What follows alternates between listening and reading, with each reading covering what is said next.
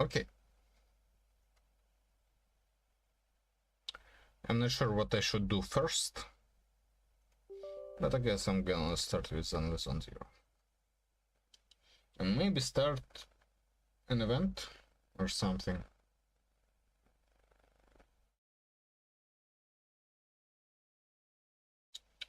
Because honestly, I also need to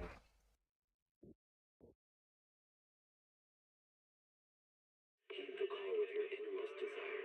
Advance without fear. Navigate as your heart dictates. Robust power. Perfect execution. Foresee the storm and overcome it. Calm. City Series.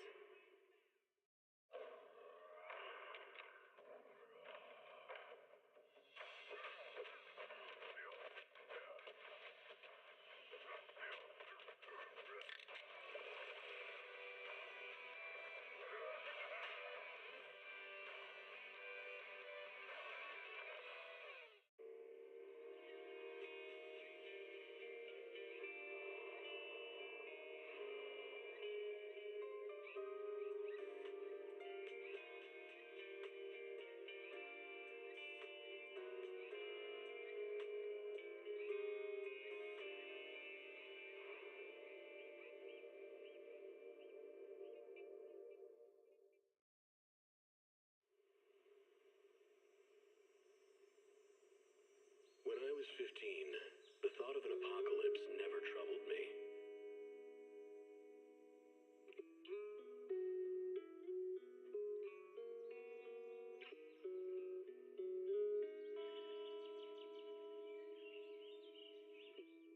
The only thing I couldn't give up, even in the face of the world's end, was the sunset on that beach.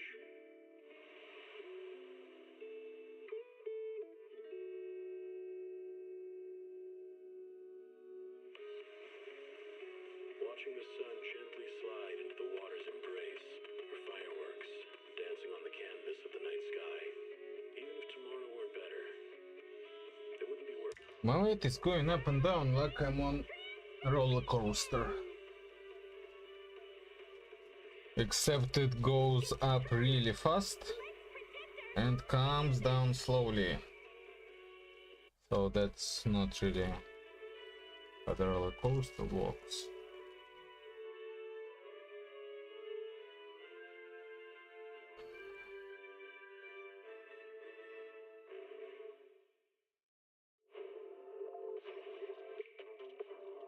I am a tube of meat.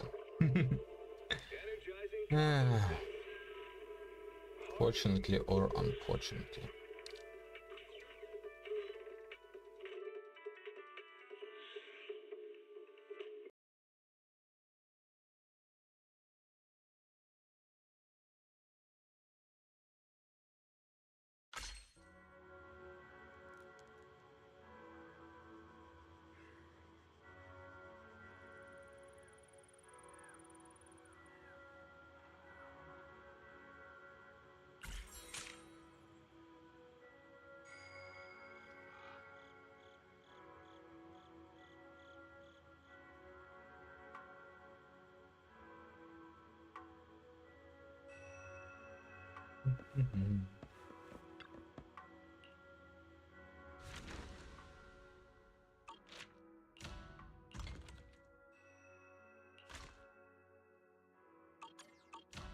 Okay, selling out of stock, but what about adventure? Oh, I see.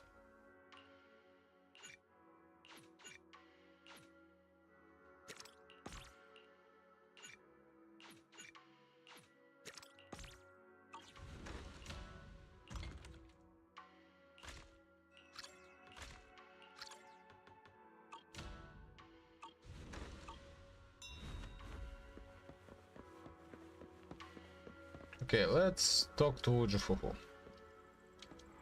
about making the whatever this everything is great again.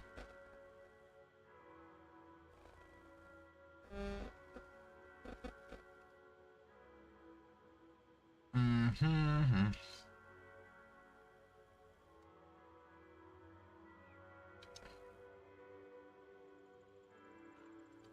Mm-hmm.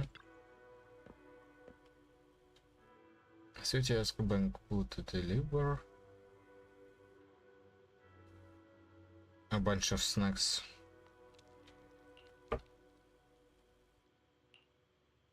Mm-hmm. Mm-hmm.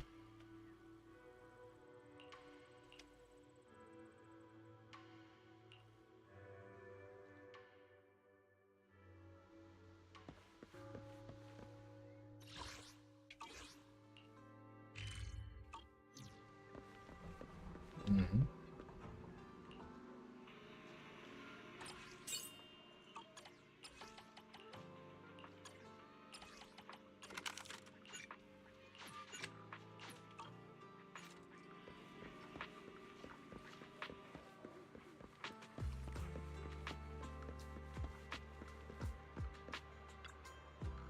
Mm-hmm.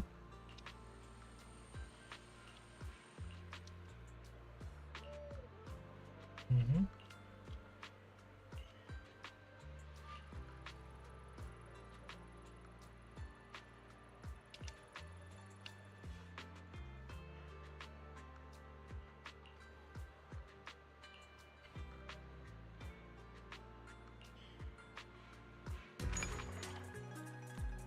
Mm-hmm.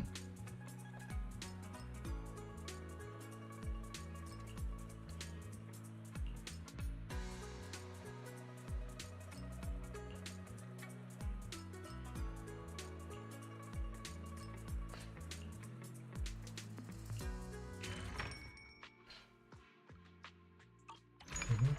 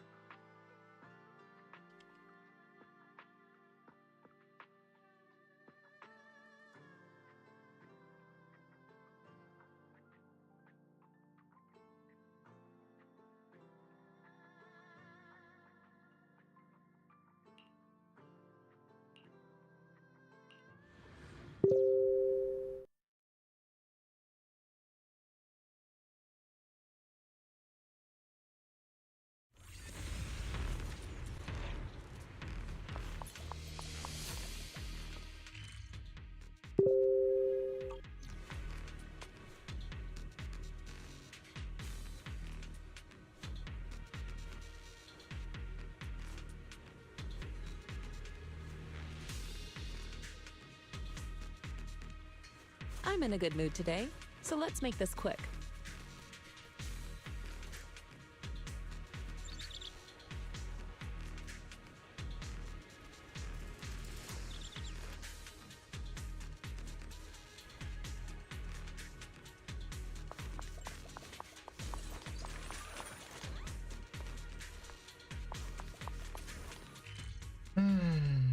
Nah, whatever. Let's go there.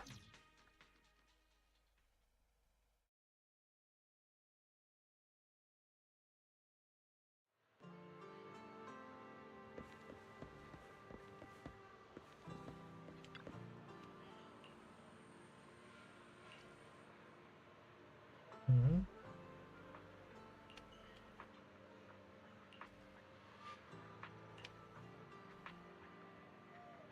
Mm-hmm.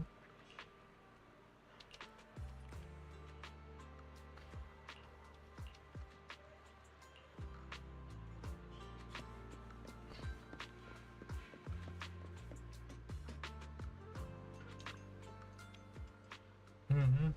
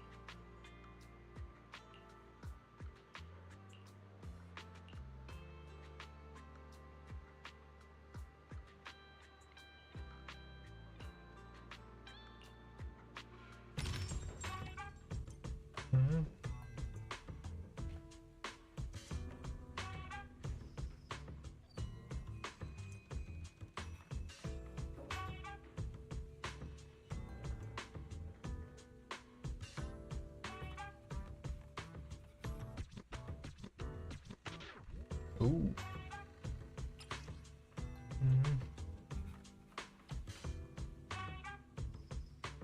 Oh, I don't want this.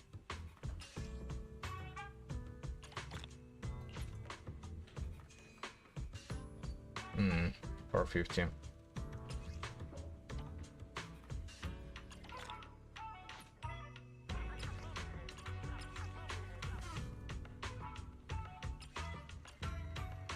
Mhm.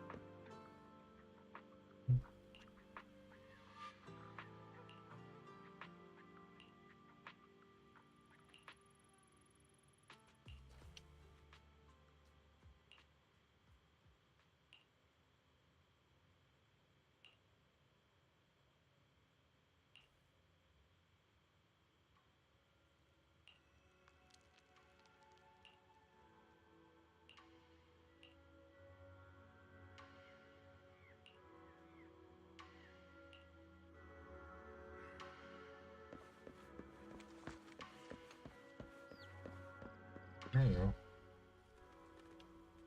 Mhm.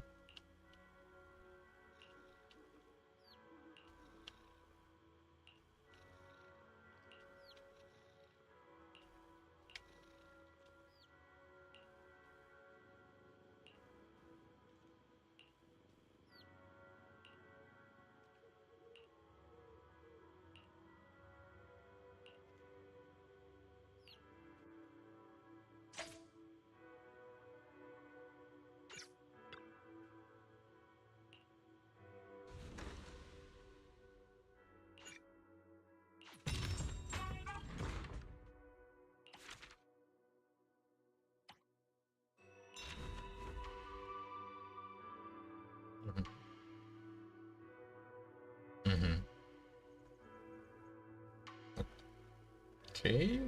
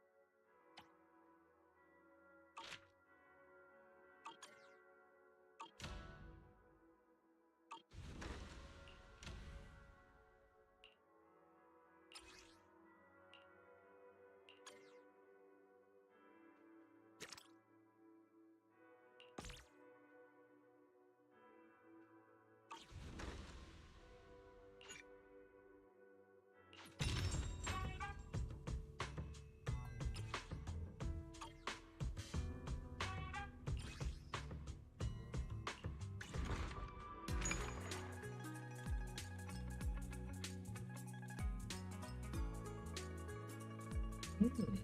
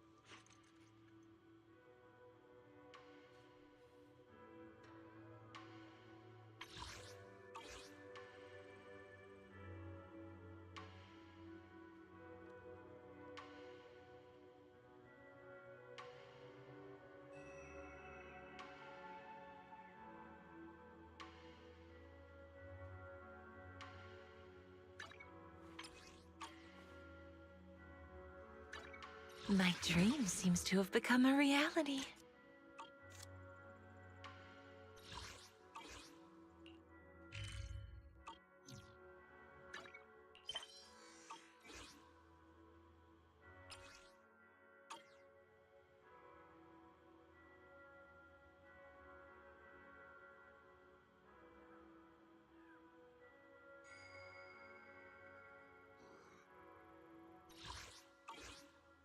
Hmm.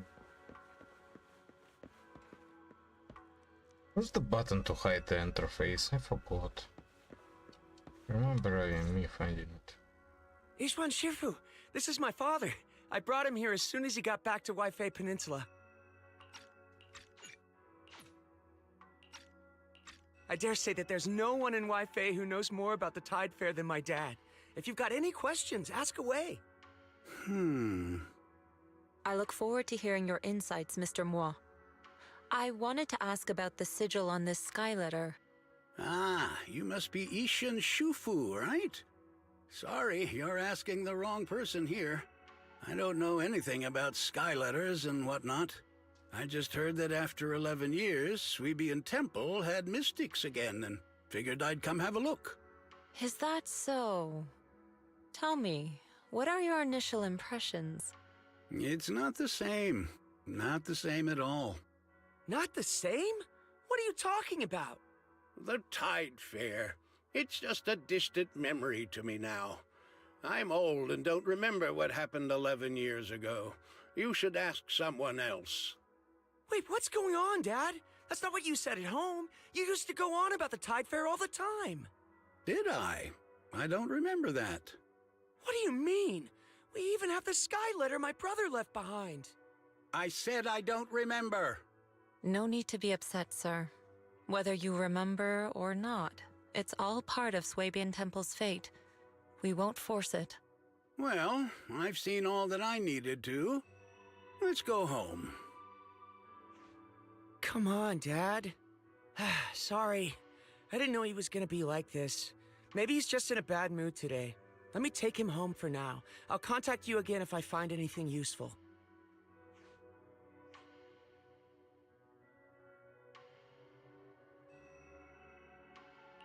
Looks like the Skyletter sigil lead isn't working out so well. That's fine.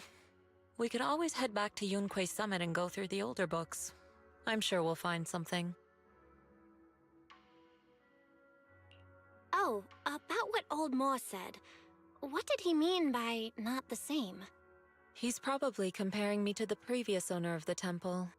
I never met her myself, but I've always been curious about the founder of Swabian Temple and the Tide Fair. I'll tell you more about her some other time. As for that gentleman, he came to judge for himself whether Swabian Temple is worthy of continuing the Tide Fair. All we can do now is try our best and wait for fate to bring him around again. Don't worry. We're all doing our best here. And I couldn't ask for more than that. Let us treat this challenge as part of our training as well. Not just yours, but mine too.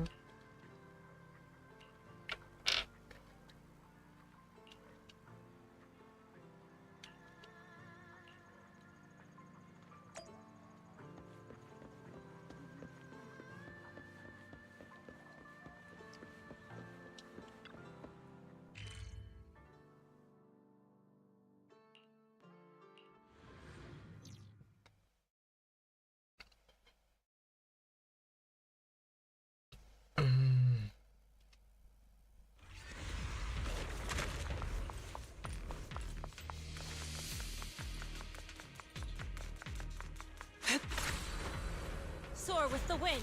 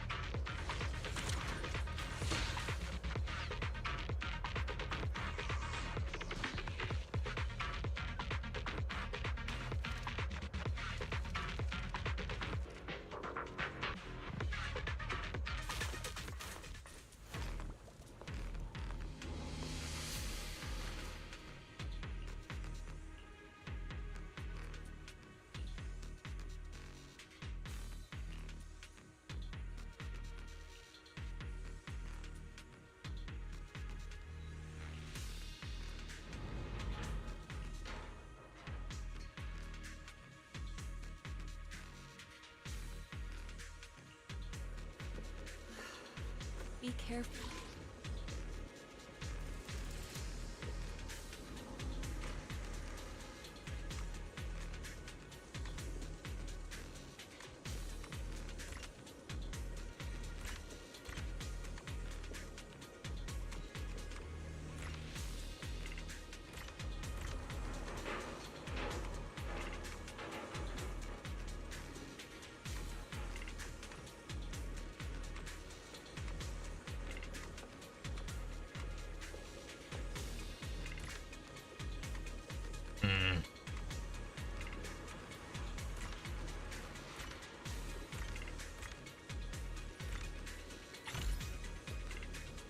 Oh, I don't want to ruin the outfit.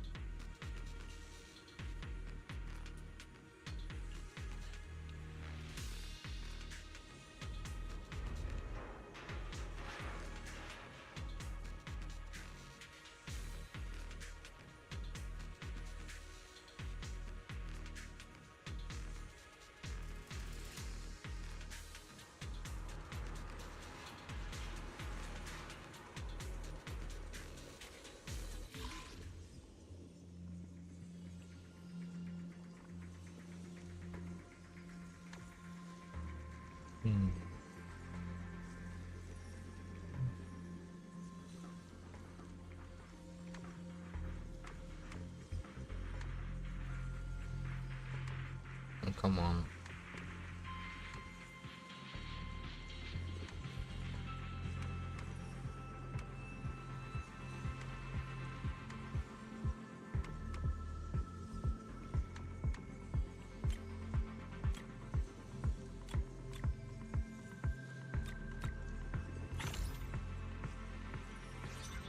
I'm in a good mood today, so let's make this quick.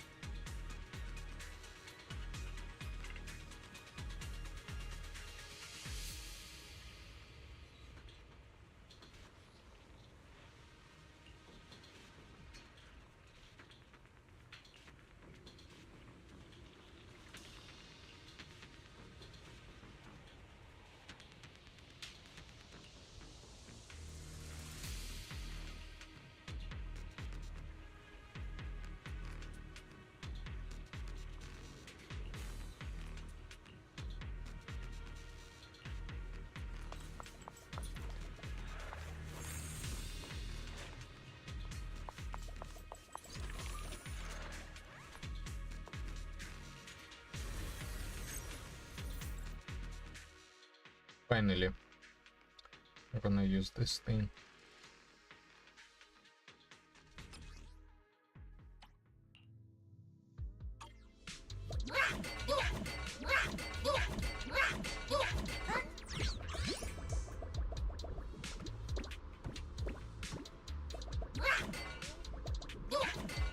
Really?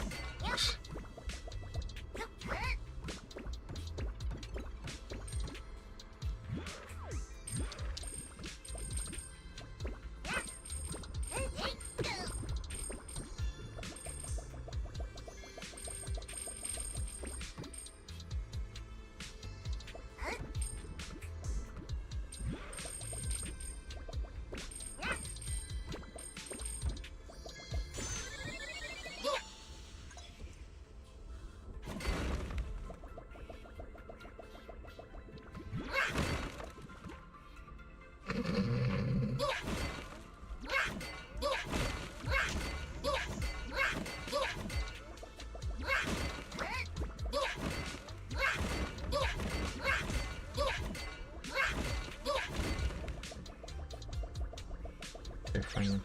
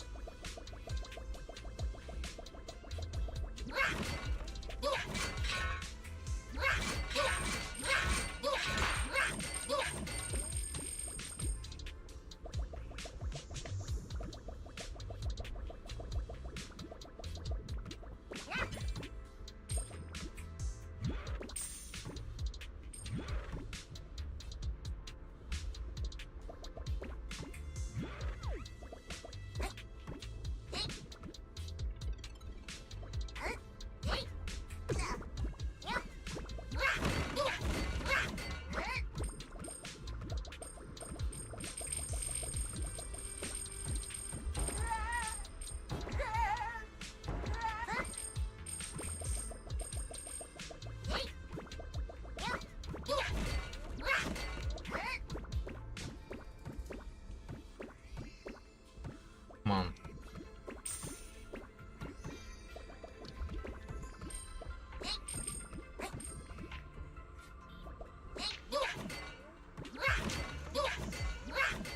Really?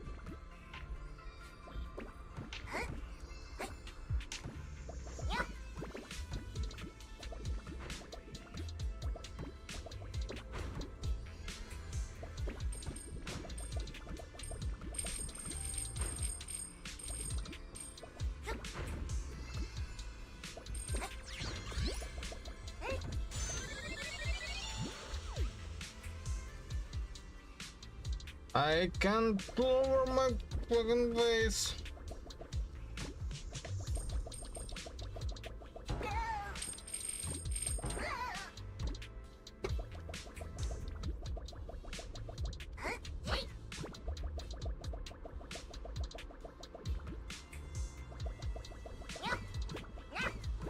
Oh, there is no Big Danny.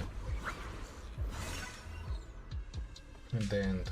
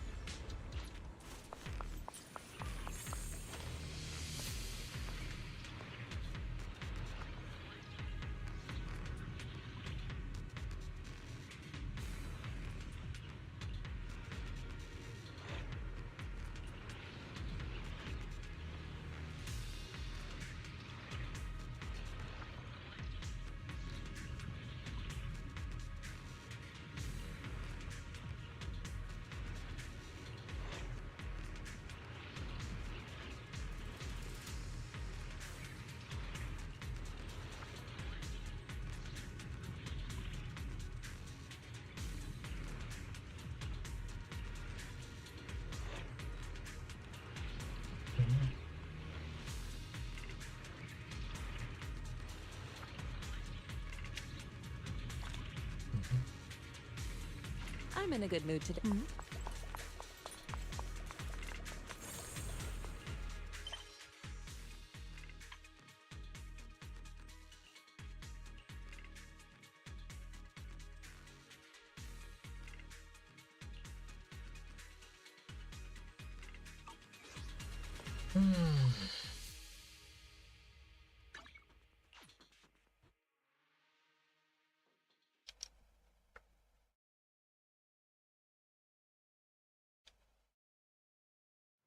Tonight's auction has some real gems.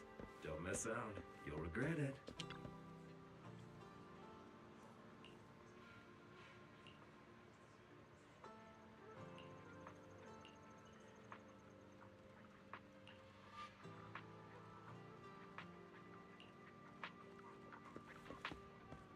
Great.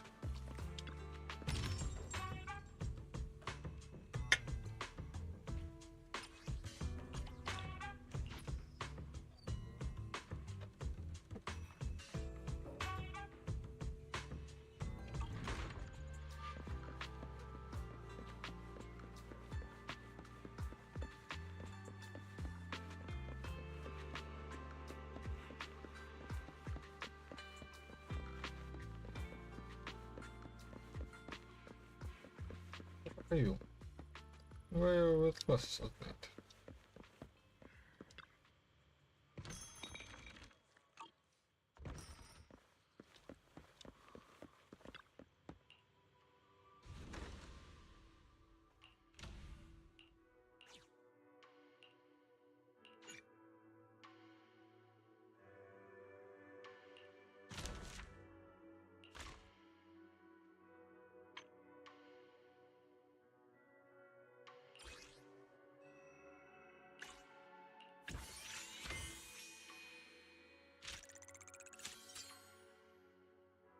Mm-hmm.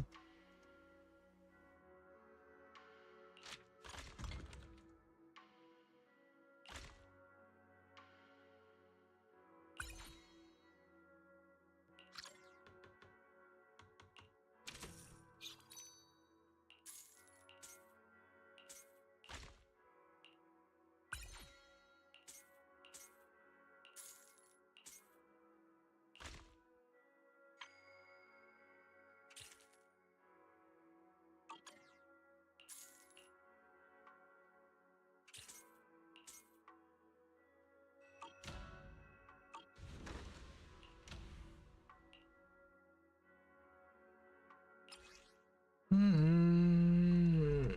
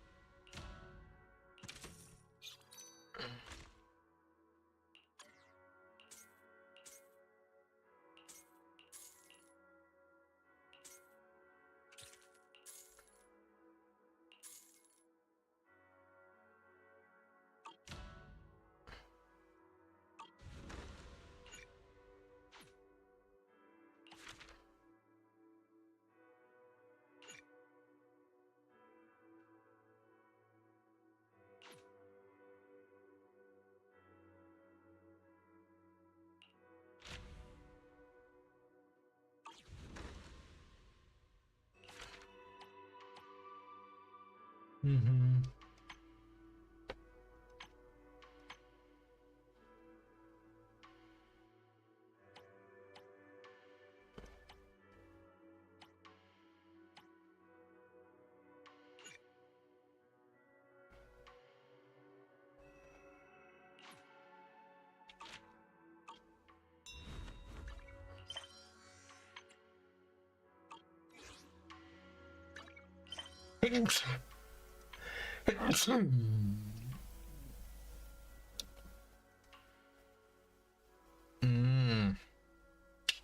Need to do that.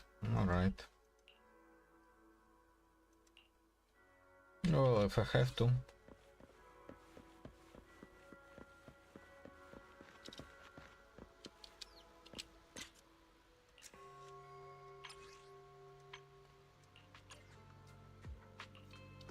Not you. But you.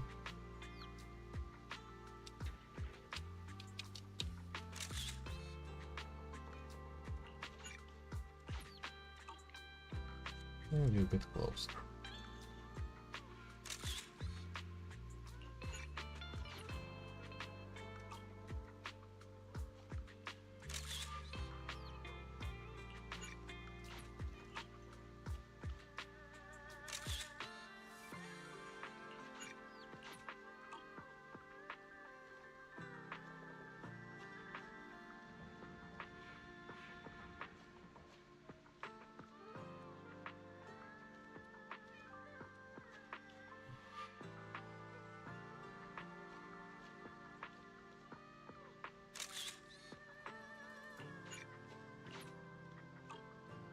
That. Okay.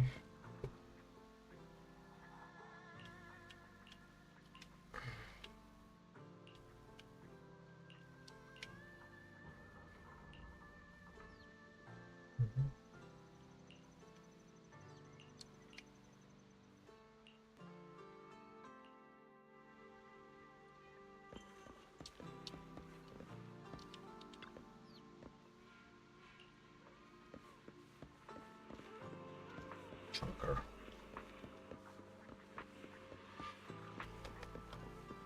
Dun, dun, dun, dun, dun.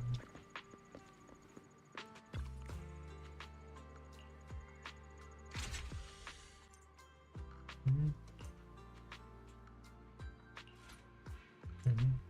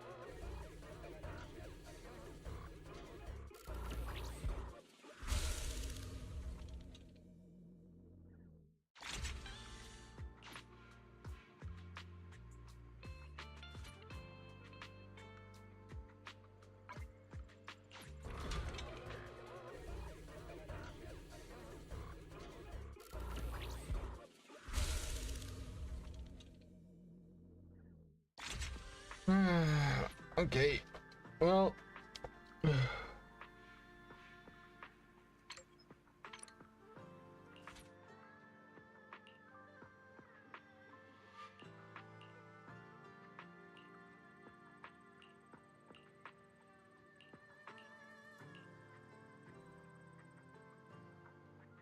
Mhm.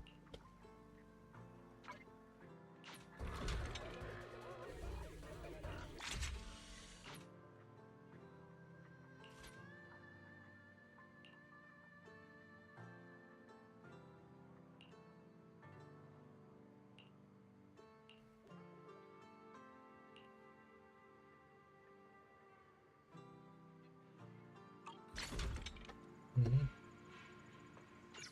On board, ready to work. Huh?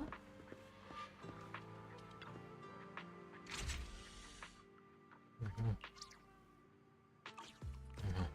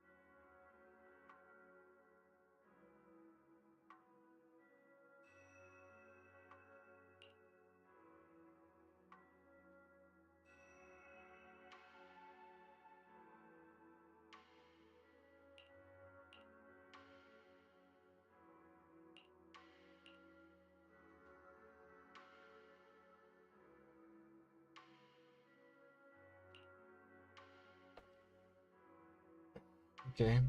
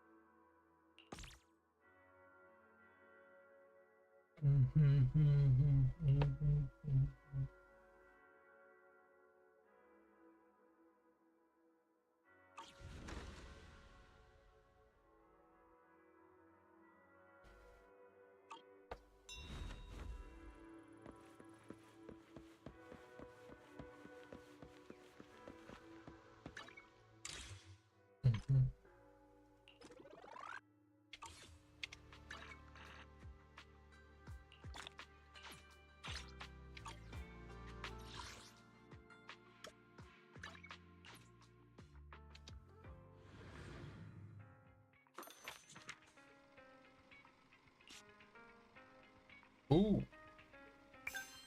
There we go.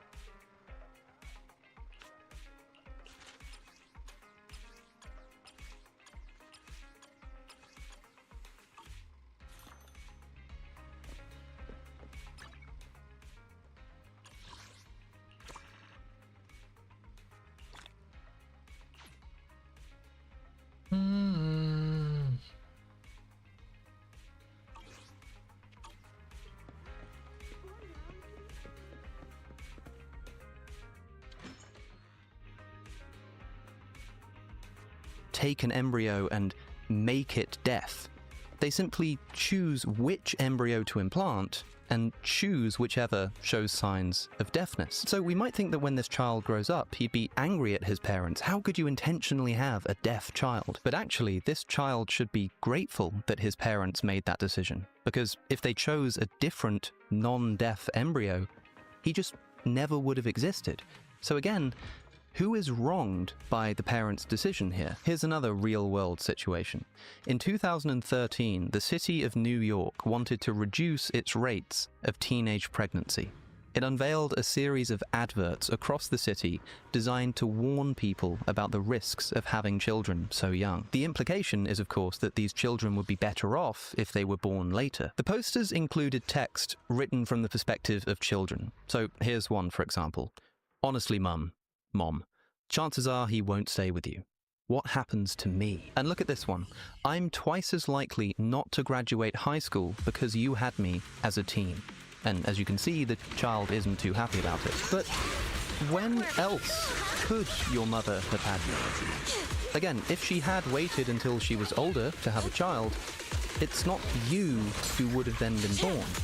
And so this child shouldn't really be crying, because as long as his life is worth living overall, I'm sure he'd probably rather fail to graduate college than, never have existed. Now, of course, teenage pregnancies can be disastrous for all kinds of reasons, not least the potential exploitation of the teenagers and the effects on their mental and physical health and careers and so on. But the relevance of this to the non-identity problem specifically is the fact that most people also think the child is made worse off by having a teenage mother rather than a mature one. But again, as long as their life is worth living overall, they can't have been made worse off by something which is responsible for their very existence. Now, at this point, you might be saying, Alex, I hear you, but obviously teenage pregnancies are bad. Obviously, parents should not intentionally have disabled children, and so on. Well, yeah, that's why it's called the non-identity problem. To be clear, Parfit doesn't argue that, hey look, we should just think that all of these things are okay. He still thinks they're wrong. He's just pointing out that we can no longer say they're wrong because they make someone worse off. Because nobody is worse off in these cases. And if some kind of decision is made by a mother, for example, that makes no one involved worse off, and actually makes everyone involved better off, how can we say that such a decision is wrong? In essence, Parfit identifies 3 claims that most people agree with. First, if something is bad, it must be bad for someone. Second, something can't be bad for someone without making them worse off than they otherwise would be. And third, cases like these, like the mother having a disabled child on purpose, are bad. Parfit points out, basically, that these 3 statements can't all be true at the same time. We have to abandon at least one of them. Well, okay, so let's just abandon the first one. The first of those claims. Something can be bad, even if there's no one it's bad for. We can just say that, faced with 2 options to bring person A or person B into existence, if person A would have a higher quality of life than person B, we're just morally obligated to choose person A. And if we choose person B, we're doing something wrong, even though there's no person who's being wrong. And yeah, this is the first thing that people usually say in response to these kinds of cases. They essentially become utilitarians, saying, of all the potential people who could exist, we're just obligated to maximize the overall quality of life. But there are a few problems with this. The first thing to note is that it does lead to some uncomfortable conclusions. For example, Derek Parfit tells a story. Some years ago, a British politician welcomed the fact that in the previous year there had been fewer teenage pregnancies. A middle-aged man wrote in anger to the Times newspaper. He'd been born when his mother was only 14. He admitted that because his mother was so young, his early years had been hard for both of them. But his life was now well worth living. Was the politician suggesting that it would have been better if he had never been born? This suggestion seemed to him outrageous. As Parfit points out, yeah, the politician kind of is saying that. You can't say that 50 years ago it would have been better for the mother to wait, but today it wouldn't have been better back then. You have to be consistent, and if it would have been better that there were no teenage pregnancies back then it would have been better if the resulting children had never been born. Well, look, maybe that is just an uncomfortable truth that we simply have to accept. But it's not exactly a nice thought. Still, even if you do just accept this, there's a bigger problem. This idea that we're considering, that we should just choose whichever option has the highest overall quality of life, is given a name by Parfit. He calls it the same number quality claim. You can see his wording on screen. Notice, crucially, the same number bit.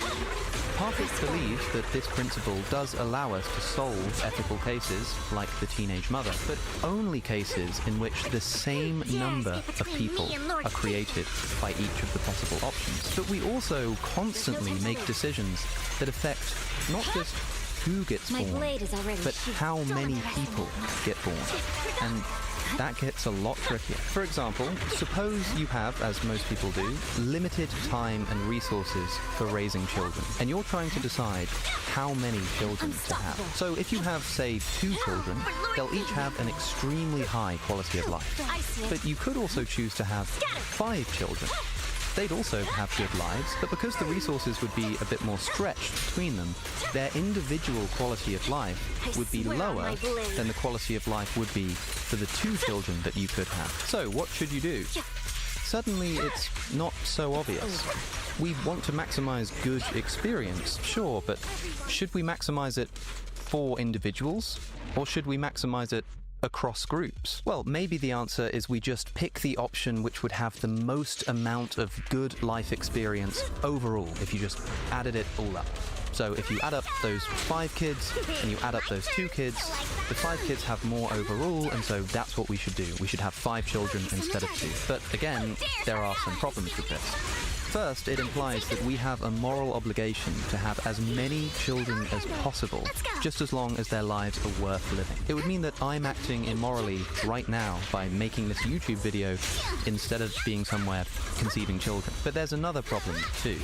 If our goal is just to maximize good experience overall when we add it all up, then compare these 2 societies. Society A has a smaller population in which everyone has an extremely high quality of life. Society B has a much, much larger population in which each person has a life that's only barely worth living. Their quality of life is just about in the positive, but not by much.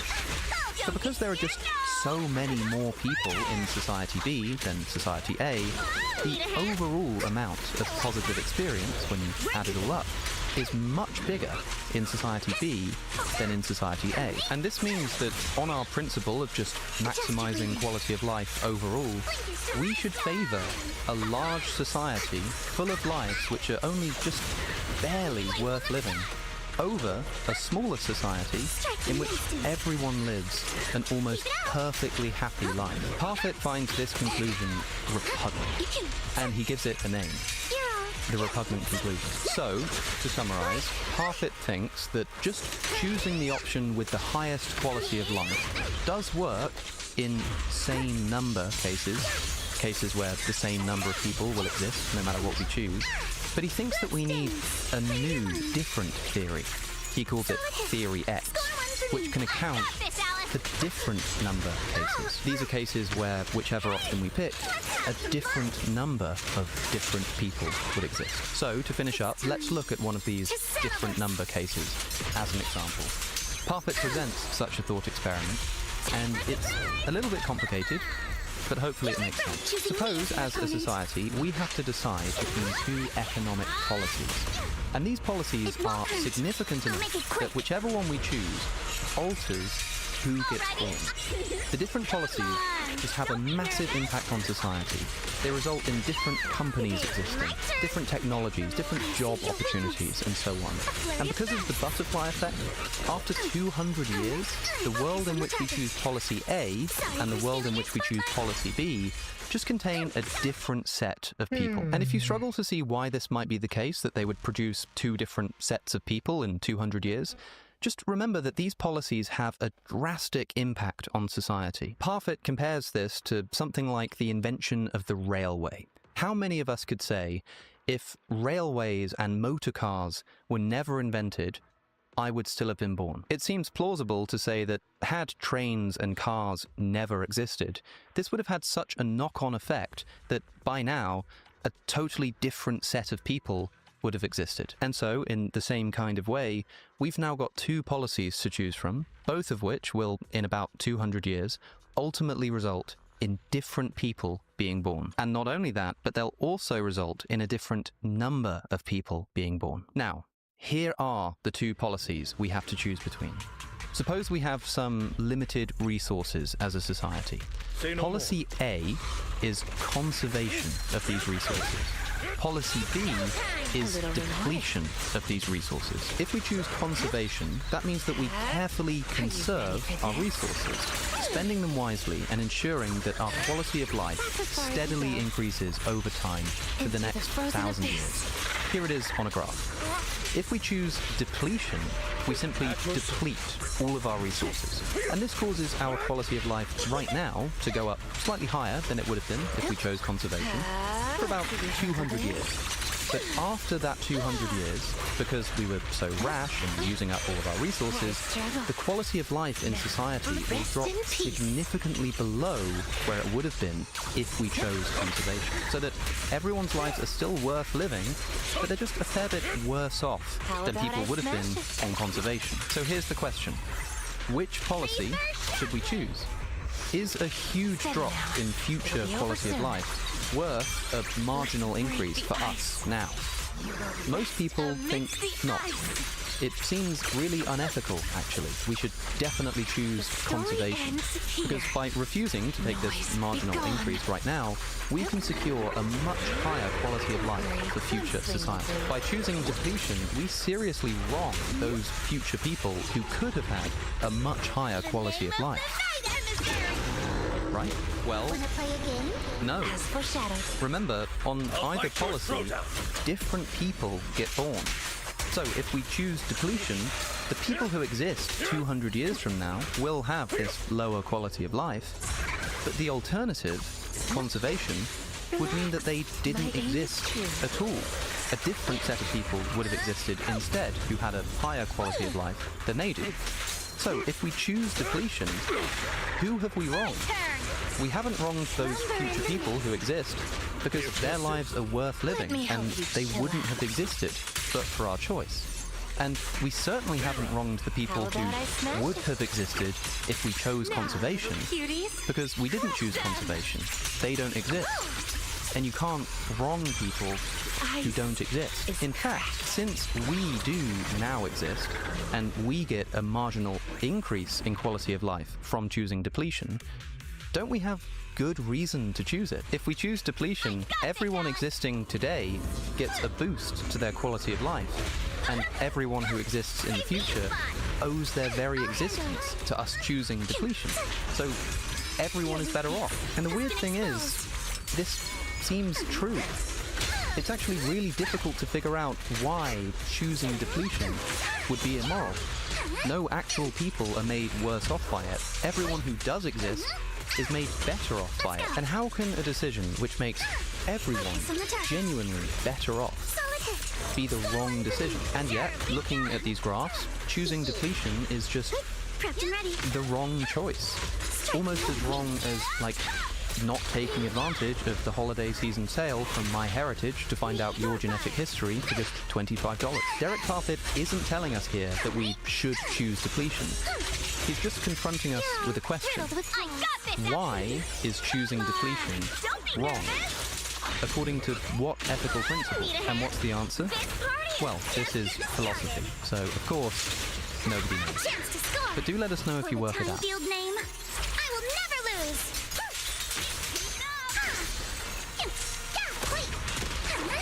Adjust your breathing. Time for a surprise!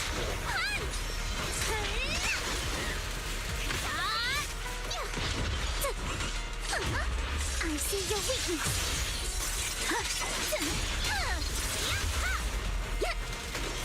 Like that? No time to deal with you individually. Apologies.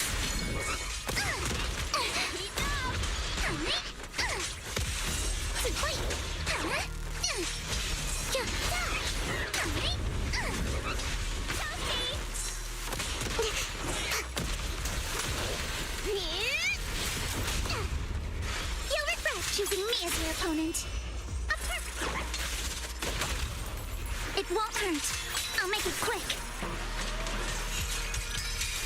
Alrighty, I won't. Hey, let's have some fun. It's time to settle this. Wish to come. Your weakness has been break time. Yeah.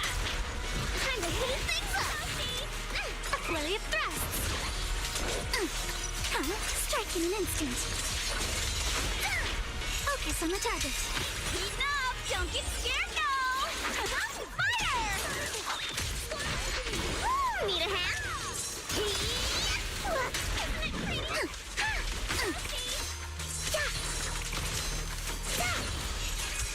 You're all riddled with flaws. Keep it up! I see your weakness. You can't run! Behold, the most symmetrical swordplay! Adjust your breathing. Blink your strikes to score! Come on. Time for a surprise! Oh, way too close.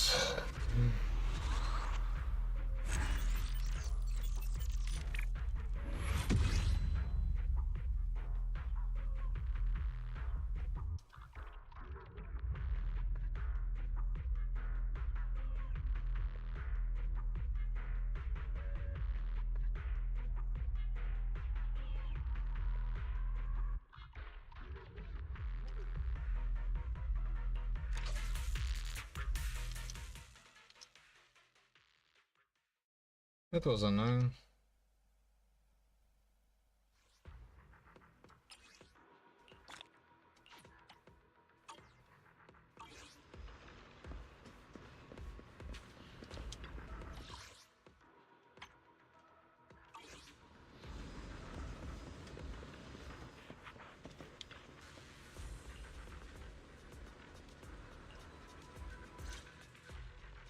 I submitted my self-reflection report a while back, but the Institute ignored it until recently.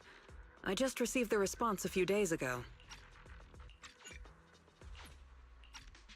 As I expected, no major consequences. They're letting me off easy, so we can go ahead and keep investigating Geppetto. You just heard back from the Institute and you're planning to break the rules again? Didn't you get into trouble precisely because of the unauthorized investigation into Geppetto? Don't put it like that. I had to write the report due to failure to identify and report a breach in the confidential database firewall, resulting in a small-scale data leak. Oh, and also for recklessly launching an investigation that put myself and the enthusiastic independent investigation team captain in danger. I have already reflected on my mistakes. As a member of the Institute, my vigilance against sensitive information and caution in conducting hollow investigations are still lacking. Which is why, the moment I spotted another security breach, I reported it immediately. Hearing that from you, I'm not sure I buy it. The Institute's confidential database has that many security breaches all of a sudden? Sounds kind of fishy to me. Well, in any case, I've already compiled everything about the breach into my weekly report and submitted it. But at the end of the day, I'm just a nobody in the Institute. Who knows when the higher-ups will read footnote 17 on page 4, subsection 21 of my report. Now, back to the matter at hand. Before I accidentally access some of the Institute's confidential files through the security breach, I stumbled across research on combat boosters for in-hollow missions. There's a whole new line of combat boosters. Based on my preliminary observations, they are likely artificial etheric coagulum, similar to precious relics. Precious relics? Aren't those made from the data and samples collected from rare and powerful ethereals? That's right. However, I found that the samples and data used to create the new etheric coagulum most likely came from Geppetto. Didn't you say that you were planning to analyze Geppetto's data? Who beat you to it? No one did. I've been monitoring the outpost mission logs, but not one mentioned anything about Geppetto. In fact, the outpost has plans to demolish the aircraft hangar and logistics station outside the observation deck to facilitate observing Hollow Zero up close. The reason it hasn't happened yet is because they're still waiting on more intel about Geppetto. So, we'll have to take things into our own hands. Wait, that's quite a sudden development. You're my trusted independent investigation team captain, and the only one I've shared my investigation results on Geppetto with. All right, I won't let you down on something so important. I'm in. Great. We can start once you complete your preparations. Don't worry. Be it fieldwork or data analysis, the moment we have something new, I'll come find you and let you know in person.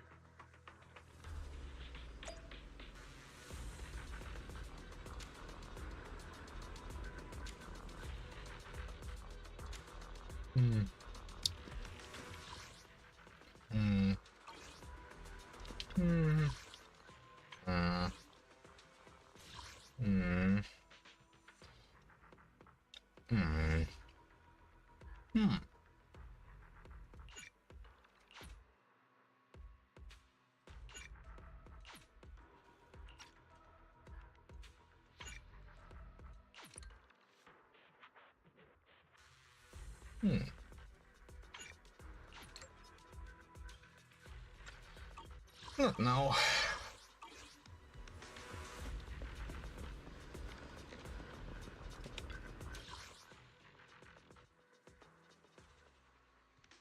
"16 days. Why 16 days? Were you interested in changing everything on January 1st?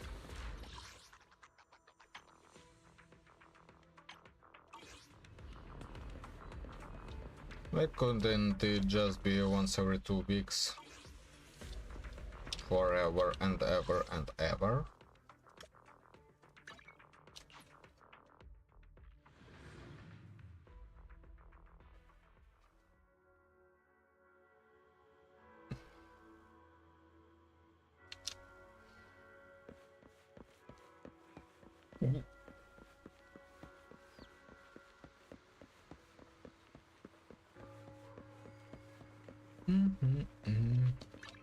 No matter where we go, meeting you is the real reward.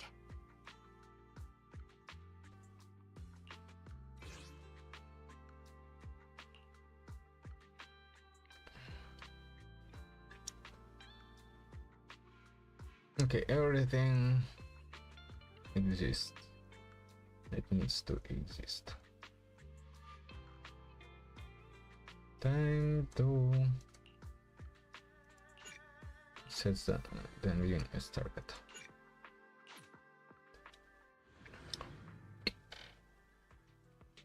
Ooh, double J.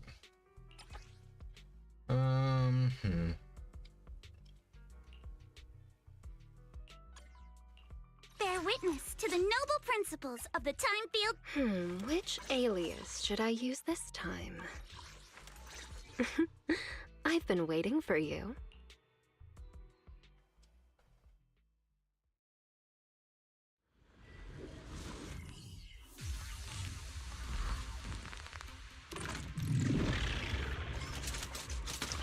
Out of my way!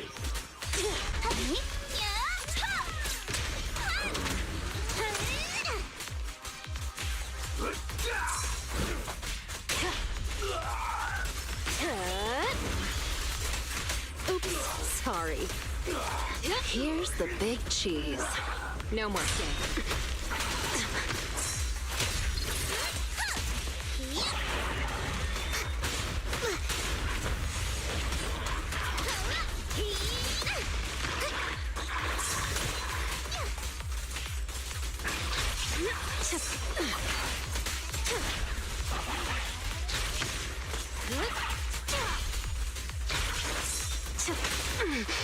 What the fuck was that?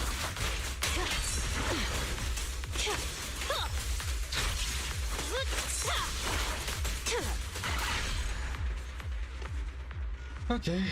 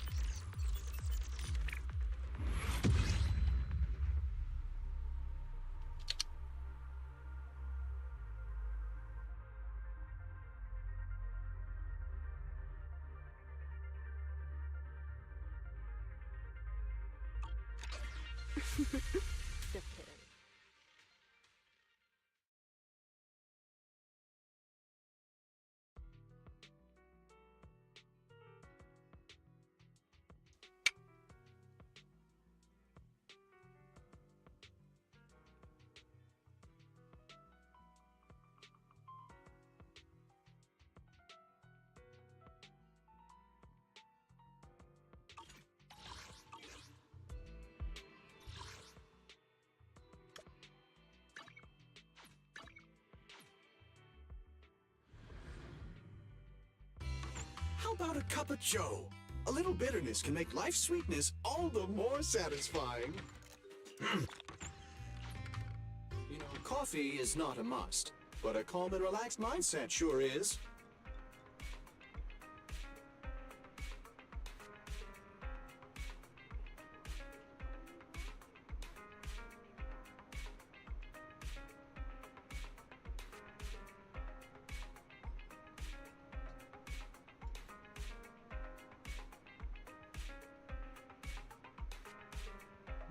Divinity lore,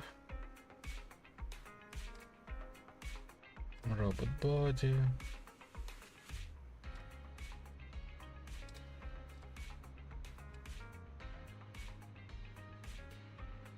guide the rotations.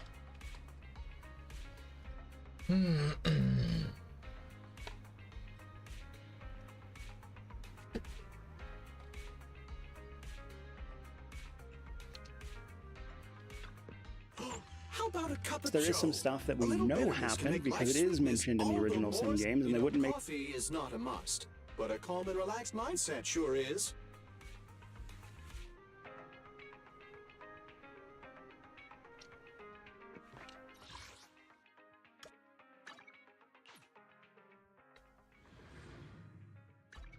No matter where we go, meeting you is the real reward. Hey dear, what kind of fun job have you got me into this time? Hello, Rep 2493 at your service. 493. Hey dear, what kind of fun job have you got me into this time?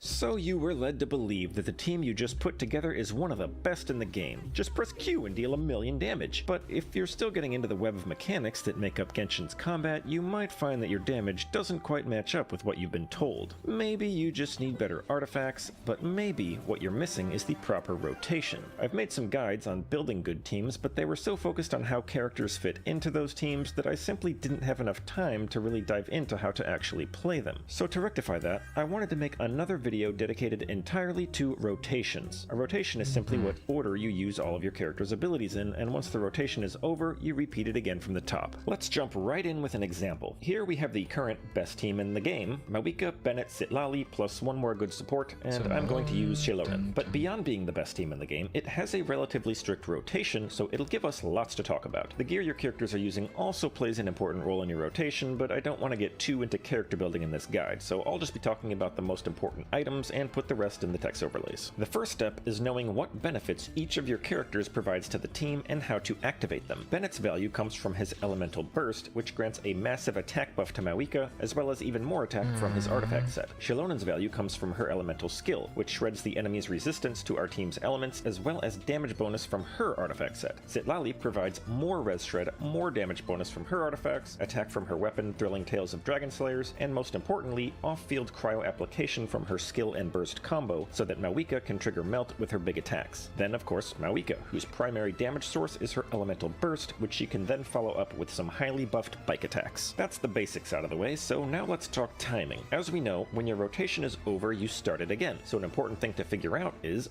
when is your rotation over? The biggest factor is how long all of your character's cooldowns are, because you, of course, cannot do another rotation if your important abilities are still on cooldown. Ideally, you want your main DPS's cooldowns to be the longest, since those are where your damage comes from in most teams, and you want to do that damage as often as you can without being delayed by your support cooldown. So in this case, that's 18 seconds. However, as you can see by the listed ability cooldowns, if you want everything to be the same every rotation, you'll need to plan for 20 seconds because of the TTDS cooldown. The question is, which results in higher DPS, losing the TTDS buff every other rotation, or shortening the rotation by 2 seconds. To figure it out, we'll need to know what we're doing in those extra 2 seconds. At this point, I want to mention that even if you plan out an 18-second rotation, you're almost certainly not going to be pressing the buttons with perfect timing, because you're a human being and not a robot. You might be forced to dodge at some point out of time for the rotation as well, or maybe you didn't dodge and took a bunch of damage or got knocked back. So long story short, I would just go for the 18-second rotation, and maybe there will be enough delays to make it 20 seconds anyway. Either way, the only way to be sure which rotation is more DPS on average is to calculate it. I'm not going to get into DPS calculations in this video, but I can at least point you to some resources if you want to explore that yourself, like the Fandom Wiki for damage formulas and exact stat values, theory crafting content creators like Vigil77 who show how they do their team DPS calcs on screen, and for those who really want to get into it, thing where you can run combat simulations with specific teams, gear, and rotations if you learn how to program them, or just browse ones that other people have made. That said, keep in mind that it is a simulator, so it is effectively a robot and not a human being, so it can press every single input with perfect timing. The next factor to consider in your rotation is whether you have any buffs that require reactions to activate, or a buff like TTDS that restricts when you can swap to specific characters. In this case, we have Shalonen's Archaic Petra, Citlali's Cinder City, and Citlali's TTDS. In order to make sure we buff Mawika's Pyro damage, Pyro has to be applied before we swap to Shalonen to apply Gia. Then she needs to collect the resulting Crystallized Shard, and the Pyro also needs to be applied before we swap to Citlali, and because Citlali is using TTDS, she has to be the final support before we start DPSing on Mawika. Let's keep this in the back of our minds for now. The final factor in building your rotation is how long your buffs last, especially any buffed state that your carry uses to actually deal any damage. For most such carries, you only want to on-shield them during this state, and once it ends, hopefully your cooldowns are back too, so you can do another rotation, because they are done dealing damage at this point. I've listed the duration of our most important buffs here. With this in mind, we need to decide what order we are going to activate these buffs in order to maximize the time that our carry will have them, with those requirements to activate them still in mind. The general rule is to have the longest lasting buffs first, and because of TTDS, Citlali must be right before Mawika. Shalonen's Archaic Petra is the shortest buff other than that, so we need her right before Citlali, and that means we start with Bennett. So that determines our setup, which is the part of the rotation where you activate all of your important abilities before doing damage on your carry, so that your carry actually does damage. Bennett's skill into burst, Shalonen's skill into 2 normal attacks and making sure to collect the Crystallized Shard, Citlali's skill into burst, then end our setup by using Mawika Burst, and we'll get to the rest later. Now let's double check our buff activation requirements. This rotation gives us Bennett's Pyro for Shalonen, so we're good there. Because Bennett applies 2U of Pyro, the enemy will likely still have a Pyro Aura for Citlali to react with, but even if they don't, Bennett's Burst self-applies Pyro, and Citlali's skill self-applies Cryo, so Citlali will trigger Melt on herself, and that activates Cinder City just fine. So that's our setup. Now then, our setup is about 9 seconds altogether. To be clear, I got these numbers from watching the recording of myself playing, so some people might be able to do it faster, or some slower. For a rough estimate, you can guess that skills take just under a second, bursts take about 1 second for 4 stars, and 2 seconds for 5 stars, and that's probably close enough to plan out your buff durations. Like I said earlier.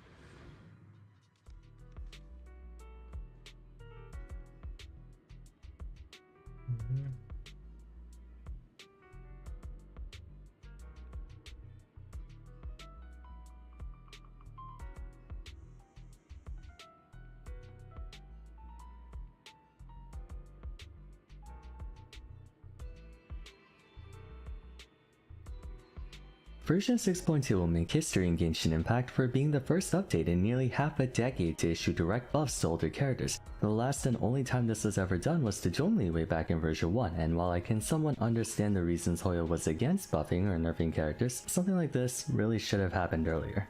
Better late than ever though. North of half a dozen members of Mondstadt have been given substantial improvements to their base power, opening up the door for them to enter the greater metagame after being relegated for all this time. Not only are they getting stronger and better in numbers, but they're also being given meaningful quality of life improvements and playstyle adjustments that can potentially lead into more party synergy. In light of that, for today I wanted to make an updated video on the best teams for each of those buffed units. So basically it's a follow-up to my outdated best teams I made like a month ago, but going more in detail on Venti, Albedo, Mona, Klee, Sucrose, Fischl, and Razor. Unlike the original episode however, since I only need to talk about 7 characters, I can go more in depth on how to play them, and if they have more than one playstyle or team they can now play into, I can bring that to light as well.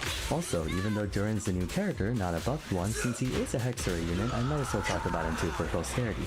Before we get into the video though, I want to give a shout out to our sponsor for today. LT Shop is back. You may have heard of them before. It's a top-up service that gives you in-game currency at a bargain price, potentially up to 15% off. All you have to do is enter your server and game ID and it will be sent to you within minutes. As you can see on screen, it's a very simple process. Just click on what you want to buy and then put your game ID and server, wait a few minutes and there you go. It should arrive without delay. If you're looking to buy Pulse for the next version, you can use my link and get a 15 and 5% off coupon which can save you up to $30. Also, if you haven't yet bought the double up bonus, you will receive it by using LT Shop as well. The bonus for sponsoring the video, but for now, let's get back to it. Venti's main gimmick prior to 6.2 was that he was more of an all-purpose swap out than a team player. You essentially only cared about using him in mobbing chambers and Spiral Abyss, and that's about it. Now, however, Venti has a proper playstyle that turns him into more of a main attacker. After using his ultimate, he gets a myriad of extra benefits. 50% bonus damage upon triggering a swirl reaction. His auto attacks become penetrating animal shots, meaning they can damage multiple enemies, and he can now extend the duration of his ultimate a bit more. So he basically went from a sub DPS to a main DPS, but due to how the changes were implemented, you can technically play him off-field still. You just have to do some extra work before you swap out. As a result of that, technically speaking, Venti still doesn't really need to belong to any one team. You can continue playing him as a swap out for AoE chambers, but if you do want to try playing him as a main attacker, a simple hypercarry team will do, that being Venti, Bennett, Duran, and Farazan. Duran is basically the new Shenron, and what makes him better for Venti than, say, Mavuika is the innate synergy he carries with other Hexarray units, of which Venti is now considered one of them. Bennett and Farazan are self-explanatory at this point, I'm sure. An alternative option can be to run a dual sub-DPS team strategy, like Shell or Wander as your main attacker, with Venti, Duran, and Farazan. Most of Venti's power lies in his ultimate getting buffs to high heaven. Yes, he actually does damage with his normals now, but you can always fall back on that and have him play sub-DPS role, especially since the condition for the 50% damage boost is to trigger a swirl reaction, making Venti a veritable buffing support for Wander and Shell. In essence, you can run him to be a hyper carry himself or to support another animal hyper carry. Up next, we have Klee. As mentioned in my What Happened to Klee video, they gave her no shortage of quality of life improvements, faster animation times, more damage output, and memory on normal attacks. Basically, she went from a subpar hypercarry to a decent hypercarry. The main target you want to aim for is to pair her up with at least one other Hexarray unit. An example of a good team would be a classic Overlord, Klee, Shevris, Bennett, and for your Hexarray duo, it has to be Fischl, since obviously you need an Electro character. Pretty self-implied on what each member is supposed to do here. Bennett powers up the team, Shevris makes Pyro and Electro do big damage, and Fischl and Klee run the Overload reaction. Another good team would be Vaporize. Prior to 6.2 it wasn't all that productive to go reverse Vaporize on it, but after getting a huge buff to her charge attacks and being able to build them out more frequently, Klee can now do a ton of burst damage with her leg support. So what you need is herself, Bennett, Farina, and for your Hexarray unit, go for Mona, whom I'll talk about later in the video. Theoretically, you can run any 2 other party members. So long as you have Klee and Mona, you can even do, say, Shilonen and Farina, or Bennett and Kozlov, whichever works best for you, especially since Bennett and Farina might want to be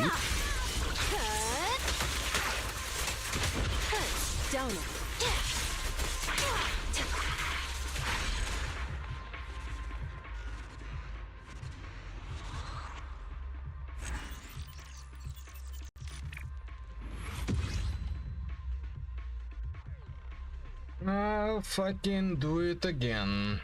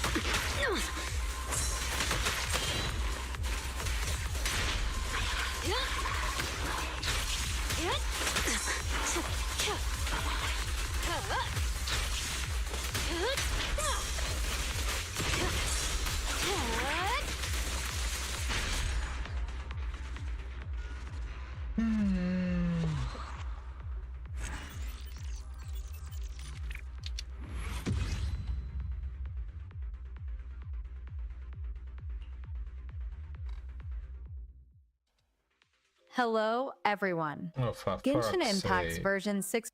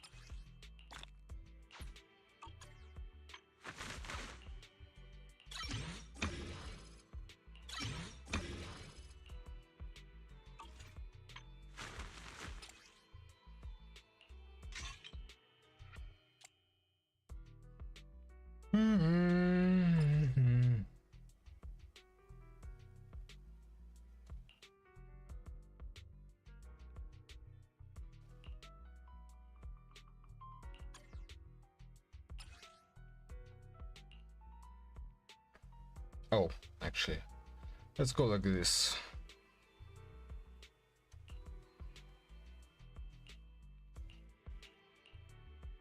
Attack percent double crit.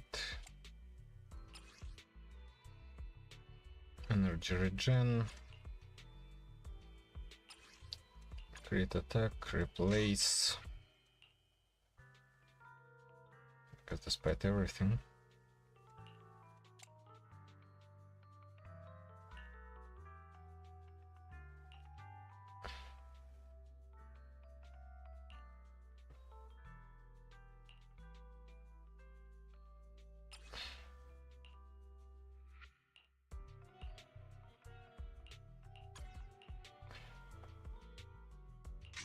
Okay, this one.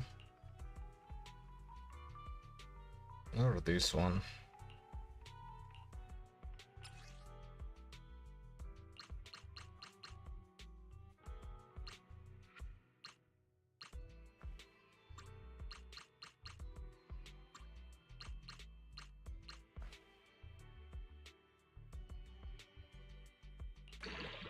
Mm-hmm.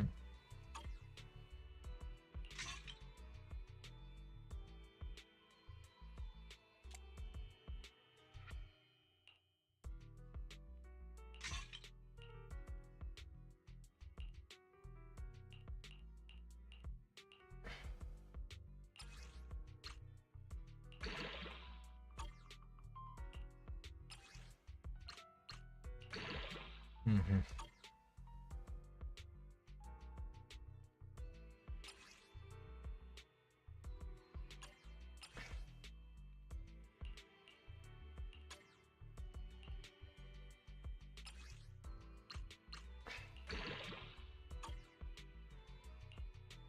Mm-hmm.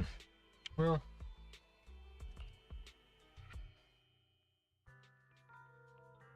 so long. Really, this one. Pen attack. Trade attack percent. That's also pretty nice. +3. What does she need? Redemption. Oh well.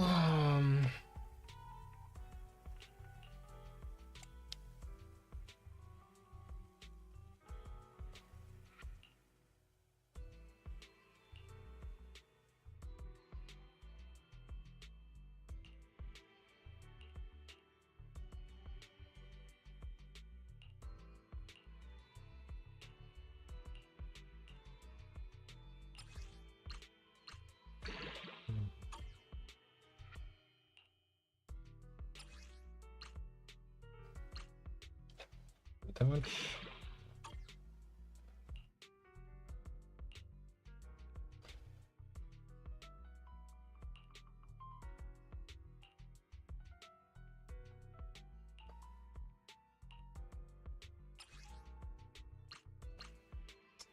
Really 10%, nice, nice, nice.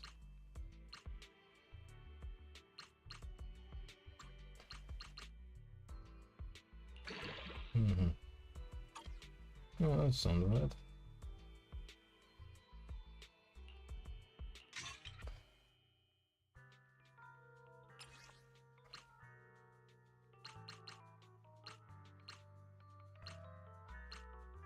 Crit rate more.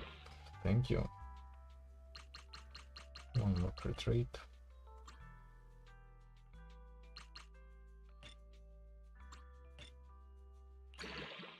Attack percent.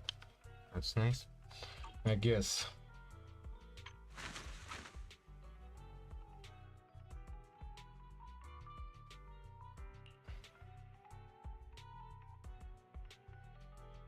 Hello, everyone. No, that.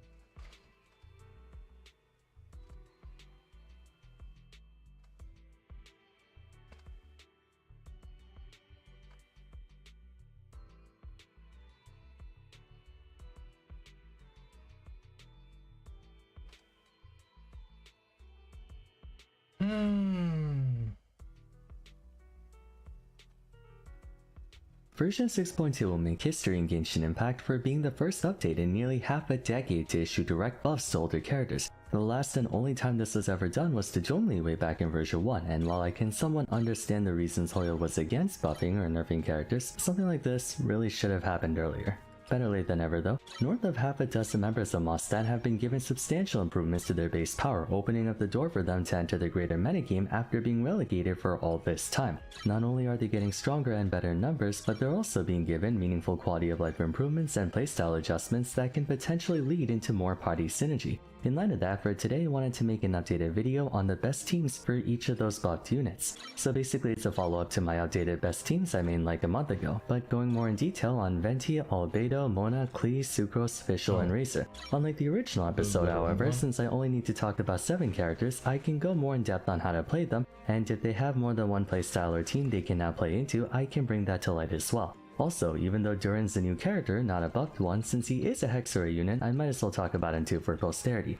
Before we get into the video though, I want to give a shout out to our sponsor for today. LT Shop is back. You may have heard of them before. It's a top-up service that gives you in-game currency at a bargain price, potentially up to 15% off. All you have to do is enter your server and game ID and it will be sent to you within minutes. As you can see on screen, it's a very simple process. Just click on what you want to buy and then put your game ID and server, wait a few minutes, and there you go. It should arrive without delay. If you're looking to buy a ton of pulse for the next version, you can use my link and get a 15 and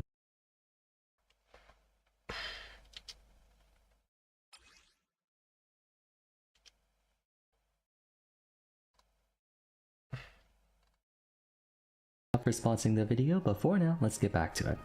Venti's main gimmick prior to 6.2 was that he was more of an all-purpose swap-out than a team player. You essentially only cared about using him in mobbing chambers and Spiral Abyss, and that's about it. Now, however, Venti has a proper playstyle that turns him into more of a main attacker. After using his ultimate, he gets a myriad of extra benefits. 50% bonus damage upon triggering a swirl reaction. His auto attacks become penetrating animo shots, meaning they can damage multiple enemies, and he can now extend the duration of his ultimate a bit more. So he basically went from a sub DPS to a main DPS, but due to how the changes were implemented, you can technically play him off field still. You just had to do some extra work before you swap out. As a result of that, technically speaking, Venti still doesn't really need to belong to any one team. You can continue playing him as a swap out for AoE chambers, but if you do want to try playing him as a main attacker, a simple hypercarry team will do, that being Venti, Bennett, Durin, and Farazan. Durin is basically the new Xiangling, and what makes him better for Venti than, say, Mavuika is the innate synergy he carries with other Hexarray units, of which Venti is now considered one of them. Bennett and Farazan are self-explanatory at this point, I'm sure. An alternative option can be to run a dual sub-DPS team strategy like Shao or Wander as your main attacker with Venti, Durin, and Farazan. Most of Venti's power lies in his ultimate getting buffed to high heaven. Yes, he actually does damage with his normals now, but you can always fall back on that and have him play sub DPS role, especially since the condition for the 50% damage boost is to trigger a slow reaction, making Venti a veritable buffing support for Wander and Shulk. In essence, you can run him to be a hyper carry himself or to support another animal hyper carry.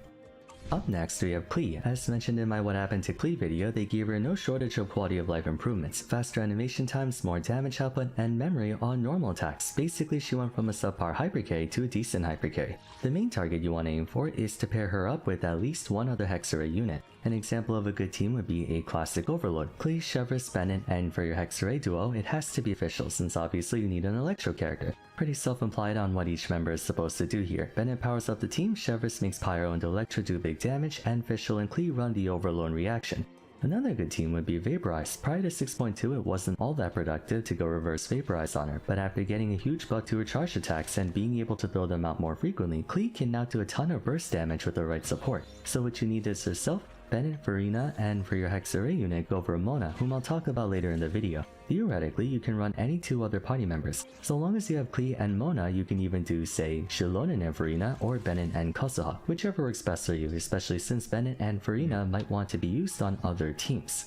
Alright, having brought up Mona, let's talk about her next. Mona's biggest issue is that her buffing utility was simply far too conditional to be used in anything that wasn't Freeze, especially given that there were far better candidates at driving Vaporize than her. That's been fixed up a bit though. For one, she can now power up Vaporize directly in her base kit, bringing her to a more even playing field in that department, especially with her fellow companions. Additionally, her charge attack now extends the duration of Omen against enemies, potentially up to 8 seconds more. In other words, damage per screenshot has gotten buffed, and so has her overall buffing utility. Constellations have also gotten much better on her too, making her a veritable consolation prize if you fail the 50-50. C4 in particular affords an extra 15% crit rate to anyone attacking enemies affected by Omen, and if they're a Hexarray member, they also get 15% crit damage. With that said, your options for Mona will be quite varied. Likely the best one for her will be Mona, Molani, Sucrose, and Mavuika for easy 7-figure numbers. There is an overcap unfortunately, but hey, it's a good ego stroke. Another good combination would be Mona and Duran and any other Vaporize team, so if you want to go for example Mona, Duran, Furina, and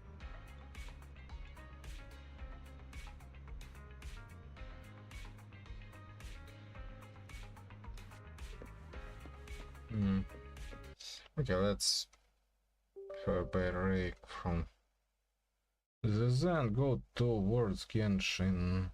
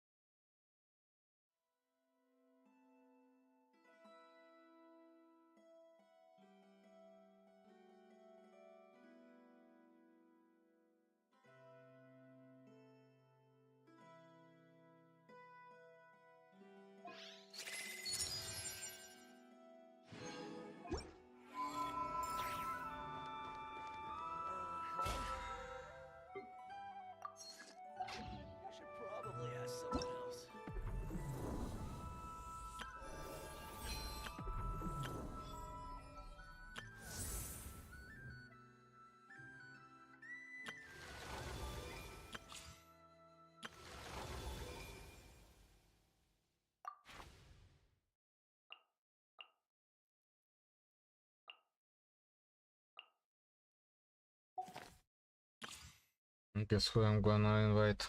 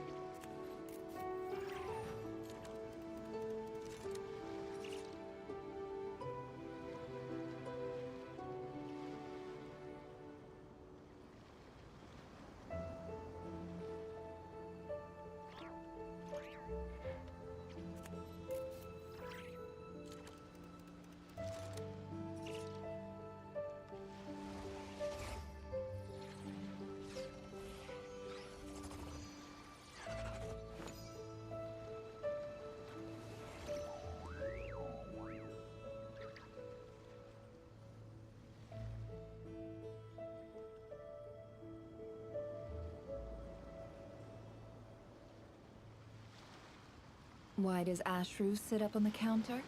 To welcome our clients, of course. A kitty's gotta earn his kibble somehow.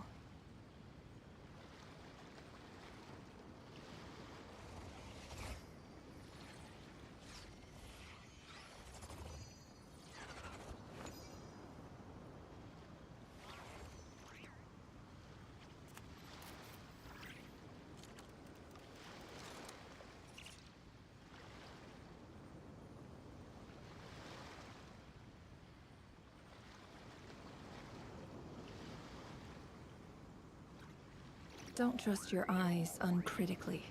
People only see what they want to, so don't be your own fool.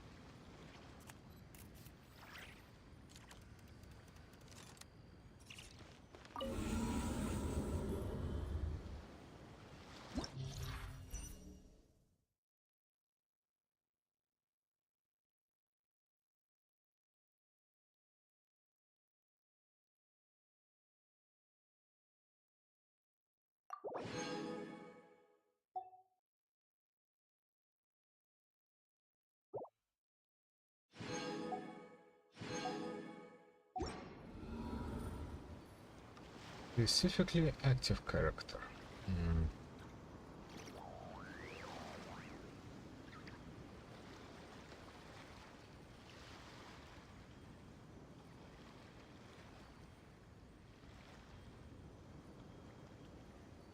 Emotions are like a raging torrent that surges through the mind. More often than not, if you try to hold them back, you'll be swept away by their unstoppable force. And if you try to ignore them entirely, you'll end up tearing yourself to pieces.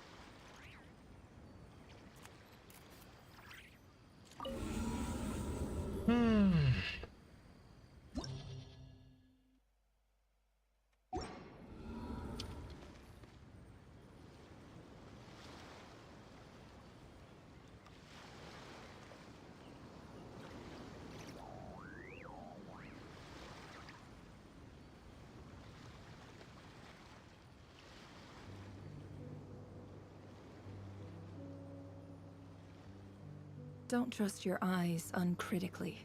People only see what they want to, so don't be your own fool.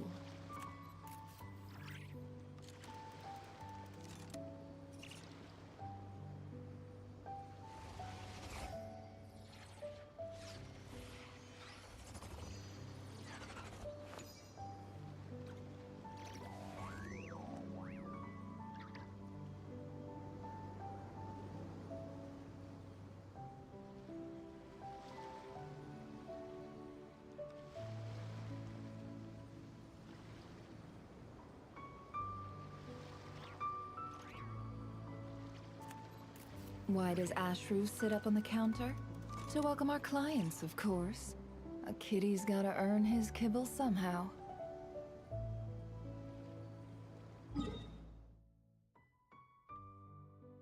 Okay, so artifacts.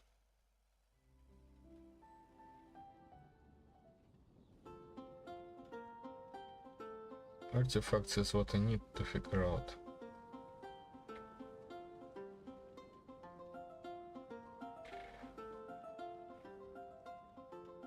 Emotions are like a raging torrent that surges through the mind. More often than not, if you try to hold them back, you'll be swept away by their unstoppable force. And if you try to ignore them entirely, you'll end up tearing yourself to pieces.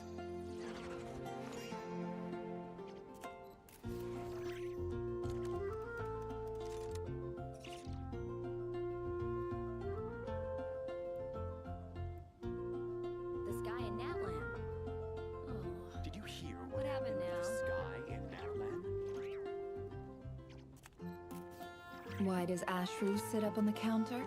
To welcome our clients, of course. A kitty's gotta earn his kibble somehow.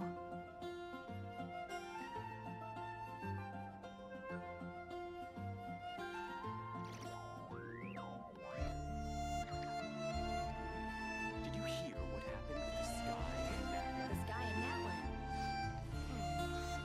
What happened now?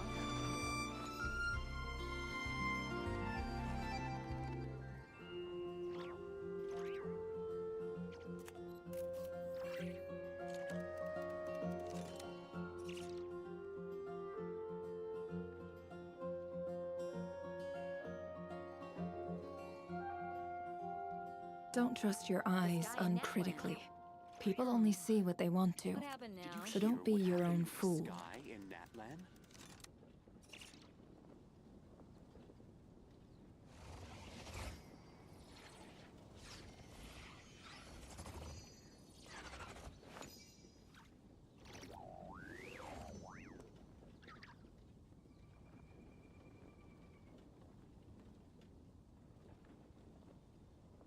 Did you hear what happened with the sky in Natlan?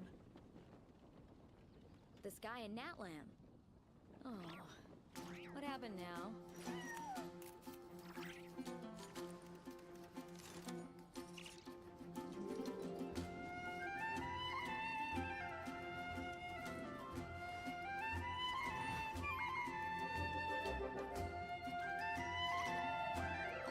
Did you hear what happened with the sky in Natlan?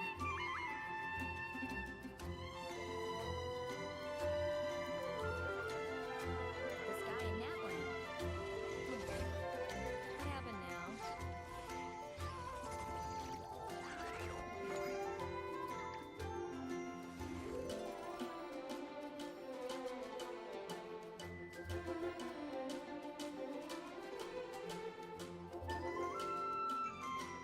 Did you hear what happened with the sky in Natlan?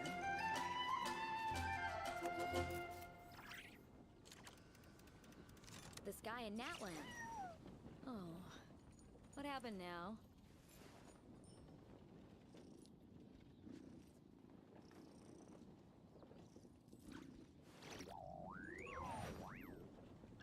Did you hear what happened with the sky in Natlan?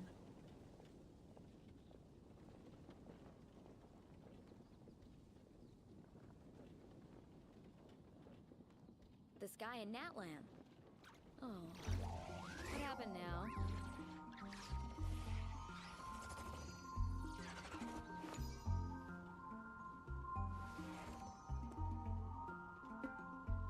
Did you hear what happened with the sky in Natlan?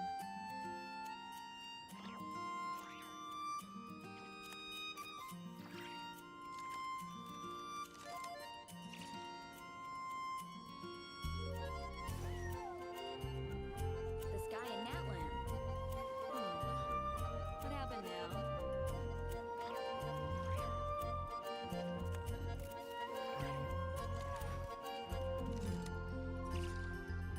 Did you hear what happened with the sky in Natlan?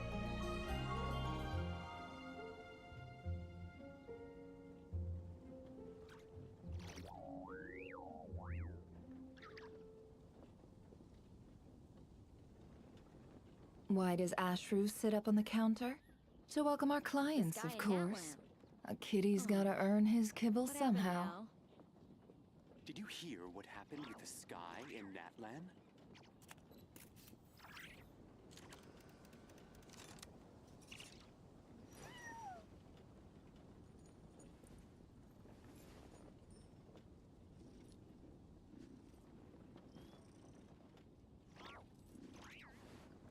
The sky in Natlan.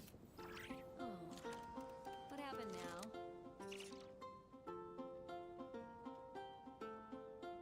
And Sucrose, you can do that as well. Depending on the number of constellations you have on Mona, she can even be a good electrocharge enabler for Flints along with Sucrose. trust It's your not a eyes significant on upgrade compared to other options, only but see the what option they is now want to. there. Finally, Mona has now become a best in slot for Chaska. You can go Chaska, Mona, Durin, and Fischl, or something like Mona, Durin, Zilali, and Chaska that can work as well. Mona, Durin, Zilali, and Mavuika, basically any of those work. Bottom line, she's a very versatile reaction support now. Might as well go into Sucrose next. Unlike the previous three, she was already a decent unit and even found usage alongside Flints and Inefa, but they decided to buff her anyway. Now she's a complete 4-star powerhouse. I might even go on record to call her better than Kazuha in most situations. First and foremost, she buffs all attack types including skill and burst damage in her party, a small amount but incredibly multifaceted, and it has basically infinite uptime. They also gave her a bonus to X-Array units on a C6, further lending herself to being a strong general buffer. Like I covered in the Mona section, depending on the number of constellations you have on Mona, Mulan gets a new best team in herself, Mavuika, Mona, and Sucrose. Likewise, you can continue to play Sucrose, Influence, and Inefa teams if you play her with Mona. As far as what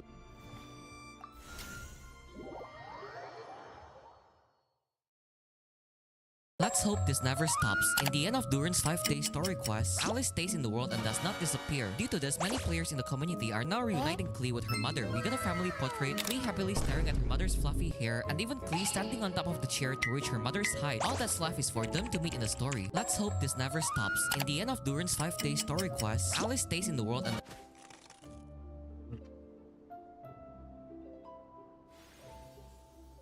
You don't see many stop signs in the UK, but when you do, they look like this, a red octagon. And that's the same as they look in pretty much every country, which is a bit weird if you think about it, because like most of the time, British and American road signs look very different, but in this one case, they look exactly the same.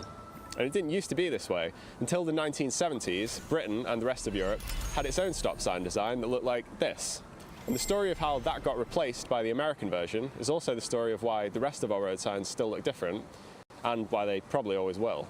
At the start of the 20th century, cars were catching on, and that meant that people were driving them more and more, and they were increasingly driving them across national borders, which was a problem because there wasn't any international law yet for what should happen when someone drives a car into your country. Do you have to stop it and re-inspect it, or has the proper inspection already been done? So in 1909, the Convention with respect to the international circulation of motor vehicles was signed, and it started to provide answers to some of these questions, but it also started to provide answers to the question of what should road signs look like? They only specified 4 signs to begin with, but 2 of them are still with us today. And here they are. I actually found both of them right next to each other, so I would think that these are probably the oldest designs that are still in use on British road signs today. Anyway, a couple more signs were added in 1926, but things really got going in 1931 with the Convention concerning the unification of road signals. Britain didn't actually sign this one, but a lot of countries in Europe did, and the signs in the agreement are actually pretty similar to what we have today. There was no stop sign though, and there were a lot of areas that still weren't covered by the agreement. Level crossings were one of the big remaining dangers. How should they work? What should the gates look like? Not to worry though, because the League of Nations was on the case, and if you don't know the League of Nations, that was the international organization set up after World War I with the goal of preventing World War II.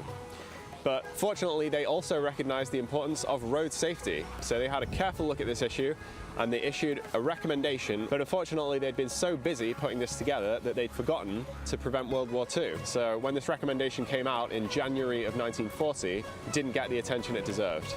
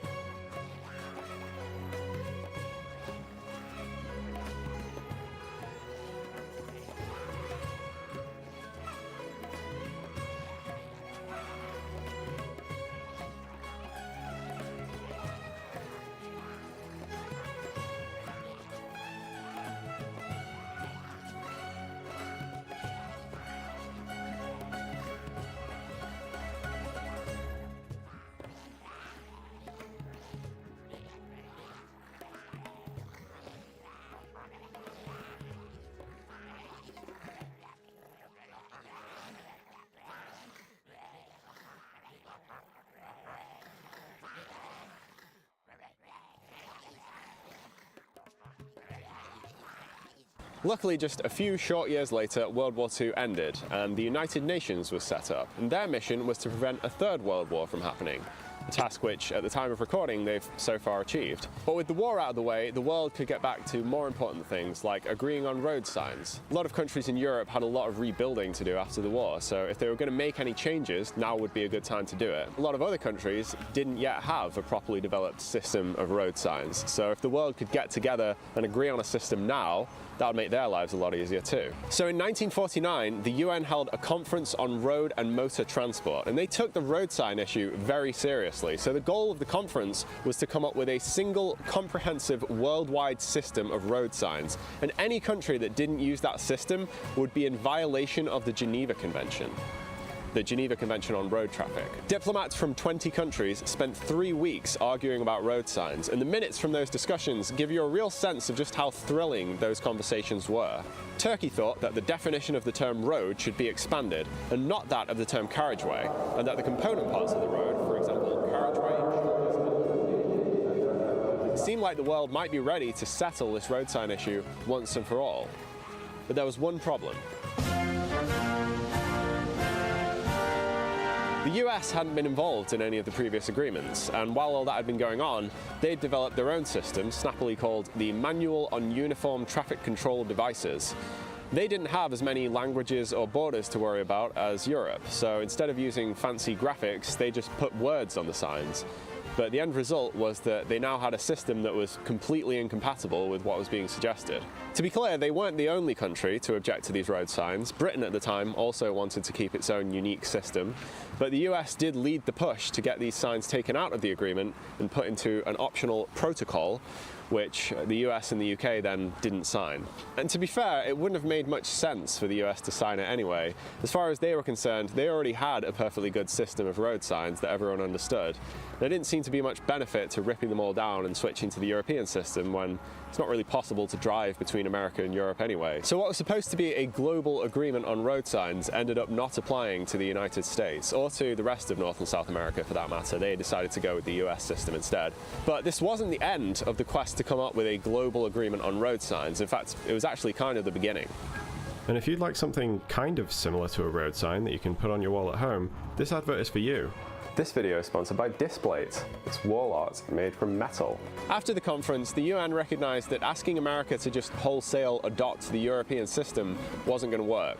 So they put together the Group of Experts on Road Signs and Signals, a committee of 6 transport officials from different parts of the world who were tasked with coming up with a system of road signs that everyone could agree on. They conducted tests in different countries, trying out the signs from the different systems to see which of them fared better in different environments.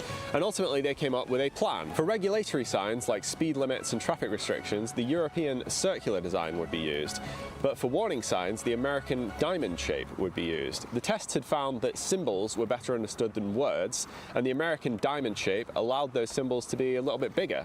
So this seemed like a clever way to combine the best parts of both systems. Now, if you've ever seen road signs in Europe or America, you'll already know that this system didn't ultimately catch on, but that's not to say that it didn't have any impact. Ireland, at the time, was one of the countries that didn't yet have a proper system of road signs, and they realized that they could be one of the first countries to jump on this new global system. So in 1956, they adopted the UN's recommended system and waited for the rest of the world to catch up. And waited. Ireland's road signs today are still descended from that UN system, which is why they are the only country in Europe that uses the American diamond shape for their warning signs. The rest of the world wasn't so keen on the idea. By trying to please everyone, they'd ended up pleasing no one. Now both Europe and America would have to scrap about half of their road signs. And Europe had only just finished updating their signs to fit with the last agreement, so they didn't want to do it again. The experts' report did say, though, that if there was one sign that the world really should agree on, it was the sign that tells people to stop. At the time, Europe and America had completely different stop signs, and you can kind of see how the European stop sign does have more in common with the rest of their road signs. But in order to come up with something that all these countries could agree on, the UN's group of experts suggested a design that drew from the American stop sign, and their design looked like this. Weird, right? I didn't know what the black bars were all about, but at the time American stop signs were yellow, and that's because there wasn't yet a widely available red paint that was resistant to weathering and reflective for car headlights. But before long, that red paint was developed, and American stop signs switched over to red in 1954.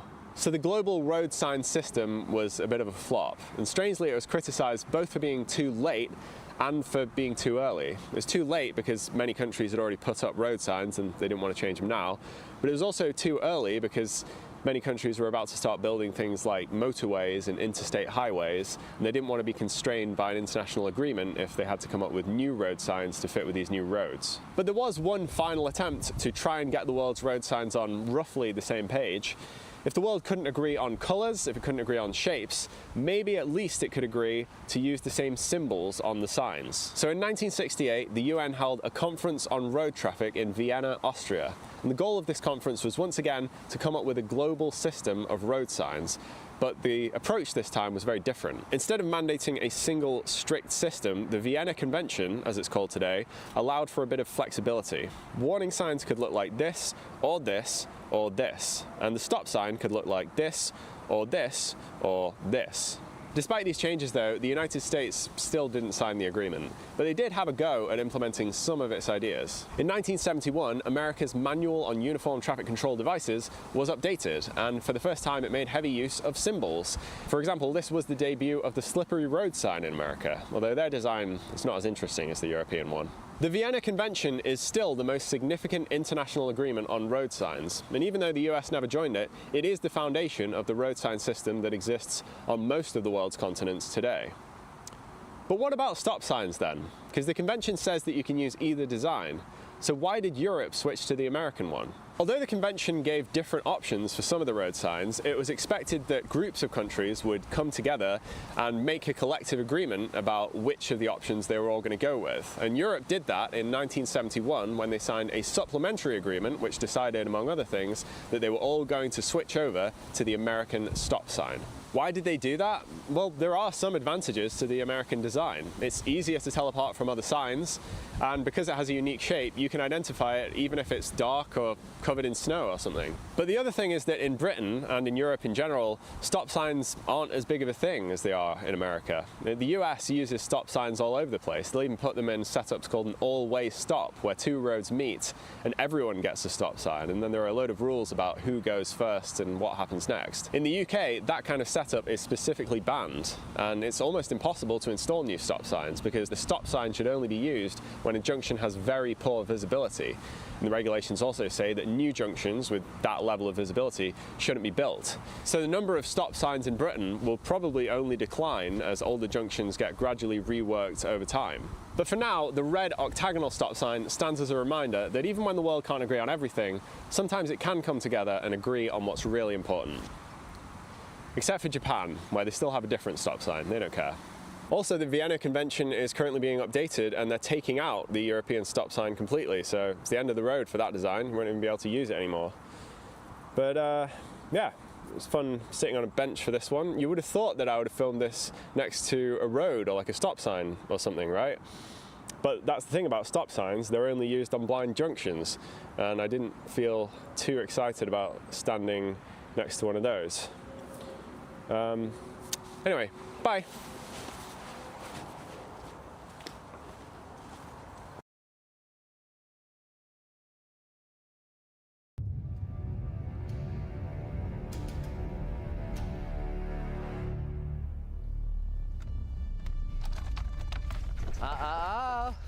No, there's no point in running this time. Where is she? She's somewhere safe. For now. I'll tell you where the file is, just let her go. This one? You have no leverage, Axel Wolf. And what are you waiting for? End it! Do it, you coward! Oh, I intend to. But why rush when we can make it all so delicious?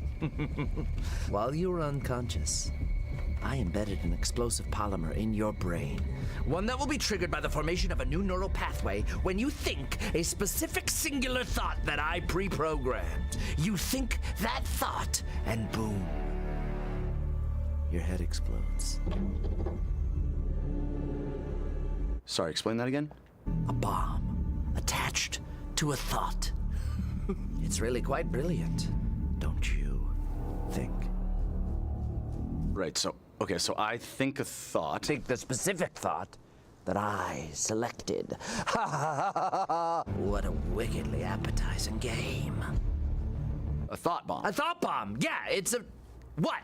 What's hard to understand about it? It's a thought bomb. I understand the what. I'm just a little confused on the why. What do you mean the why? Well, I mean, presumably you had enough access to my brain to like implant a neural nonsense thingy. Like, why not just like blow up my head while you're in there? Or like, I don't know, like poke my exposed brain with whatever tool you were using to like shove the chip in there? But that's not fun. That's not. I want to play like a tasty, tasty game. I would get it if you were trying to like torture information out of me or something, but you already have the file. You're set on killing me. Yeah, I got the file. So what are we doing? I'm going to take my time and really enjoy it. There's easier ways to take your time than developing a new brain OS. Okay, well, we're here now. We're playing the delicious thought bomb, okay? Okay. Okay. Okay. Thank you. Start thinking stuff. Think some stuff. You better not think that thought. Okay. Don't let that word enter your mind. Or phrase. Could be a whole phrase. Or could be a visual image. You don't know. Look at you squirm. Oh, this is delicious. This is, honestly, this is everything that I hoped that it would be. This is really tasty. What's going on in there right now? Are you just like racing through all sorts of different thoughts in your mind? I genuinely have no idea what any of this is accomplishing, so no, not really. It's that I'm killing you, and I'm killing you my way. Okay. Why, some might call it animalistic. Was that some sort of clue? That was like a little clue for the thought bomb. Like a mini clue. I'm gonna build them up. You're giving me clues now? Isn't this the same as shooting me in the head immediately? How? What's the fun in that? Like, if we're doing a thought bomb, wouldn't you want me to, like, live my life until some random day I think your little thought and, oh, whoa, boom, my head explodes. And then there's, like, a news report you catch or something, and then you're, like, laughing maniacally in Monaco? Or... You didn't invent the game, okay? You don't understand all the scrummy, yummy little rules. Are the rules the thought? No, the rules aren't the thought. Big clue there, by the way. That's a clue. I just kind of tipped my hand there. That just took a thought off the table. So you got to keep track of all the little clues. Maybe you've heard the clues, or maybe you haven't heard them all. Animalistic, heard. You know, when Skids Maroon kidnapped me, he just threatened to cut off my fingers. Like, that was a good threat. Like, that was enough. Fingers being cut off walked so that the brain neuron thought bomb could run. Simple as fine, man. You don't have to reinvent the wheel to do something no one's ever heard of. Ah, but they will have heard of it. Heard again. Keep that. They will have heard of it. You see, the one in your brain is simply a prototype. Why, even as we speak, I have flooded this city's water supply with millions of neural nanopolymers that'll make their way through the pipes, enter a person's body, navigate through their bloodstream, and embed themselves in their frontal lobe. So this is what it's all about. You're gonna blow up everybody else's heads, and this is just a trial run. No, this is just a fun game for us. What? The other chips I'm doing a different thing. For the other people, I'm turning everyday citizens into sleeper agents who will be activated when they hear a specific phrase in a local commercial I'm producing, and then they will do my bidding. You're producing commercials to make zombies or something? I'm waiting on permits for shooting locations. But how many people do you think watch local TV anymore? I'm gonna pay for multiple spots. If it doesn't like catch on, I can do like a socials push. You can pay for like a targeted Facebook ad. That's way too many steps for a master plan. It's not that many steps. It's like it's a few steps, but it's not like for a master plan. It's not like that. Whatever, man. Speed round on the thought bomb.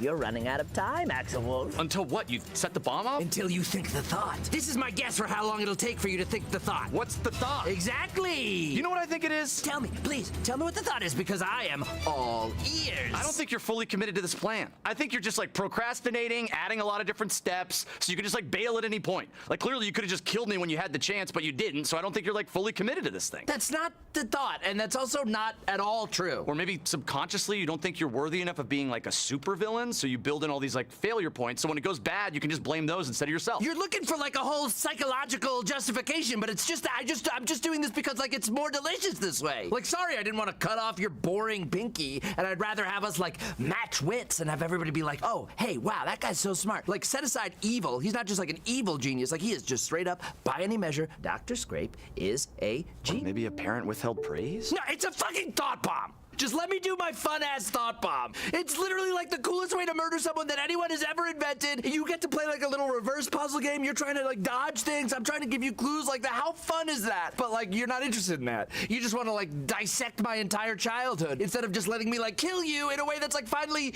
interesting for once. What bothers me the most is that you're not even trying to stop my plan. You're just trying to stop me from enjoying my plan. It's a thought bomb. I shouldn't have to pitch that. I should have to try to make it sound cool. It's a thought bomb.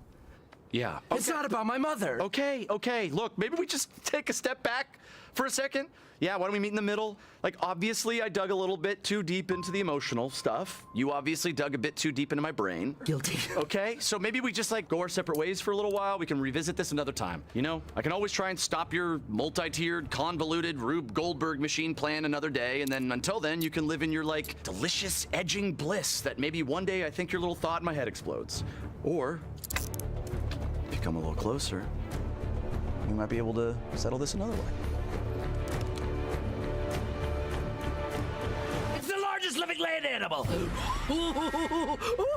Oh, what's happening in there? Are you keeping track of all my clues? Did you get lost in some of those clues? Maybe I'll have to truncate the rest of them. I want to ask you a question, but I worry what you'll think. Oh, what was that? What was that? Nothing? Okay. You're thinking, this guy's thinking, oh, great. You're thinking, oh man, this frickin' guy is feeding me a load of frickin' bull crap. What are you thinking? Are you losing track of the clues? Are you not keeping up on the clues? Maybe you don't have an excellent long-term memory? Prehensile penis! It's elephants, okay? It's obviously elephants. A gray African bull elephant. You've been saying stuff about elephants this entire time, and then initially, I was just trying not to think about elephants, which of course made me think of them, and so I've just been sitting here for 4 minutes thinking about elephants. It's elephants! Obviously it's elephants, and nothing happened! You didn't even get like a headache? No! Nothing! Oh man, what did I do? What did I do? Do you maybe just like, you just don't form like vivid enough like visual images? Like maybe you have like aphantasia? Maybe. I can't believe it didn't work. What a waste, man. I had so many good clues. Some of them you didn't even pick. When I was saying the like neural nanopolymer stuff, I said it enters Aberson's body. It sounded like person, but it was Aberson, as in Helen Aberson, co-author of Dumbo the Flying Elephant. By some miracle, I let that one pass me by. Yeah, I guess that was all for nothing. I guess that was just like a total freaking waste. Maybe I put in a dud. Or maybe this all went exactly to plan. What are you talking about? What is this?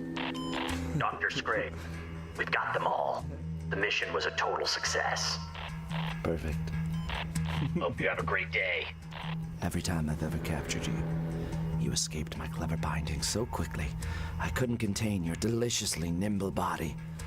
So I had to preoccupy your mind. You were so fixated on not picturing elephants and on sort of like unpacking my whole mental health situation that you never once thought to escape. And you barely gave any thought at all to my men who are out there executing my real master plan. They're not doing the zombie commercial thing. Maybe that was just something I riffed. And maybe instead of putting chips in heads, they're out there kidnapping every head of state in the world. You're far too late now, Axel Wolf. Maybe it was all a delectable ruse. Maybe there's no such thing as a thought bomb. And maybe, just maybe, Axel Wolf, you finally lost. I was so distracted. Dr. Scrape, you truly are a genius.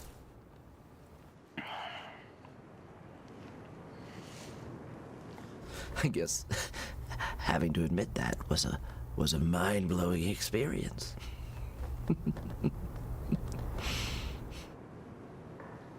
Worth it.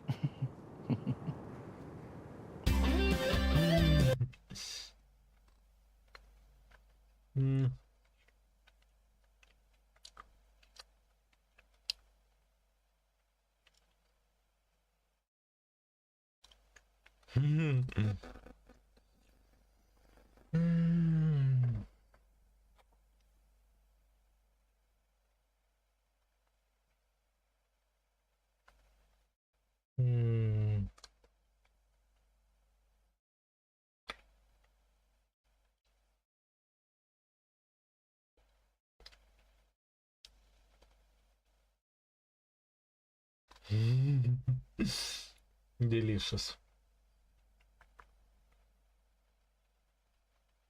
Rocket in an ancient Rome. Would gladly. Okay, well done.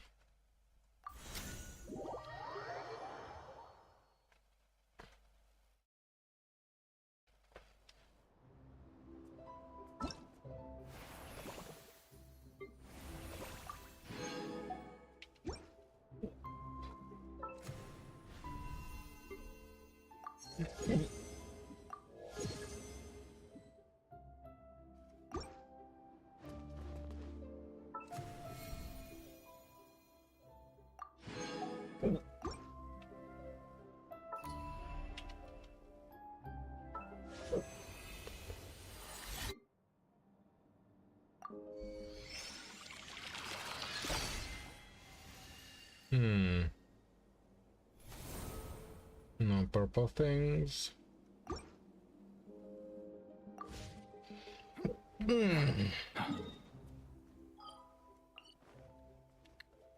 Unfortunately.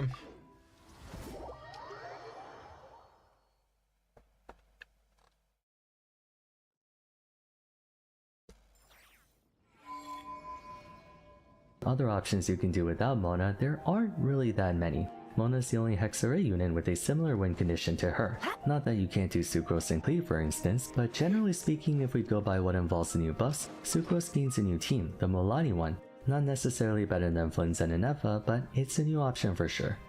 Speaking of a character that desperately needed buffs, we have Albedo. Quite possibly the worst limited 5-star in the history of Genshin, he's now been given massive improvements, especially if you're able to get constellations. Beginning with this new passive, Albedo can generate a Silver Isotoma to go along with the Solar Isotoma when attacking enemies with his skill, and he can spawn.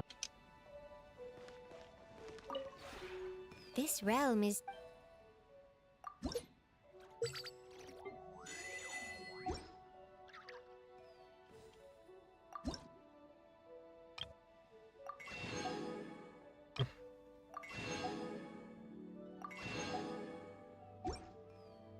up to 2 of them to cover more ground. Additionally, not unlike his pupil Sucrose, Albedo can also buff all attack types in the game for his party up to 12% if he's at 3k defense or more, and for Hexarray units that cap goes from 12% to 30%, a major buff that can work basically on anyone in the game. Regarding his passive, Albedo just gets to do more DPS with his constructs. In regards to best teams, Mualani is one of them. You can run for example Mualani, Duran, Albedo, and Xilonen. Kind of a trip down memory lane, it reminds me of Hu Tao, Xingqiu, Albedo, and Zhongli. Basically it's a variant of the other Mualani team I mentioned, so you can do either Mualani, Mavuika, Sucrose, and Mona, or you can do Mualani, Xilonen, Albedo, and Duran, whichever you prefer. Outside of that, Albedo and Duran make a good wheelchair flex on just about any team that doesn't explicitly require 3 or more units by name. A possible example could be Albedo, Duran, Venti, and Farazan. You do miss out on a healer though. The only downside is that Albedo kind of lives or dies by his new Hexarray passive. Without it, he's about as useless as he was before. A lot of that does have to do with Geo having no real synergy to speak of with any element. If Albedo was a different element, I'm sure his buffs would matter a lot more. Okay, like Sucrose, Fischl was already a pretty damn solid character, especially for a 4-star. She's got respectable personal DPS and fantastic electro application to make her a good choice for most reactions involving the element. What Hoyo decided to do was increase her buffing capability based on what type of reaction she's playing into. Should the party trigger overload, she gives her entire team a healthy 22.5% attack buff. Nothing too game changing, but certainly appreciated. On the other hand, if it's an Electro or Lunar Charge, Fischl ups everyone's elemental mastery by 90. Once more, nothing mind-blowing, but I'll remind you this is on top of what she can already do. Now, if you have C6, the aforementioned buffs effectively get doubled to 45% and 180 respectively. Those numbers on the other hand are measurable. By the way, the condition required to get this is for Oz to do what he was going to do anyway. Practically speaking, if you have C6, Fischl's Hexarray passive basically doubles permanently. Regarding what her best team is, unsurprisingly, you're gonna want to play into either Overload or Taser. For Overload teams, Fischl and Duran make a very good pair for Fischl, Duran, Chevreuse, and any other Electro or Pyro attacker of your choice, possibly Clee. As an alternative, you can run Fischl and Racer together without Duran. By the way, it bears mentioning, Fischl is technically able to activate both buffs at the same time. It never says you can only run one or the other. If you can go an Overvape team, then that works too. I can't think of an example off the top of my head, but I'll have my editor put something on screen. For simplicity's sake though, her best team is gonna be Classic Overload. Fischl and Mona could work in theory, but if you're trying to run a taser team like on Flint's, better to stick to Sucrose and Mona. Last buffed unit is going to be Razor. He used to be the pride and joy of day 1 free-to-play players who had neither coaching nor D-Luke. That kinda quickly evaporated once we started getting new attackers and characters in general.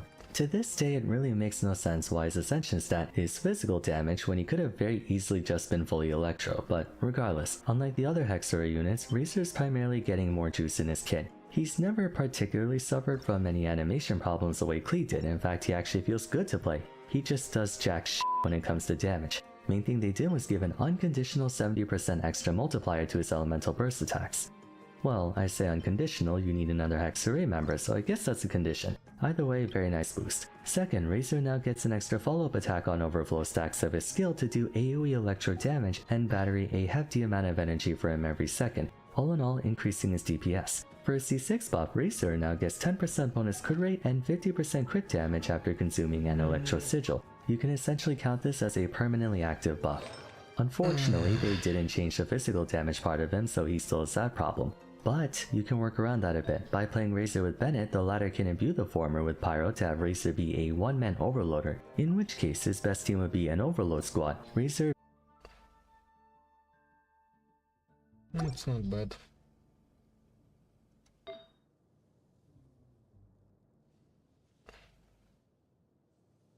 Bennett, Chevres, and Durin, or Sucrose, just to satisfy the Hexarray buff requirement. Once again, if any of you motherfuckers watching the video still keep your Bennett at C5, please just grow up already and unlock it. It's not that deep, I swear. In all seriousness, that's about the grow up already and unlock it. It's not that deep, I swear. Unless main C6 Chiori. In all seriousness, that's about the only team you can play Razor in. Mind you, it is a pretty solid team if you don't have anything else to do for Overload. Final character will be Durin. Being a Hexarray unit himself and the first unit to be part of Mondstadt in close to 3 years, I figure it's appropriate to include him in this video as well. For those who don't know what he does yet, easiest way to paraphrase him is that Durin's basically 5-star Xiangling. His elemental burst, either form of it, causes him to follow the active character and deal AoE pyro damage to nearby enemies at set intervals. The darkness one does single target damage, making it better for bossing or fighting a single enemy, while the purity one does AoE damage, making it better for grouping. Both variants have the same basic principle of dealing off-field pyro damage and application, and it's got a 20-second uptime with an 18-second cooldown, essentially behaving as a strict upgrade to Xiangling's Pyronado. He can also shred the Pyro and Dendrorezo of nearby enemies by 20% in purity, or obtain 40% bonus vaporize or melt damage in darkness. Additionally, his Hexarray buff increases the effects of this passive by 75%, meaning 35% Pyro and Dendro shred, or a 70% bonus to vaporize and melt damage. Whichever way you put it, basically Xiangling power crept.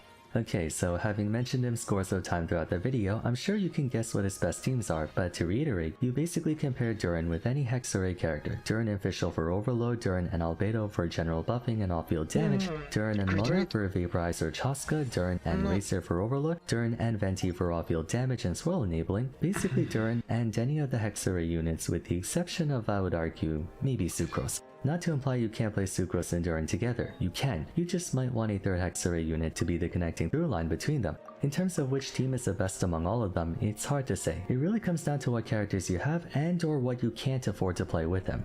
For example, if you're busy running Farina and Bennett on a different team, you can use them for whatever Hexarray related party that doesn't care about those units, stuff like that. Either way, you have a ton of options to play Durin with or without a Hexarray unit honestly. Clearly he's at his best when swimming with a buddy, but outside of the extra bonus to his A1, everything else in his kit, including his constellations, couldn't care less about whether he is or isn't working with one of them. You can also play him in any team you'd play Xiangling in. Funnily enough though, that typically ends up in you playing him with the Hexarray unit anyway, since why not at that point?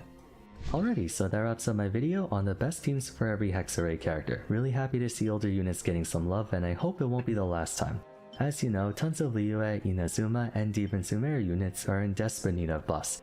Anyway though, let me know which units you plan to start using again in the comments down below, and if you enjoyed the video, I would appreciate it if you could leave a like and subscribe. Don't forget to follow me on Twitter at Farsarum, join my Discord server, and if you need help with any other characters, be sure to check out the original episode if you haven't yet. But till next time, thanks so much for watching, and I look forward to seeing you again soon.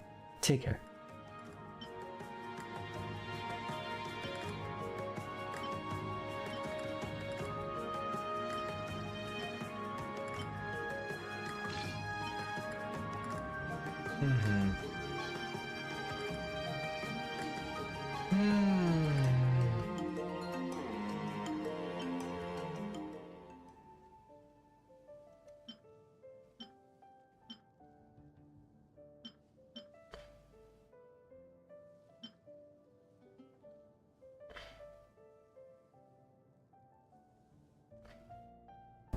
Can you believe how far we've come?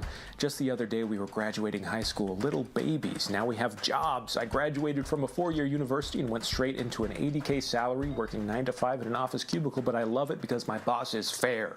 He is a fair man. At this rate, my mortgage will be paid off. Did I mention I have a house? Big down payment too, so the payment's manageable. Feels like right now is when the good life really starts. You know what I mean? My wife, did I mention I got married last year? She's pregnant, hoping to get that big promotion, but I'm thinking I will because Craig, my boss, is a fair man, a uniquely wise and fair man. These are the years when everything clicks into place. You know what I mean? What do your parents do? Okay. Okay. Just answer the question. No, I get the premise of the video. It's a simple question. Yeah, my mom, she works in law, and my dad works in cosmetics. Your mom is a lawyer and your dad is a plastic surgeon. So the point you're trying to make is that having wealthy parents is kind of crucial for setting up success at this point in life. And I agree. Sounds like you don't have that, right? But you do have your youth and you have having fun. You probably had lots of fun in college. College? So at our age, there can be certain differences in lifestyle. I chose to work hard so I can enjoy success in my late 20s and 30s and, you know, have an easier life. You looking forward to the new HBO Harry Potter series? Yes. I mean, what is Harry Potter? Millennial. Okay, look, maybe I'm a little older than this age bracket, but I'm 29. There's not even 2 types of us anymore. There's just one type and our life fucking sucks. Look, take some advice from a 38-year-old Gen Z. Learn to code. Can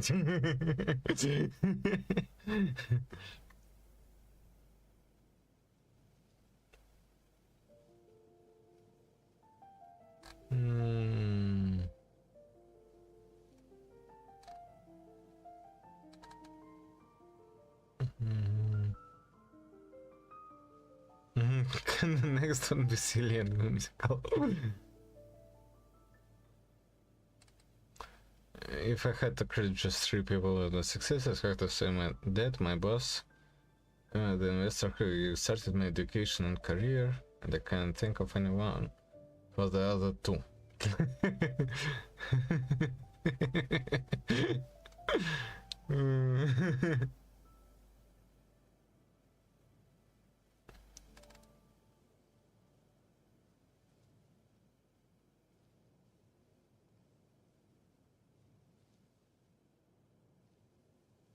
If hard work paid, donkeys would own farms. Yes.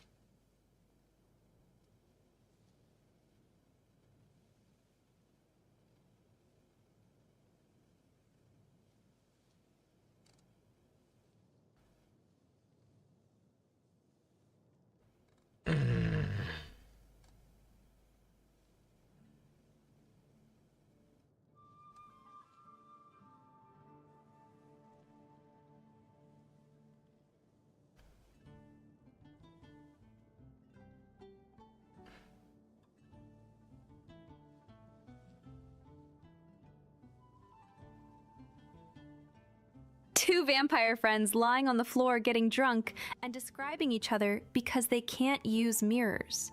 Don't even try to tell me that isn't adorable. You know what's even more adorable? They decide to try and draw each other, and they both have the drawing skills of a toddler. Two vampire friends lying on the floor getting drunk.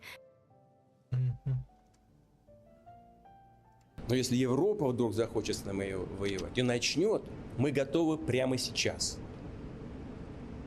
Здесь не может быть никаких сомнений. Только вопрос в чем? Если Европа вдруг начнет с нами войну, мне кажется, что очень быстро. Это же не Украина. С Украиной мы там действуем хирургическим способом, аккуратненько, так, чтобы, ну, понятно, да, Это не война в прямом, современном смысле этого слова. Если Европа вдруг захочет начать с нами войну и начнет ее, очень может быстро произойти ситуация, при которой нам не с кем будет договариваться. Владимир Путин реанимировал, казалось бы, уже мертвый нарратив. Российская армия, согласно этому нарративу, не совсем воюет в Украине. Она проводит хирургическую спецоперацию. Помните, как в первые месяцы войны нас убеждали в том, что мирные жители в ходе этой операции не пострадают? А если и пострадают, то только по вине самих украинцев. Вам же объяснили. Никто не трогает мирное население, не бомбит мирное население, не расстреливает мирное население, делает все для того, чтобы мирное население не пострадало. И если бы это было не так, я бы, например, здесь сейчас не сидела и не стояла в этой студии. На самом деле. Еще раз хочу подчеркнуть, вооруженные силы Российской Федерации наносят удары только по военным объектам. Гражданскому населению ничего не угрожает. Сейчас, конечно, подобное мало кто будет всерьез говорить, хотя порой встречаешь точку.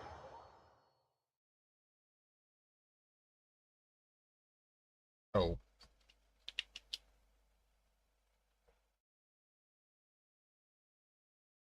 Oh. Oh well, extensions. How did extensions take up 19 gigs? Okay, well.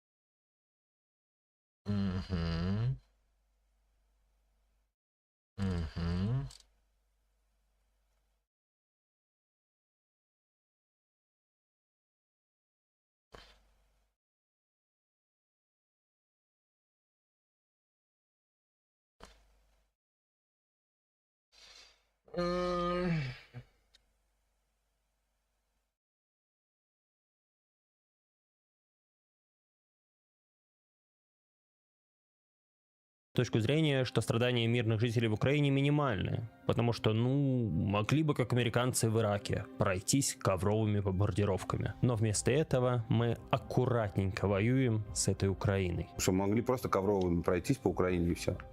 Если бы мы хотели бы уничтожить Украину. Это хороший повод в очередной раз поговорить о том, как вообще ведется война России.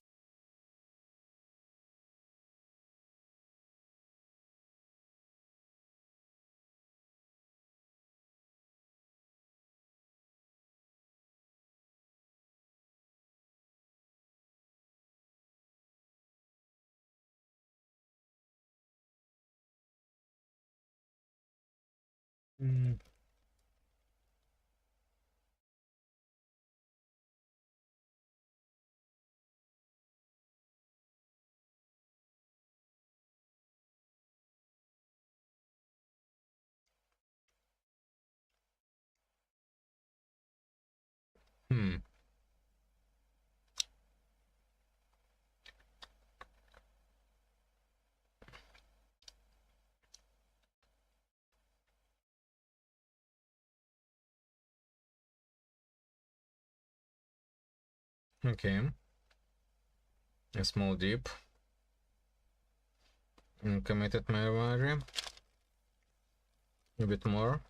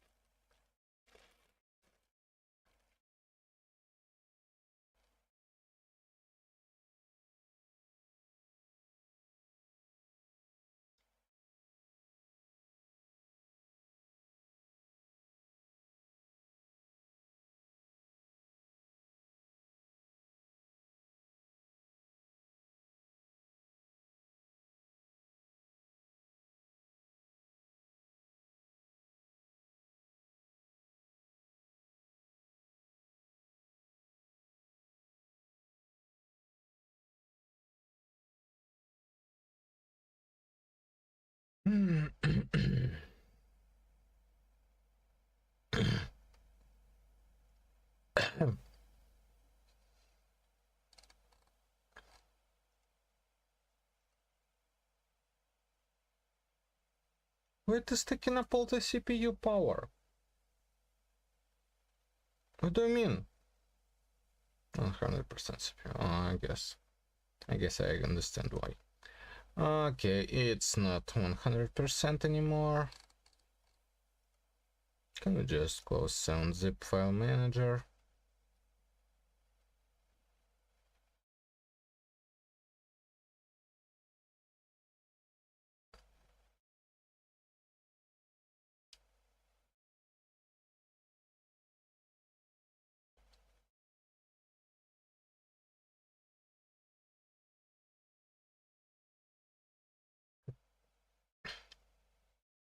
It's in a pretty bad spot. Okay, let's restart this tab.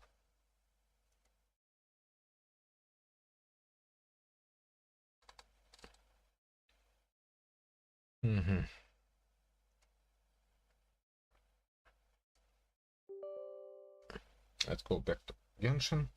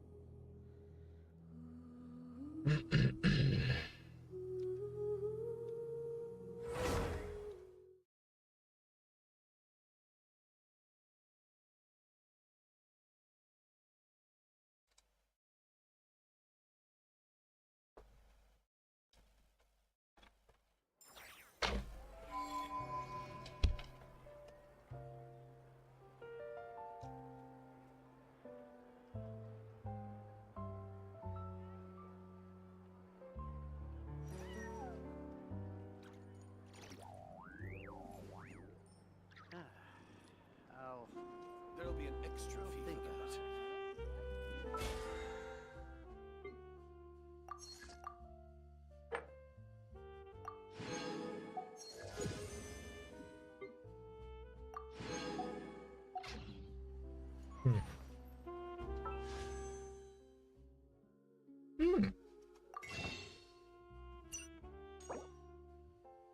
Putin pose. That's nice. Not too bad. There is a pretty high chance I will get Vegas, I guess.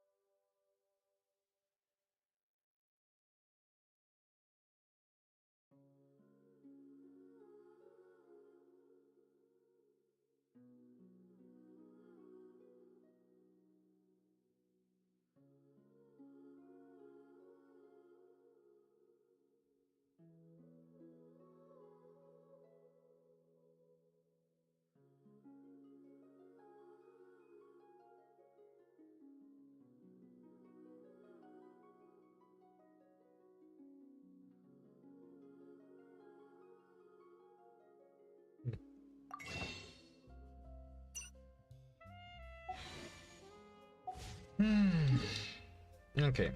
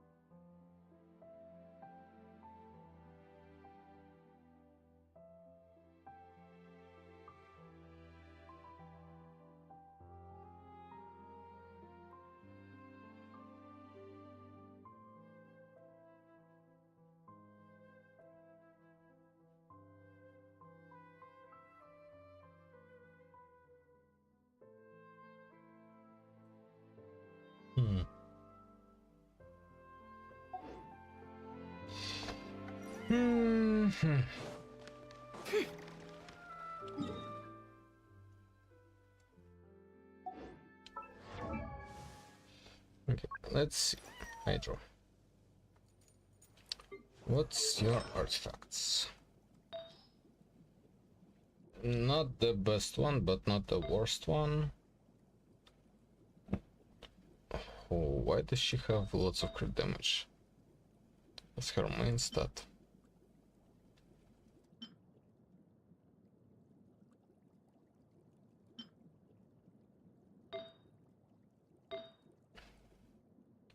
Doing bonus energy recharge.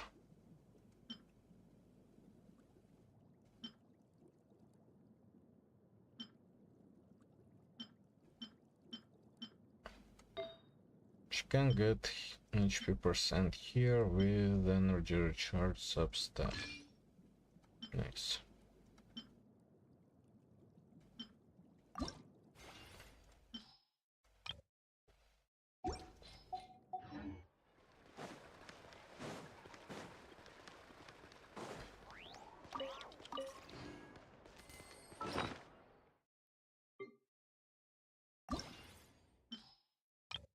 Give me crit rate preferably, and it went to flat HP, and seems like now it's not the best option for my Skark.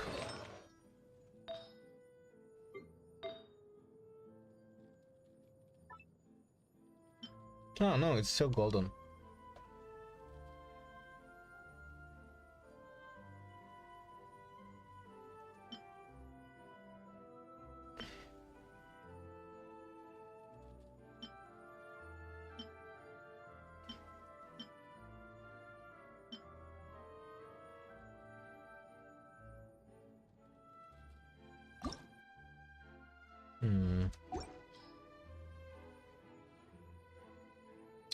I honestly would like to reshape it. But it's not really a good idea, maybe. Because it's... at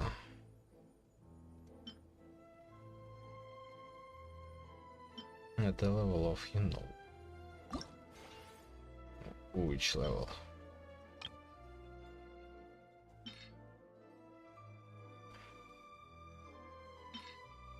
Don't care about all of that.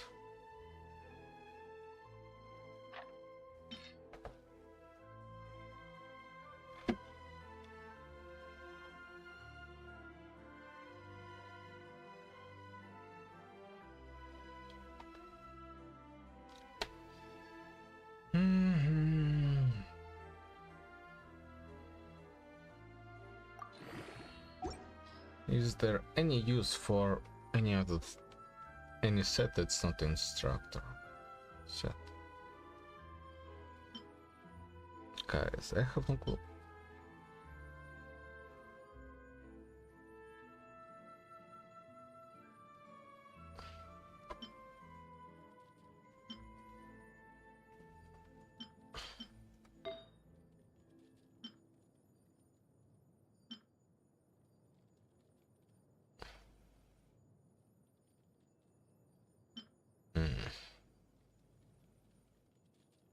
Even like this.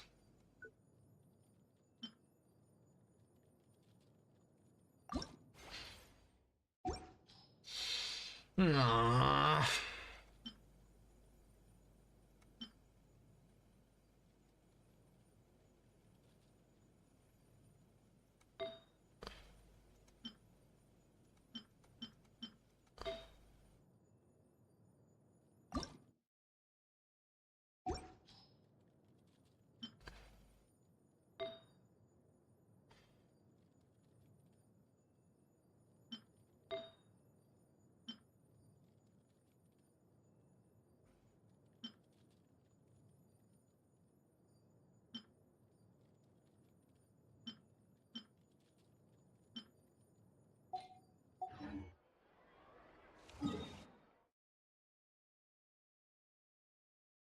I'm not sure.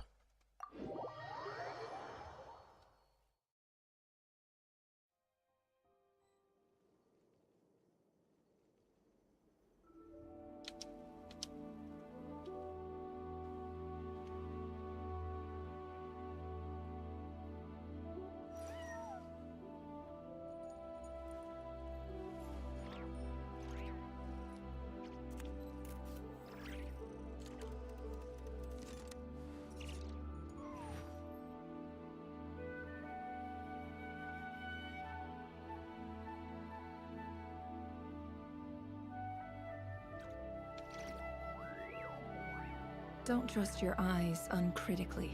People only see what they want to. So don't be your own fool.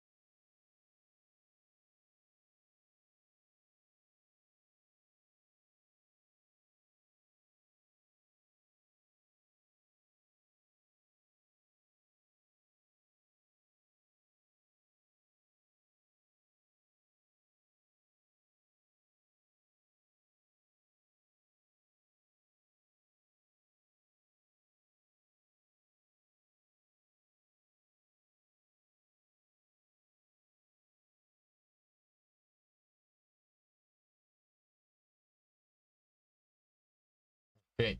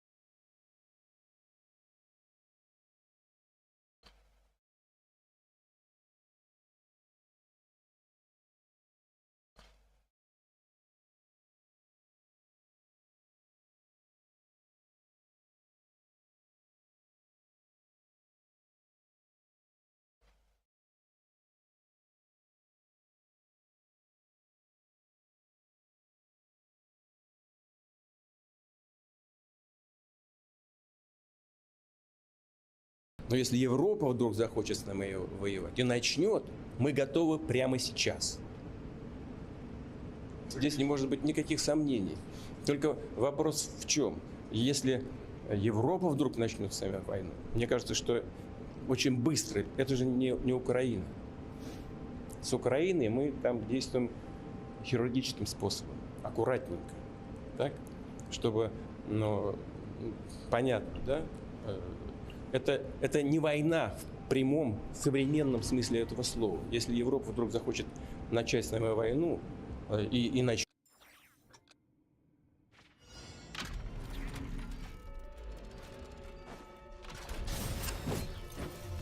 Let's light it up!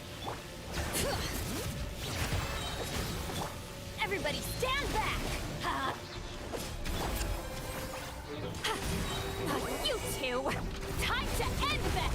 Light up the blazing sun!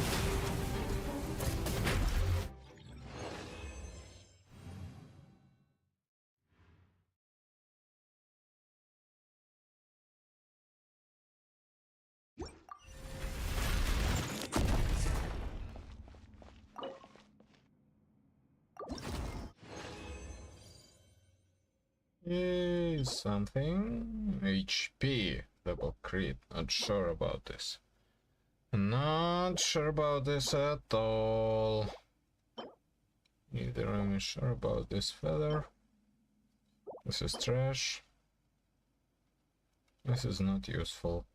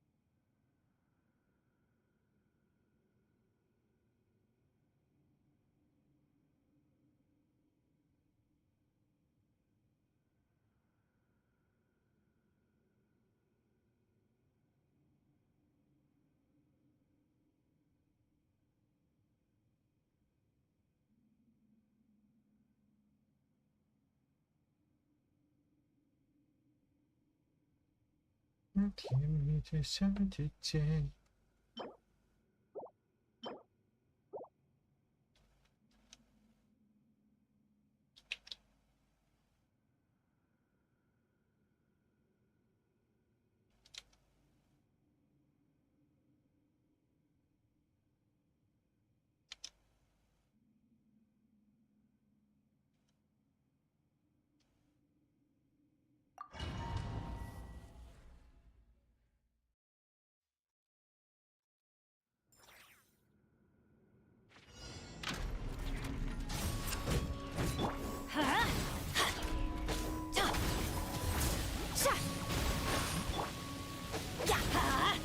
Teamwork is true. See Lolene, eat Papa. Get him! Wrath from the sky.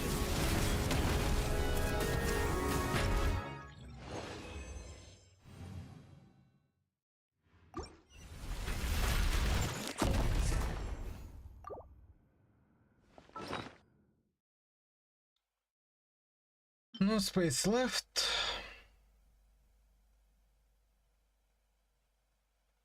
That's not a good one. I can get better one. This is also not the best one.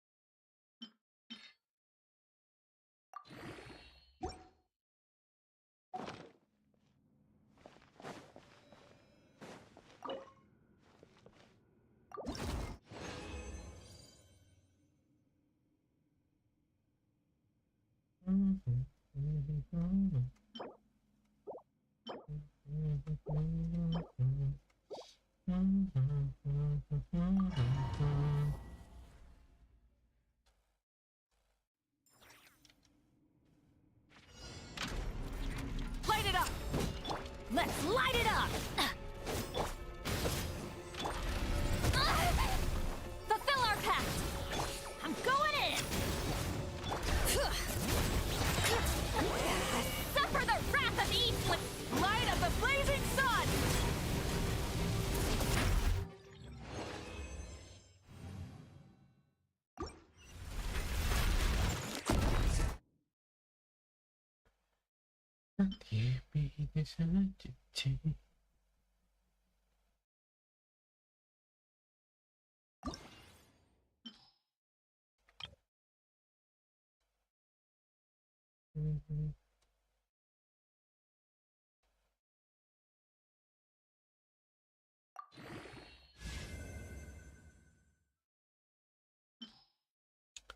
This looks pretty close to what Hotel would like to use.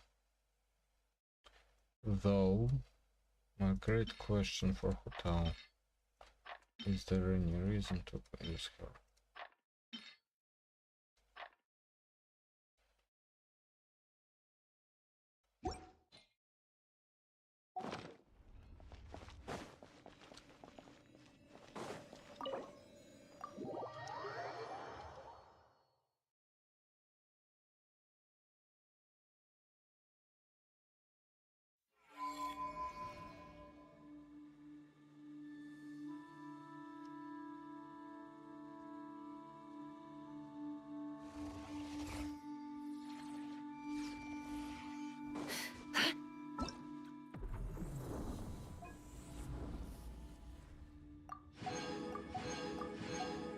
What?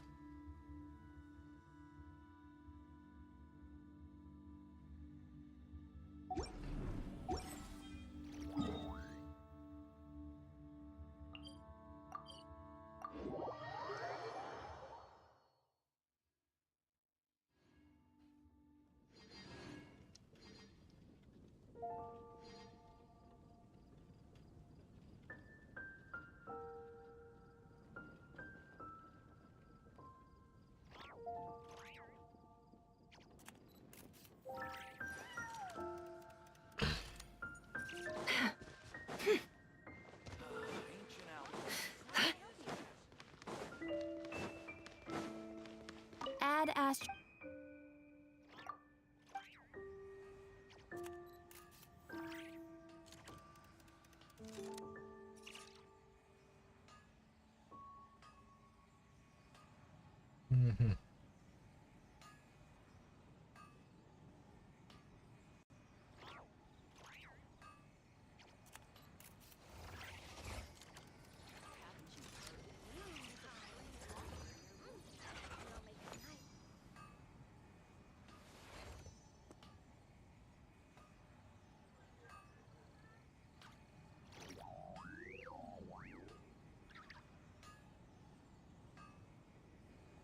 Emotions are like a raging torrent that surges through the mind.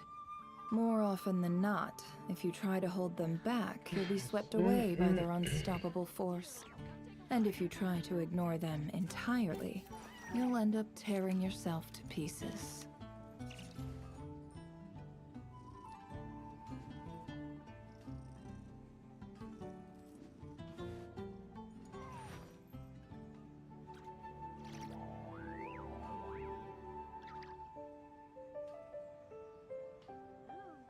Rebooting.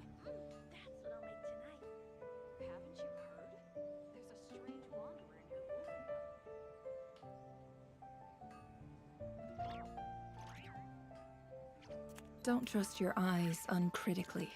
People only see what they want to, so don't be your own fool.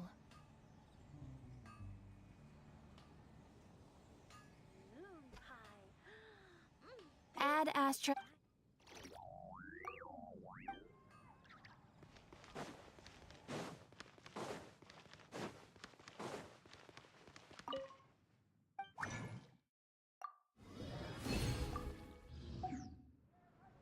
Let's just start a quest. That... No, it's pretty late already. It's not. Let's just...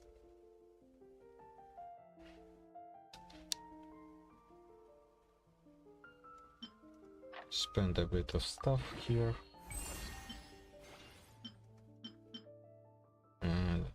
Okay, that seems nice. Ascend. Okay.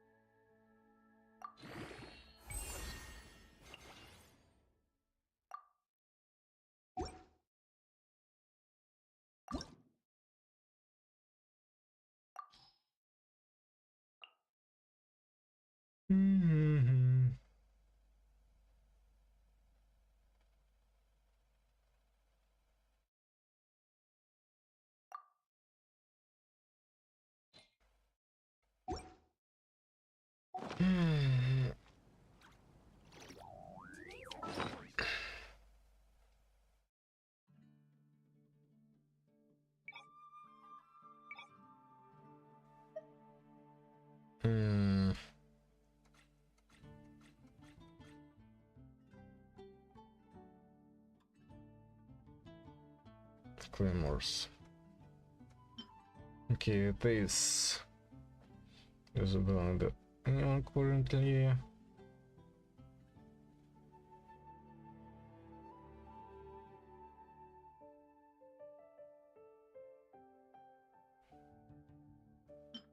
This probably was no, this one.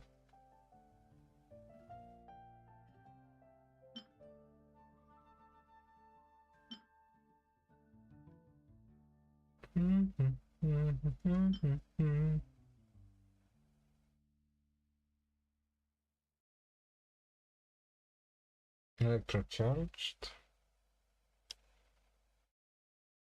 Mm-hmm.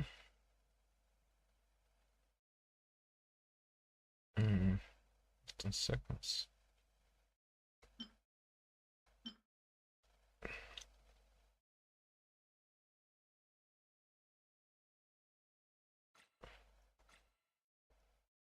I feel like I should get a second one of this. Finally of the deep. Seems like it is the top weapon in this game currently.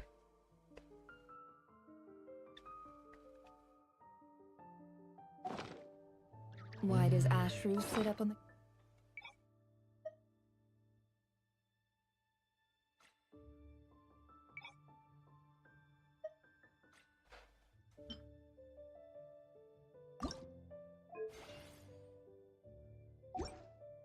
Counter? To welcome our clients, of course.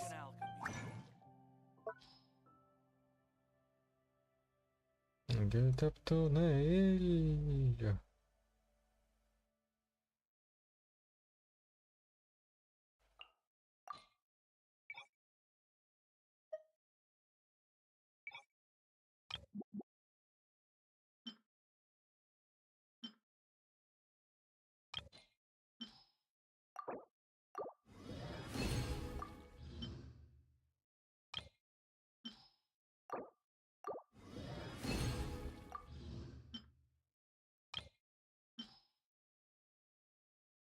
Oh. Just enough for one of this. And I can go here. But I probably shouldn't do it right now. Kitty's gotta earn his kibble summon.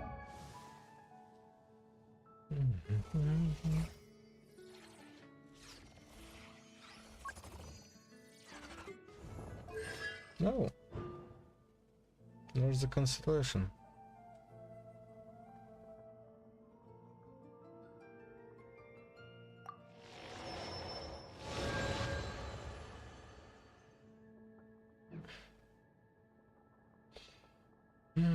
It's a pretty useful thing.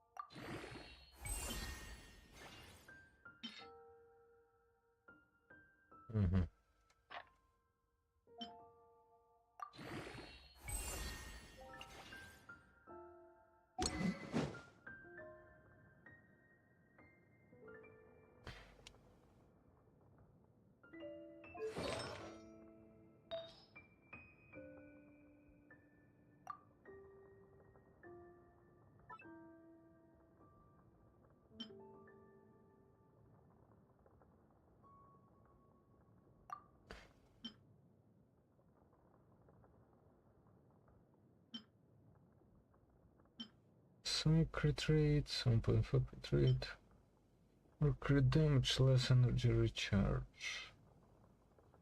Ooh.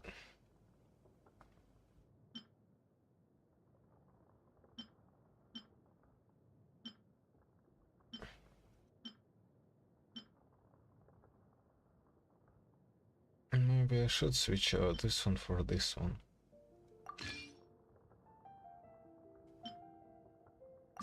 How much? 1, 2, 3, 4. Uh-huh.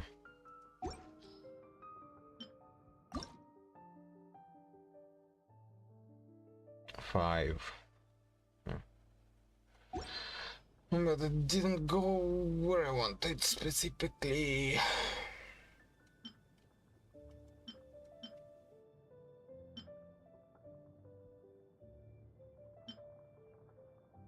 So maybe I just should get rid of it.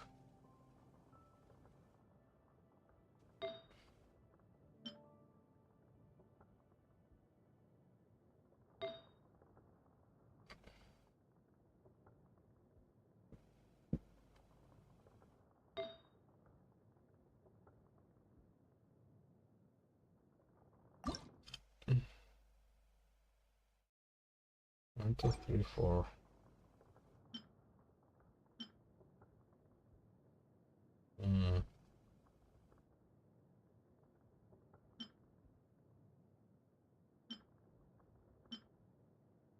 Yeah, we have a pretty balanced balance.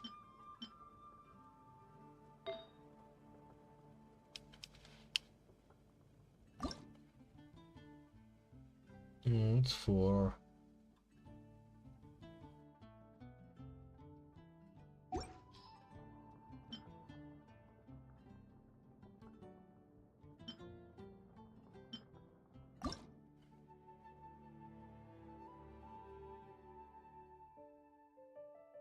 It's 5, but or 5. Not the 5 that I'm going to waste my stuff on. Would you look at that? Would you look at that?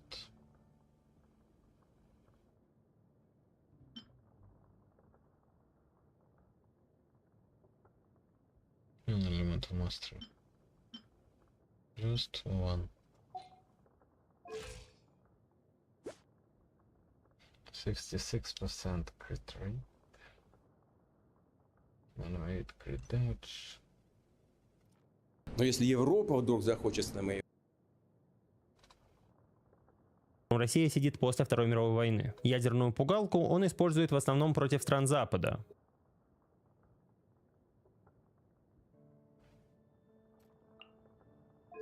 Вы просто уничтожите сотни тысяч мирных жителей.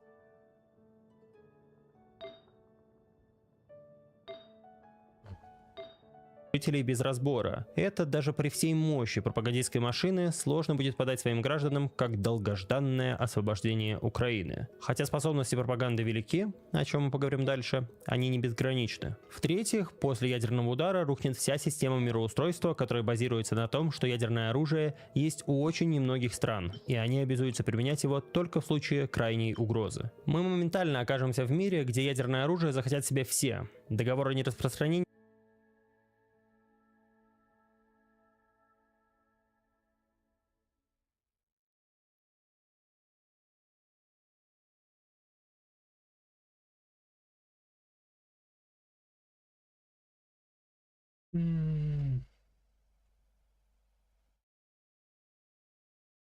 точку зрения, что страдания мирных жителей в Украине минимальны, потому что, могли бы, как американцы в Ираке, пройтись ковровыми бомбардировками. Но вместо этого мы аккуратненько воюем с этой Украиной. Что могли просто ковровыми пройтись по Украине и все. Если бы мы хотели бы уничтожить Украину. Это хороший повод в очередной раз поговорить о том, как вообще ведется война России и Украины. Есть ли в целях сторон хоть что-нибудь связанное с интересами людей? В чем отличие текущего конфликта от войны в Ираке и других аналогичных конфликтов? Короче, давайте разбираться.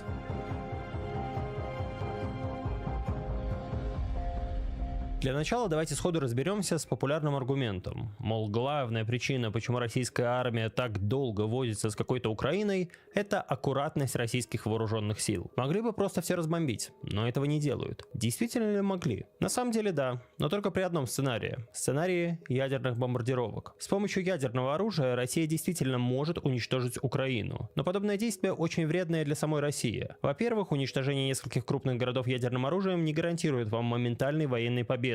Потом на ядерных пустошах, возможно, придется еще воевать со всякой партизанщиной. Во-вторых, вы просто уничтожите сотни тысяч мирных жителей без разбора. Это даже при всей мощи пропагандистской машины сложно будет подать своим гражданам как долгожданное освобождение Украины. Хотя способности пропаганды велики, о чем мы поговорим дальше, они не безграничны. В-третьих, после ядерного удара рухнет вся система мироустройства, которая базируется на том, что ядерное оружие есть у очень немногих стран, и они обязуются применять его только в случае крайней угрозы. Мы моментально окажемся в мире, где ядерное оружие захотят себе все. Договор о нераспространении ядерного оружия рухнет. Это мало того, что сильно увеличивает шансы на полное разрушение человеческой цивилизации, это заметно ослабляет позиции России в мире. Почему сегодня Россия считается мировой державой? Россия — это всего 2% от мирового населения, всего 3% от мировой экономики, это даже если считать по любимому властями паритету покупательной способности. Ресурсов много, но страна в пересчете на душу населения довольно бедная. У России есть два союзника. Оба достались в наследство от СССР.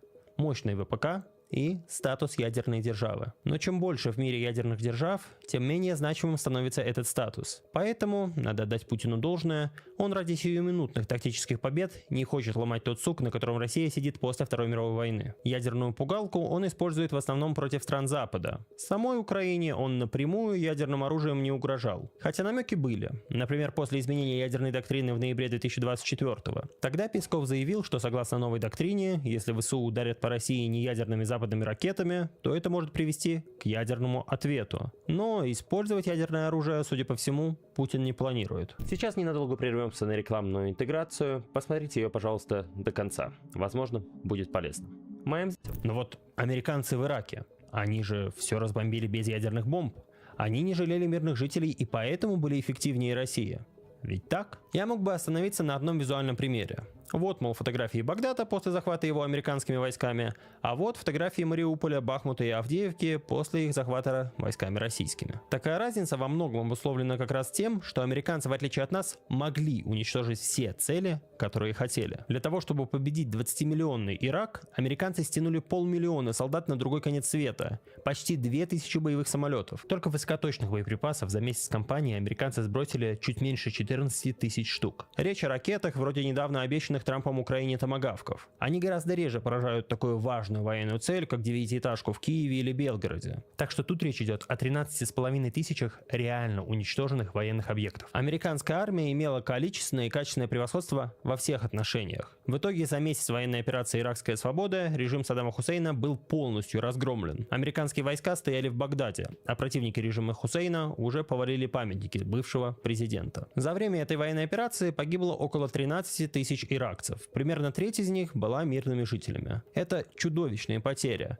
Но ни о какой ковровой зачистке всего и вся речи не было. В одной только битве за Мариуполь, судя по всему, погибло больше гражданских, чем за всю операцию «Иракская свобода». Остальные сотни тысяч погибших иракцев, о которых часто упоминают в подобных спорах, это следствие не самой военной операции США и их методов ковровых бомбардировок, но следствие непродуманной политики, которая привела к долгой гражданской войне. Там и подъем ИГИЛа, и их столкновение с новой регулярной иракской армией, даже Иран успел поучаствовать во всем этом междусобойчике. Что-то похожее на нашу войну у них случилось в 2017 году. Тогда иракское правительство при поддержке вооруженных сил Курдистана, это автономная часть Ирака, и при поддержке ВВС американской коалиции отбивало город Мосул у ИГИЛа. Конечно, американцы тоже несут ответственность за эти события, но картина сильно отличается от распространенного представления о том, что они просто разбомбили все, что видели, и поэтому победили. Просто бомбить все, что вы видите, это не лучший путь к победе. Можно также посмотреть на действия украинской армии на Донбассе в 2014 году. Там тоже хватало своих преступлений и убийств мирных жителей. 1 июльский обстрел Горловки чего стоил. Но у этой военной кампании было принципиальное отличие от той, что начала Россия в феврале 22-го. У ВСУ не было ресурсов на то, чтобы штурмовать города, которые ополченцы всерьез обороняли. Поэтому те города, которые ВСУ все-таки захватывали, доставались им в относительной целостности. Возьмем за пример тот же Мариуполь. Его в июне захватил знаменитый нацбат Азов. Мы не уверены, что во время этого штурма вообще были потери среди гражданских, потому что город обороняло всего несколько десятков человек, штурмовало несколько сотен. Боевые действия были крайне ограничены, но вот если бы ВСУ всерьез попытались захватить Донецк, то это могло бы превратить город в руины. Но опять же, когда вы Украина, у которой всего несколько тысяч боеспособных штыков,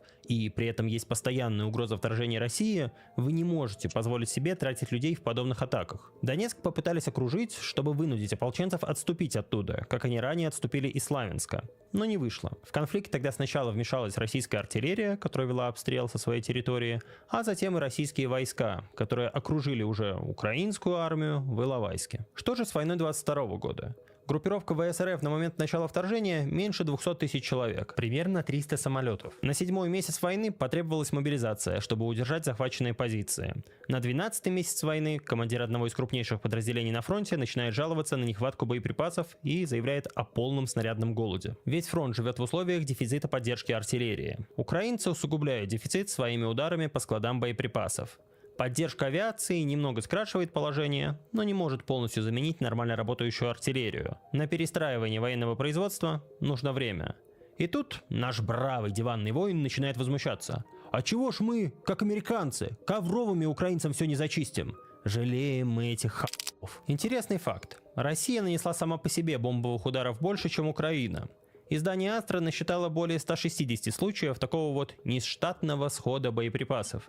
И это только за 2024 год. За текущий год это случилось больше 130 раз. Как минимум несколько самых громких случаев открыто признает Министерство обороны РФ. Мол, да, случайно отбомбились по своим. Бывает. По счастливому стечению обстоятельств, из тех случаев, которые Минобороны признает, нет ни одного, когда авиабомба кого-нибудь убила. Вы ведь верите, что в случае, если Минобороны случайно авиабомбой уничтожит какой-нибудь подъезд в Белгороде и будут погибшие, то они честно признаются, вместо того, чтобы сбросить ответственность на Украину? Минобороны РФ вообще стоит доверять, надежный источник информации. И вот такая вот авиация проводит хирургическую операцию в Украине. Представляете себе такого хирурга, который в паре процентов операций, вместо того, чтобы вырезать пациенту аппендицит, начинает резать руки ассистентки. Уверен, он проведет любую операцию аккуратненько. Каждый населенный пункт, который занимает российская армия после весны 22 года, выглядит как-то так. Причина проста. Если противник обороняет каждую улицу города, то вам останется только уничтожать весь город. Дом за домом, улицу за улицей, район за районом. Другого способа вести боевые действия в условиях, когда у вас нет подавляющего превосходства для сокрушительного удара, военные придумать не могут. Понятно, что ни о какой хирургии в таких условиях речи идти не может.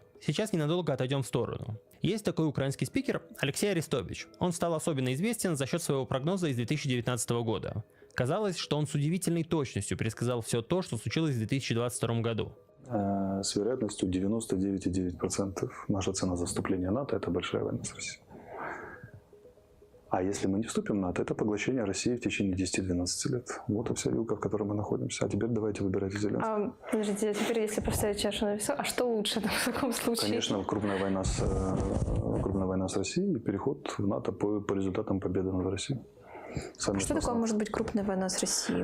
Это воздушная операция наступательная, вторжение российских армий, 4, которые они создали на наших границах, там осада Киева, попытка окружить войска, которые в АТО находятся, ВОС, операция Объединенных сил, прорыв через Крымский перешейк, выход на Новокаховское водохранилище, чтобы воду в Крым дать, наступление с территории Беларуси, там, создание новых народных республик, диверсии, удары по объектам критической инфраструктуры и так далее, воздушно-десантный. Вот что такое полноценная война. И вероятность ее 99%. Когда? После 21-22 самые критические, 20-22 самые критические. Но мало кто помнит, что Арестович регулярно выступал с подобными прогнозами. Например, в мае 2014 года он с той же уверенностью обещал вторжение в самые ближайшие дни. Но я точно знаю, что с вероятностью 99% россияне войдут на юг и восток своей группировкой, которая сейчас находится вдоль границы Украины, и попытаются взять Киев. Скільки в нас залишається часу? На які дати це може? На считанные дни идет срок. Они, по последним данным, они перебрасывают к границам Украины, там, где группировка их стоит, перебрасывают пункты боевого управления и разворачивают медицинские госпиталя. Да? Это означает последнюю стадию приготовления к военному конфликту. А знаменитая Таманская и Кандемировская дивизии, которые пошли, это уже второй эшелон. Первый уже готов, значит. Но при этом Арестович описывал сценарий бодрой победы Украины в противостоянии с Россией. Среди прочего, украинский эксперт обращал обращал внимание. Россияне наверняка случайно ударят по гражданским объектам в Киеве, после чего российское общество поднимет бунт. Начнутся массовые протесты в российских городах, потому что никому это не нужно. Все-таки идея войны с матерью городов русских у русских в голове плохо укладывается. Одно дело чеченцы, одно дело грузины, кавказцы, там то все пятое, это понятно. На Русь матушку замахнулись. Но бомбить Киев, а ведь придется бомбить, если здесь будет сопротивление. Ну как будут смотреться российские авиационные удары по Киеву? Как по Лавре, например. По Лавре, да. Ну как бы все, это... Привет. А то, что они промахнутся и попадут по Лавре, я вам гарантирую. По Киево-Печорской Лавре ВСРФ все-таки ни разу не попали. Но зато попали по тысячам других гражданских объектов, в том числе по больницам и жилым домам. И на этом основании можно легко установить, насколько наивным был украинский эксперт, который считал, что удар по гражданскому объекту в Киеве может вызвать массовый протест в России. Военная пропаганда в этом плане работает безотказно. Вам тут же объяснят, что, во-первых, мы по гражданским объектам не бьем. Во-вторых, это враг сам себя обстрелял или отбомбил. И в-третьих, враг этого заслужил. Подобные приемы использовала и украинская военная пропаганда во время войны на Донбассе. Печально известным мемом, например, стал удар по кондиционеру. 2 июня 2014 года, когда в Луганске впервые начались масштабные бои за местную погранзаставу, украинская авиация отбомбилась по центру города, а именно по зданию облгосадминистрации. Там был штаб ополченцев, но там же была огромная масса мирных жителей, которые в итоге и пострадали. Тогда украинская пропаганда начала заявлять, что это сами ополченцы неудачно использовали ПЗРК. Попытались сбить украинский самолет, но случайно навели ракету на горячий кондиционер в здании. Так, мол, они сами себя и обстреляли. Луганская областная государственная администрация попала под ракетный обстрел. В кондиционер на 4-м этаже попал и взорвался снаряд. Но в Украине хотя бы были оппозиционные журналисты, которые могли в этой версии, мягко говоря, посомневаться. Не какой-то мне... Говорят, взорвался кондиционер, но это просто абсурд, так нельзя. Друзья, есть так называемый эксцесс исполнителя, когда целились в военных, а попали в мирных. Надо голову пеплом посыпать. Иначе, если вы не извинитесь, оно пойдет дальше. Будет мах за мах, кровь за кровь, око за око. Это не то, что средневековье, это давневековье. Учитесь воевать с минимальными потерями. А в условиях отсутствия свободы медиа никакое массовое недовольство вы не вызовете, даже если случайно разбомбите Воронеж. Спокойно спишите это на действия противника. Конечно, понятно, что и Путин не вполне серьезно говорил об аккуратненькости войны с Украиной. Для него главное было в очередной раз погрозить Западу ядерным оружием, чтобы европейцы и не думали влезать в войну напрямую. Пока такие угрозы работают. Но на этом Владимир Путин не остановился. Спустя всего несколько дней он даст интервью индийским журналисткам. Там он скажет следующее. Я ездила в Луганск, в Донецк, в Херсон, Луганск. И большинство людей действительно говорят по-русски. Они говорят на русском языке. Они были очень разочарованы, что на востоке Украины Киев запретил этот язык. Но они также были шокированы, что как Путин делает это с нами. Мы его народ. Многие женщины, с которыми я говорила, были шокированы. Что вы можете сказать людям на востоке Украины, у которых семьи на самом деле в России, которые на постоянной основе переезжают между Россией и Украиной? Что бы вы им сказали? Я не понял вопроса. Шокированы чем? Люди, с которыми я встречалась, были шокированы, что была начата операция, в ходе которой были уничтожены их дома. Они жили на востоке Украины, они всегда любили Россию, русский народ, они были сами русскоговорящие. Ответ очень простой. Они жили в той части Украины, которая, в той части, скажем, той же самой Луганской или Донецкой области, которая находилась под контролем киевских властей. Но та часть Луганской или Донецкой области, которая не находилась под контролем, она уничтожалась киевским режимом. И мы вынуждены были начать оказывать поддержку той части, которая заявила о своей независимости. Первое. А второе, мы предоставили людям возможность высказаться на открытом референдуме. Кто считал целесообразным быть вместе с Россией, он за это проголосовал. Кто нет, он мог спокойно уехать на другие части украинского государства. Пожалуйста, мы этому не мешаем. И знаете, в этом могла быть своя кровожадная логика и смысл. Мол, вот люди выбрали Россию, за это их украинская военщина наказывает, разрушает их города. Мы, ради того, чтобы это прекратить, разрушим города украинцам. Да, жертв будет больше, но зато наши перестанут страдать. Проблема в том, что даже эту эту кровожадную логику у Путина реализовать не получилось. Причем не получилось даже до того, как специальная военная операция пошла не по плану. 19 февраля в ДНР и ЛНР началась мобилизация. Она была не очень похожа на ту мобилизацию, которая начнется в России в сентябре. Случайных людей хватали на улицах, мобилизовывали больных, стариков и школьников. Случай мобилизации школьника, кстати, подтверждает лично Денис Пушилин. Спустя несколько месяцев этого конкретного школьника даже демобилизовали. Вооружали донбасских мобилизованных чем придется. Тут и оружие из позапрошлого столетия, и обмундирование случайного размера и состояния, и другие прелести жизни. Насколько жители ЛДНР мечтали о таком сценарии? Насколько мужчины хотели уйти на фронт и почему их пришлось закидывать в микроавтобусы? Насколько женщины хотели отдавать своих мужчин? Я общался с людьми, которые были мобилизованы таким вот образом. И все мне они подтверждали одну мысль. Им обещали, что все сделает российская армия. А они так, массовка. Получилось совсем иначе. Неподготовленная донбасская пехота массово гибла и получала ранения в битвах за юг Донецкой области. Демобилизация в ЛДНР до сих пор не произошла. В этом смысле, конечно, бесконечно иронично смотрятся вот подобные отчеты российских генералов. Здесь вновь призванные, мобилизованные выполняют задачу. По ним видно, людей недавно призвали, люди не обучены. Они идут на убой просто в направлении Красноармейска. Там гибнут десятками и сотнями. Вот такое отношение, конечно, я думаю, оно видно,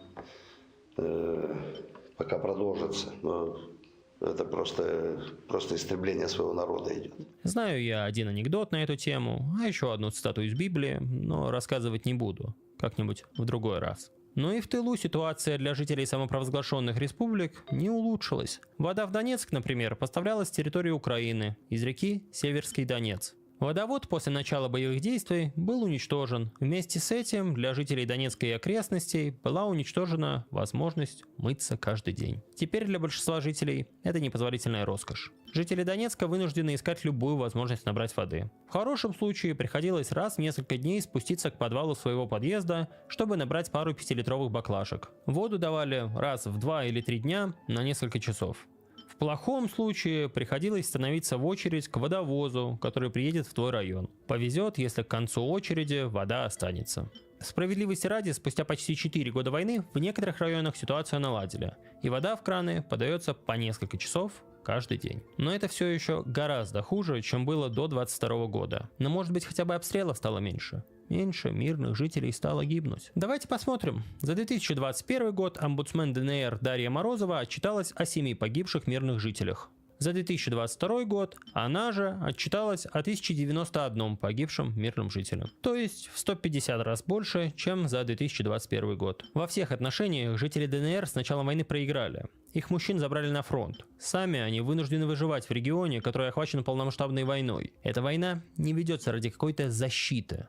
Она ведется ради узких политических интересов Путина или его видения интересов России. Не суть. Я сейчас называю факты, которые, в общем-то, большинству моих зрителей знакомы. Но кажется, за годы войны мы стали забывать, насколько вредным было решение ее начать. Насколько это решение не соответствует ни интересам жителей Донбасса, ни интересам жителей России, ни тем более интересам жителей Украины. Но давайте вернемся к упомянутому интервью Путина. Там была важная вещь, которую почему-то все пропустили. Владимир Путин чуть ли не впервые четко обозначил цели войны. Каковы эти цели? Какова конечная цель Владимира Путина на Украине? Как я уже сказал, мы признали вот эти... Послушайте, мы 8 лет не признавали самопровозглашенных республик. 8 лет. Они провозгласили независимость, а мы старались наладить отношения между остальной частью Украины и этими республиками. Потом, когда поняли, что это невозможно, что их просто уничтожают, вынуждены были их признать. Причем не просто их признать в части территории, а в рамках административных границ, когда они существовали еще в советское время, а потом во времена независимой Украины, после обретения ее независимости. Логика тут какая-то теряется. То есть вы понимаете, у нас есть республики, вот они фактически существуют в таких границах, их уничтожают, да, мы имеем число погибших, 7 мирных жителей за 2021 год в ДНР и 1 в ЛНР. Это все равно люди, да, понятно, они все равно погибли, допустим, Путин этим был очень сильно обеспокоен, поэтому начал войну, в которой погибли 1000 жителей этих территорий, но не суть, допустим. Вот. Но он не просто был вынужден признать эти территории в фактических границах и просто вести войска на эти территории, и на этом, наверное, война была бы окончена. Вряд ли бы украинцы рискнули вступить в прямое боестолкновение с российской армией. Путин говорит, что они были вынуждены признать их в границах, в которых они себя провозгласили, в которых они себя чувствуют. Почему они были вынуждены? Что мешало признать в фактических границах? Вообще-то признание вот как раз в этих самых формальных границах неизбежно вело к войне, потому что эти границы, они не соответствует действительности, до сих пор не соответствует действительности, спустя 4 года войны. Это особенно забавно, если вспомнить, на каком фоне делались эти заявления о признании ДНР и ЛНР, когда разные представители власти давали разные ответы на вопрос, а в каких границах мы только что признали эти самые республики. То есть даже депутаты, которые голосовали за признание, не понимали, за что они голосуют. Но Владимир Путин все понимал, ну как же, вот вынуждены, потому что уничтожали эти территории, поэтому вынуждены. Почему они не признали их в границах всей Украины? Почему не признали в границах всего альянса НАТО? Не знаю. Ну, то есть, ну вот, остановились, благо, на этих. В рамках административных границ. И мы сразу Украине сказали, украинским войскам, люди не хотят с вами жить. Они вышли на референдум, проголосовали за независимость. Выведите свои войска оттуда. Речь про референдум 11 мая, и он не прошел на всех территориях, которые Владимир Путин признал как части ДНР и ЛНР, потому что часть этих территорий контролировалась Украиной. И никаких военных действий не будет. Нет. И предпочитали воевать. Ну вот сейчас довоевались. Ну и да, и ультиматума от России Украине с требованием, вот, мы начинаем войну или выводите войска с территории Донбасса, тоже не поступало. Сразу начали войну почему-то. В принципе, все к этому и сводится. Значит, либо мы вооруженным путем освободим на этой территории, либо украинские войска, в конце концов, покинут эти территории и прекратят там убивать людей. То есть Путин обозначил как цель всей войны захват 2 областей Украины. Это самое конкретное, что выдавала российская власть за цели СВО. Раньше все разговоры про цели были максимально абстрактными. Денацификация, демилитаризация, защита населения Донбасса. Цели намеренно формулировались так, чтобы потом любой результат можно было объявить достижением этих целей. Но тут появилось внезапно конкретное. Мне нужна территория от сих до сих. Путин уверен, что по результатам войны ему эти территории достанутся. Иначе придется объявлять, что цели войны не достигнуты, а это не очень красиво. Это значит, что о мире Украины и России без уступки территории Донбасса можно забыть. Путин скорее провоюет пару лишних лет и захватит эти территории силой, чем согласится на компромисс. В то же время это выступление может быть частью дипломатической игры, когда территории, за которые Украина сейчас упирается, объявляются главной целью войны. Условный Дональд Фредович Трамп увидит. Все, что нужно сделать, это передать какие-то куски земли от одного государства другому. И все, конфликт исчерпан. После такого Вашингтон начнет с новой силой давить на Украину. Но тут важен еще один момент. Президент России открыто заявляет, что десятки тысяч россиян погибают за куски территорий. За всеми разговорами про защиту Родины от ЛГБТ-секс-инструкторов из НАТО, оказывается, крылось желание захватить не только руины Авдеевки и Бахмута, но и руины Славянска с Краматорском. Отдельно интересно то, что священная война против нацизма ведется с целью выйти к границе, которую прочертили украинские большевики в Киеве. Ведь именно они определяли границу Донецкой области. Последний раз ее меняли в 1962 году. Тогда из Харьковской области передали Ятьковский сельсовет. Сама Ятьковка в 2022 была захвачена российскими войсками. Но осенью того же года украинцы ее отбили. Теперь какому-то числу российских солдат придется умереть, чтобы захватить этот населенный пункт. Ведь он находится в священных административных границах Донецкой области. А вот если бы в 1962 году Верховная Рада Украины не передала бы эту деревню из одной области в другую, то умирать бы не пришлось. Было бы смешно, если бы не было так грустно. Что такого важного для России есть в этих границах, чего она еще не захватила? Важный символ русской весны – город Славянск. Так у вас человек, который этот город сделал символом русской весны, сидит в тюрьме. А из российских документальных фильмов про бои за Славянск пропагандисты Игоря Стрелкова старательно вымарывают. Пропавший с фотографии комиссар. Не иначе. Может быть, получится дать воду в Донецк? Ну, Пушилин говорит, что нет. нужно захватывать еще и кусок Харьковской области. Может быть, стратегическое положение России в мире всерьез улучшится за счет передвижения границы на несколько десятков километров на запад? Тоже вряд ли. Российские солдаты продолжают умирать, потому что административные границы области – это красивая и удобная цель. Потому что бывший МММщик Денис Пушилин с группой самопровозглашенных депутатов в 2014 году провозгласил, что ДНР – это вся Донецкая область. На момент этого провозглашения сторонники ДНР даже сам Донецк не контролировали. Что уж говорить про всю область. Конституции Донецкой Народной Республики, Конституции Луганской Народной Республики, границы в рамках Донецкой и Луганской областей. Дальнейшие шаги покажет время. В истории России бывали всякие спорные войны. В Крымской войне Россия ставила целью усилить влияние на Балканах, но из-за вмешательства Франции и Англии войну проиграла и влияние в регионе всерьез потеряла. В советско-польской войне советская Россия хотела принести пламя мировой революции польскому пролетариату. Но польский пролетариат забыли спросить. В итоге случилось поражение под Варшавой, или, как это называют в Польше, чудо на Висле. Планы на мировую революцию пришлось отложить. В войне в Афганистане Москва хотела поддержать лояльное себе правительство против исламских радикалов. В итоге, после 10 лет кровавого противостояния, войска вывели, а просоветское правительство рухнуло. Хотя продержалось оно гораздо дольше, чем в свое время продержалось правительство проамериканское.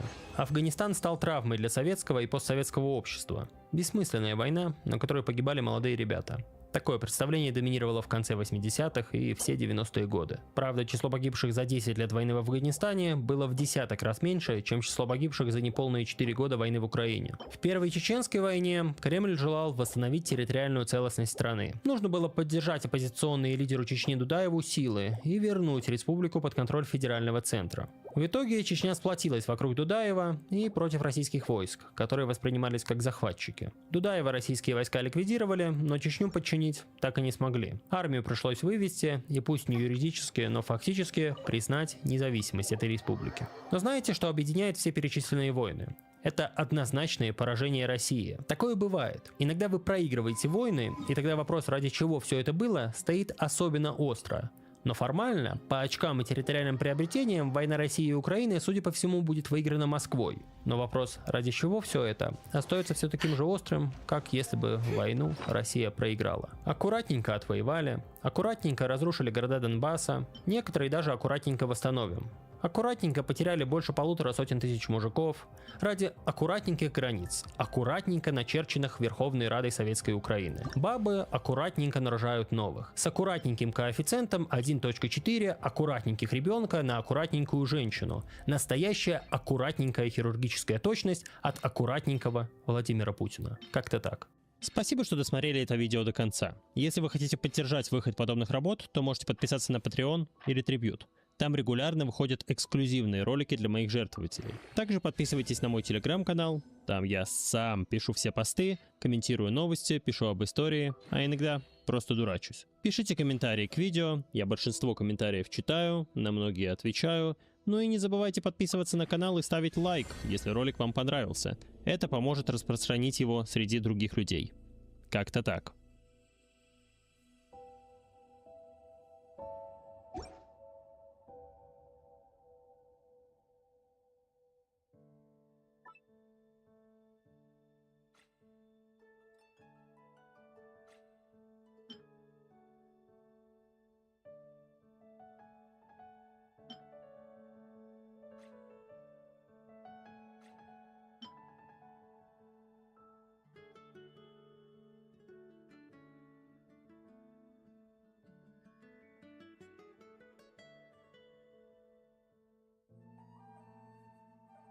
Another video on Kilmar Abrego Garcia? In this economy? Look, I am as surprised as you are. We've done a lot of videos about this one apparently normal guy, and we will happily stop and go back to cracking wise about Mr. Beast or Justin Baldoni and Blake Lively or Jake Paul just as soon as the government stops doing crazy shit to this dude. From snatching him off the street back in March to threatening to deport him to a bunch of random African countries to lying to federal judges. This case just keeps getting wilder. So what is it about this guy that makes the Trump administration so mad? And what the hell is this Scrivener? And who the hell is this rando nunk pro tunk anyway? By now, we all know the story of Kilmar Abrego Garcia. He crossed into the U.S. in 2011 when he was 16 and lived a quiet life with his brother in Maryland until 2019. Then he was picked up by local cops in the parking lot of Home Depot for loitering and handed over to immigration officials. Immigration Judge David Jones believed Abrego's testimony that he feared being killed by gangs trying to extort his family's pupusa business in El Salvador if he was sent back to his native country. But asylum claims have to be made within 1 year of arrival, so instead of deporting him, the judge issued an order withholding removal to El Salvador. Abrego was then released under what's called the non-detained docket. In a 2001 case called Zodvitas v. Davis, the Supreme Court ruled that the government cannot indefinitely detain a non-citizen when there's no plan to deport him imminently. They said it violates the Due Process Clause of the Fifth Amendment to keep someone in jail just because there's no country willing or able to take him. The default is 90 days, after which the government has to let people go as long as they agree to keep ICE informed of their whereabouts and check in regularly. And while there is a legal framework to deport non-citizens to third countries, we mostly didn't do it because it seemed kind of cruel and pointless to dump people in a country they have no connection to. But then Trump got elected on a promise to throw millions of people out of the U.S., and the non-detained docket, full of non-citizens who'd been released into the community, was functionally a list of targets for Homeland Security to snatch off the street. And that's exactly what happened to Abrego. For years, he'd been living with his wife and raising his kids and working as a union sheet metal laborer. But on March 12th, federal agents pulled him over with his little boy in the car, told him that his status had changed, and threatened to put the child in foster care if Abrego's wife didn't show up and take him in 10 minutes. Within 3 days, Abrego was on a plane headed for El Salvador, despite Judge Jones's order saying that could not happen. He was imprisoned in Sicat, a notorious gulag where he and hundreds of men deported along with him were beaten and tortured for months. Abrego's wife, Jennifer Vasquez-Sura, filed a habeas corpus petition, which is an ancient legal writ effectively asking the court to order the government to release someone held in custody. It literally means produce the body. The case landed on the docket of Maryland federal judge Paula Exinas, who spent months trying to get the government to bring this guy back.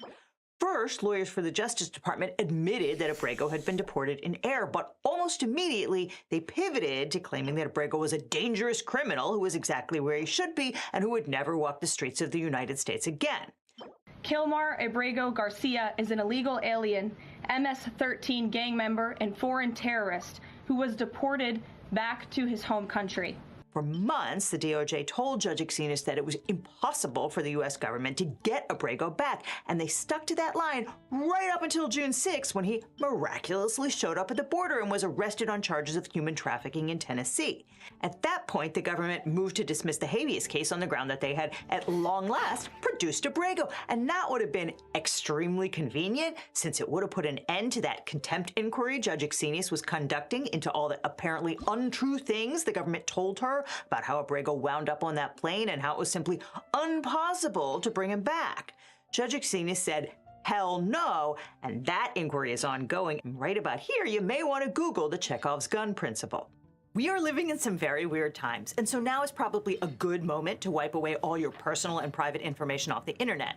Your cell phone number, home address, email address, private social media accounts, and tons of sensitive data are shockingly easy to purchase by anybody online. But malicious actors cannot hurt you if they can't find you, and so you can fight back and take control of your private information by signing up for today's sponsor, Incogni. Incogni wipes your personal data from the internet by searching the web, reaching out to data brokers and websites directly on your behalf, and forcing them to remove your private information. If they resist, Incogni will take care of that too, because Incogni fights back. But what makes Incogni truly powerful in taking back control of your privacy is the custom removals feature. It allows you to flag an unlimited number of sites where your data is exposed, and you can even have Incogni's privacy experts review and tackle the most uncooperative data brokers and people search sites. I've been using Incogni for a while now, and in that time you can see I've been on hundreds of lists, some of which have had a high sensitivity score, meaning the broker had tons of data on me. Luckily, Incogni has completed. Down in Tennessee, where Abrego was criminally charged, prosecutors appear to have tried to use the threat of deportation to extort Abrego into pleading guilty in that case.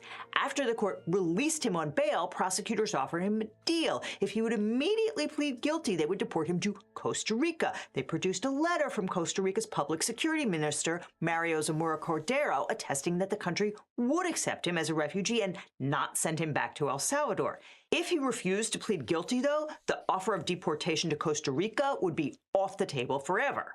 Now, I would be remiss if I did not point out that if true, that is a gross abuse of both the legal and immigration processes. Deportation is not supposed to be punitive, and it's certainly not supposed to be used to extort a defendant to plead guilty in court. So instead of taking this dirty deal, Abrego filed a second habeas case in Maryland with Judge Exinas, who entered an order barring the government from deporting him from the continental United States. When he left the jail in Tennessee, Abrego turned himself in to the immigration facility in Baltimore and was immediately taken into ICE custody. Having arbitrarily refused to send him to Costa Rica, where he was and is still willing to go, the government sent him a series of letters threatening to deport him to a list of seemingly random African countries. On August 22nd, ICE sent him a letter saying that they were about to remove him to Uganda. Abrego responded the next day by saying that he feared being persecuted in Uganda and requested to be sent to Costa Rica. On September 5th, ICE informed Abrego that it was sending him to Eswatini. A week later, the government of that country said that it had not received any communication regarding Abrego. Now remember, they can't hold you in custody if they have no realistic possibility of deporting you. And so Judge Exinas kept asking DHS and DOJ what they were actually doing to deport Abrego. Next, DHS said it was going to send him to Ghana, except as soon as that story broke, Ghana's foreign minister said on X, Ghana is not accepting Abrego Garcia. He cannot be deported to Ghana. This has been directly and unambiguously conveyed to U.S. authorities. Oopsie. Then, on October 24th, ICE said it was deporting Abrego to Liberia. They finally found a country in Africa willing to take him. But there's a little problem, because under 8 U.S. Code Section 1231, a deportee gets to designate the country he wants to be removed to. And for months, Abrego has been shouting, I designate Costa Rica. So the government had to explain to Judge Exinas why they weren't going to send him to Costa Rica like he asked, and that explanation was not convincing. First, the government filed a declaration by John Cantu, an acting assistant director for ICE's enforcement and removal operations. He said that Costa Rica's offer to repatriate Abrego came with undisclosed strings attached, that the Department of State assesses that the government of Costa Rica would not accept the transfer of Mr. Abrego Garcia to Costa Rica at this time without further negotiations, and that the Republic of Liberia is at present the only state willing to accept Mr. Abrego Garcia without further negotiations and additional commitments from the United States. But they submitted that declaration under seal so no one in, say, the Costa Rican Public Security Ministry would find out about it. Smelling a rat, Judge Exinas ordered Cantu to show up in court and testify, and unsurprisingly, Cantu was a terrible witness, because even though he put his name on that declaration saying that he knew for a fact that Costa Rica wasn't willing to accept Abrego, under oath he admitted that he had no idea whether the State Department had even spoken to Costa Rica at all. Asked what he meant when he referred in his declaration to certain understandings, he said, I don't know. What did he mean by contingencies? I do not know. Interim developments? I don't know. Cantu admitted that he'd had a 5-minute Zoom call with a lawyer from the State Department who told him what to say, and then he put those words in the declaration and signed his name to it. Cantu had no idea if Costa Rica had actually backed out of the original deal, and as it turns out, it hadn't. Costa Rican Security Minister Zamora Cordero told multiple news outlets that there had been no communication with the U.S. State Department and no change to the offer to accept Abrego Garcia. But there was yet another problem with DH's plan to deport Abrego, and that problem goes back to 2019. So you remember when I told you that in 2019, Immigration Judge David Jones issued that order withholding removal, saying that Abrego couldn't be deported to El Salvador? The government has been treating that as a final order of removal, but it actually isn't. At the risk of sounding glib, a final order of removal says, get out, and an order withholding removal says, but not to your native country.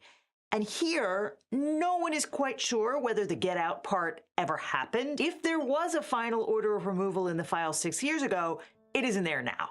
And without a final order of removal, DHS cannot deport Abrego, which is one of the many reasons Judge Exinas finally granted the habeas petition.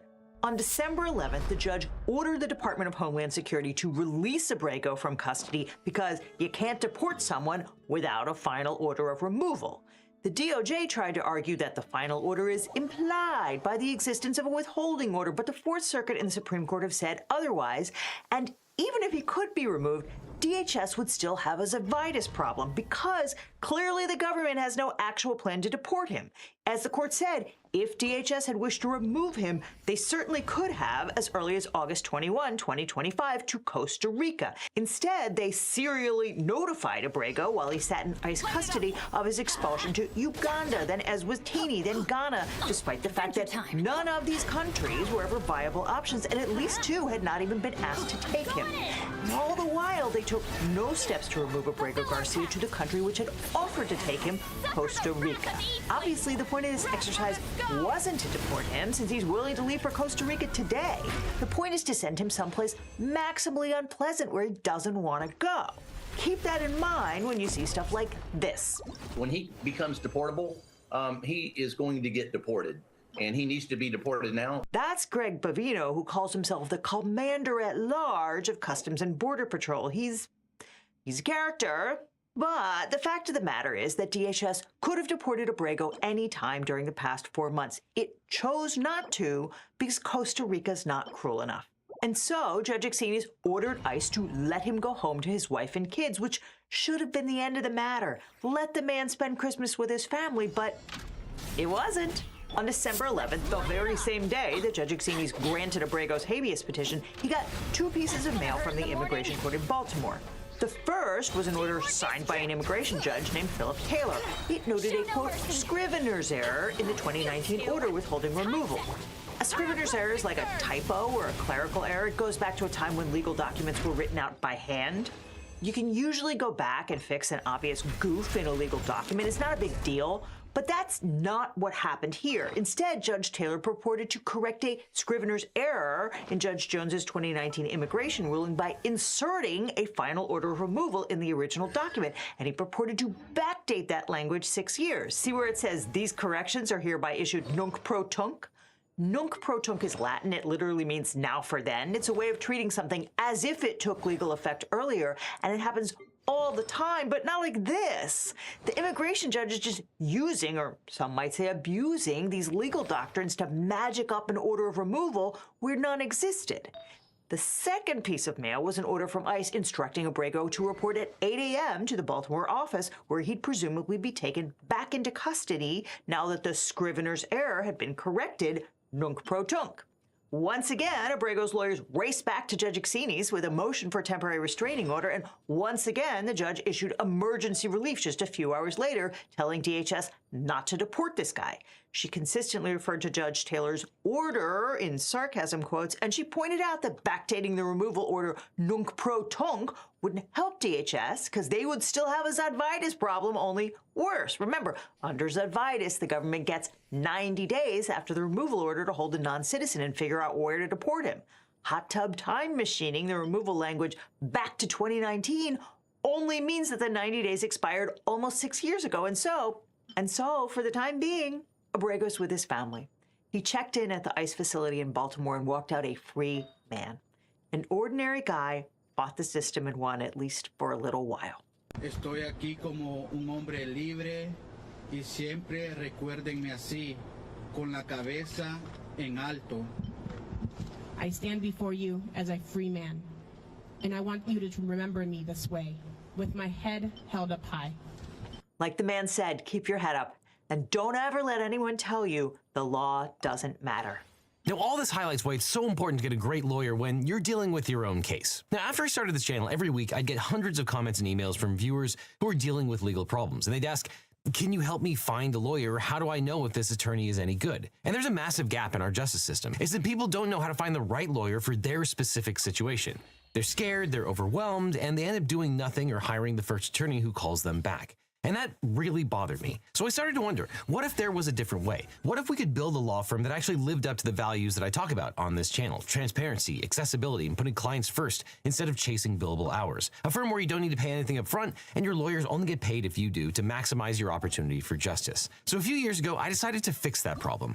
I decided to start my own personal injury law firm. And honestly, it wasn't an easy choice. But I realized I was in this unique position. I had this platform, this community, and the experience. Not to get rich, trust me, there are easier ways to make money than starting a law practice. But we did it because access to justice shouldn't be a luxury. Because finding the right legal representation shouldn't feel like playing Russian roulette with your future. And when you work with my firm, you're not just getting a lawyer. You're getting a team that understands that behind every case is a real person with real stakes. If we can't represent you or you're in a state where we don't practice, we'll take the time to try to match you with an attorney in my personal network of lawyers. A national network of some of the best lawyers in the country who actually specialize in what you're going through, located right where you are, not just whoever happens to be available. So if you're dealing with a personal injury, a car crash, a data breach, sexual harassment, a social security or workers' comp issue, give us a call at the number on screen or click on the link below. Now, I can't represent everyone that watches this channel. I wish I could, but what I can do is make sure that when you need legal help, you have somewhere to turn to that you can trust. So whether it's me handling your case or the incredible attorneys we partnered with, you'll get the same principles of honesty and education that we bring to every video. And if you're dealing with a legal issue and you're not sure where to start, check out the link in the description. Let's have a conversation about how we can help you find not just a lawyer, but the right lawyer for your situation. Because at the end of the day, that's what this is all about, making sure that when life gets complicated, you don't have to face it alone. Which is why when you need a lawyer, you don't just need a legal team, you need the Eagle team.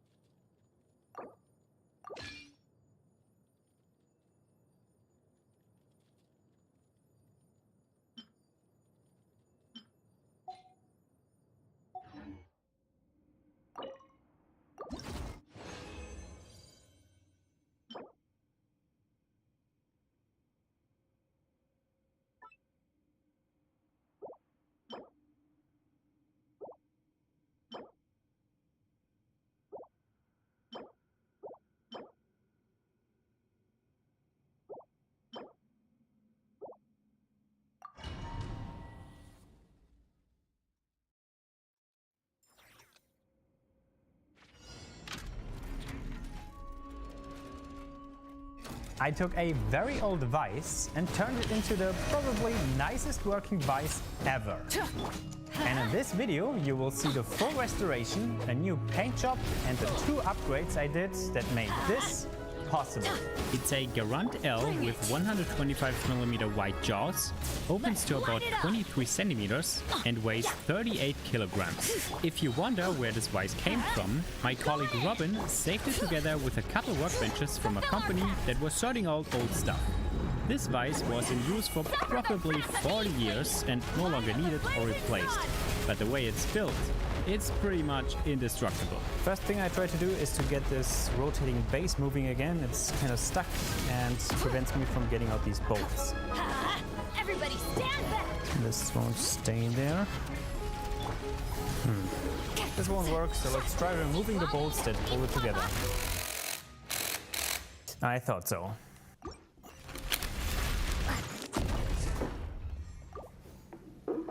Wow, in there it looks brand new. Would be really handy to have a vise for this.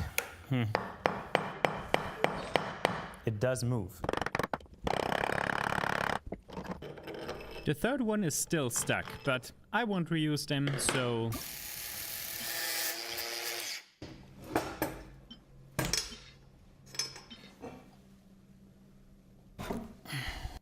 Okay, it's moving, still very stiff, so let's try to take it apart and see what's going on.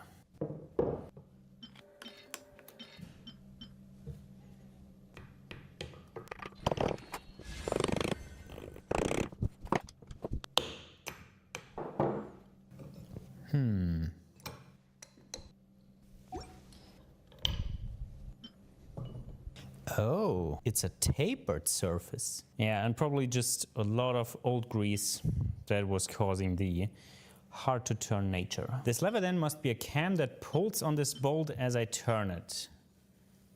Yep, but it's very subtle, so a lot of force. And I should just be able to pull it out. Yep, there's the cam. Sweet.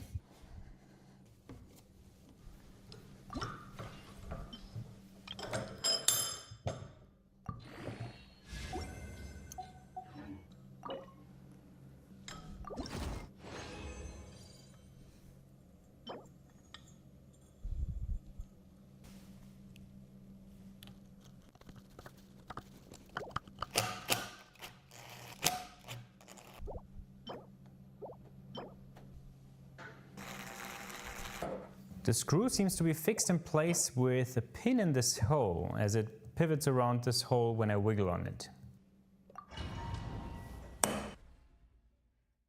The content ecosystem incentivizes engagement feelings. If you don't live under a rock, you've probably heard people discuss social media algorithms manipulating us, pushing conspiratorial thinking on everybody, with the result that some people are radicalized.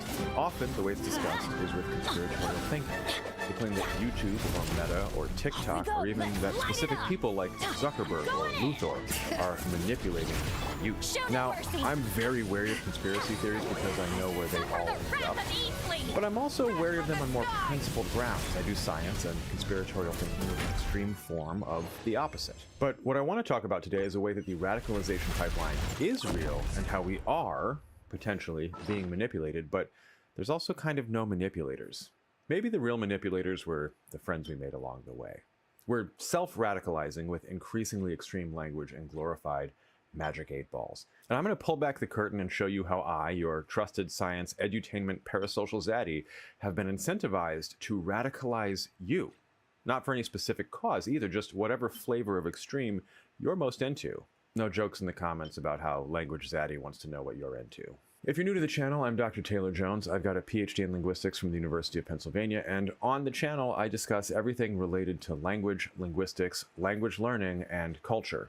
If you're into those topics, be sure to subscribe and ring the bell for notifications. This is Language Jones.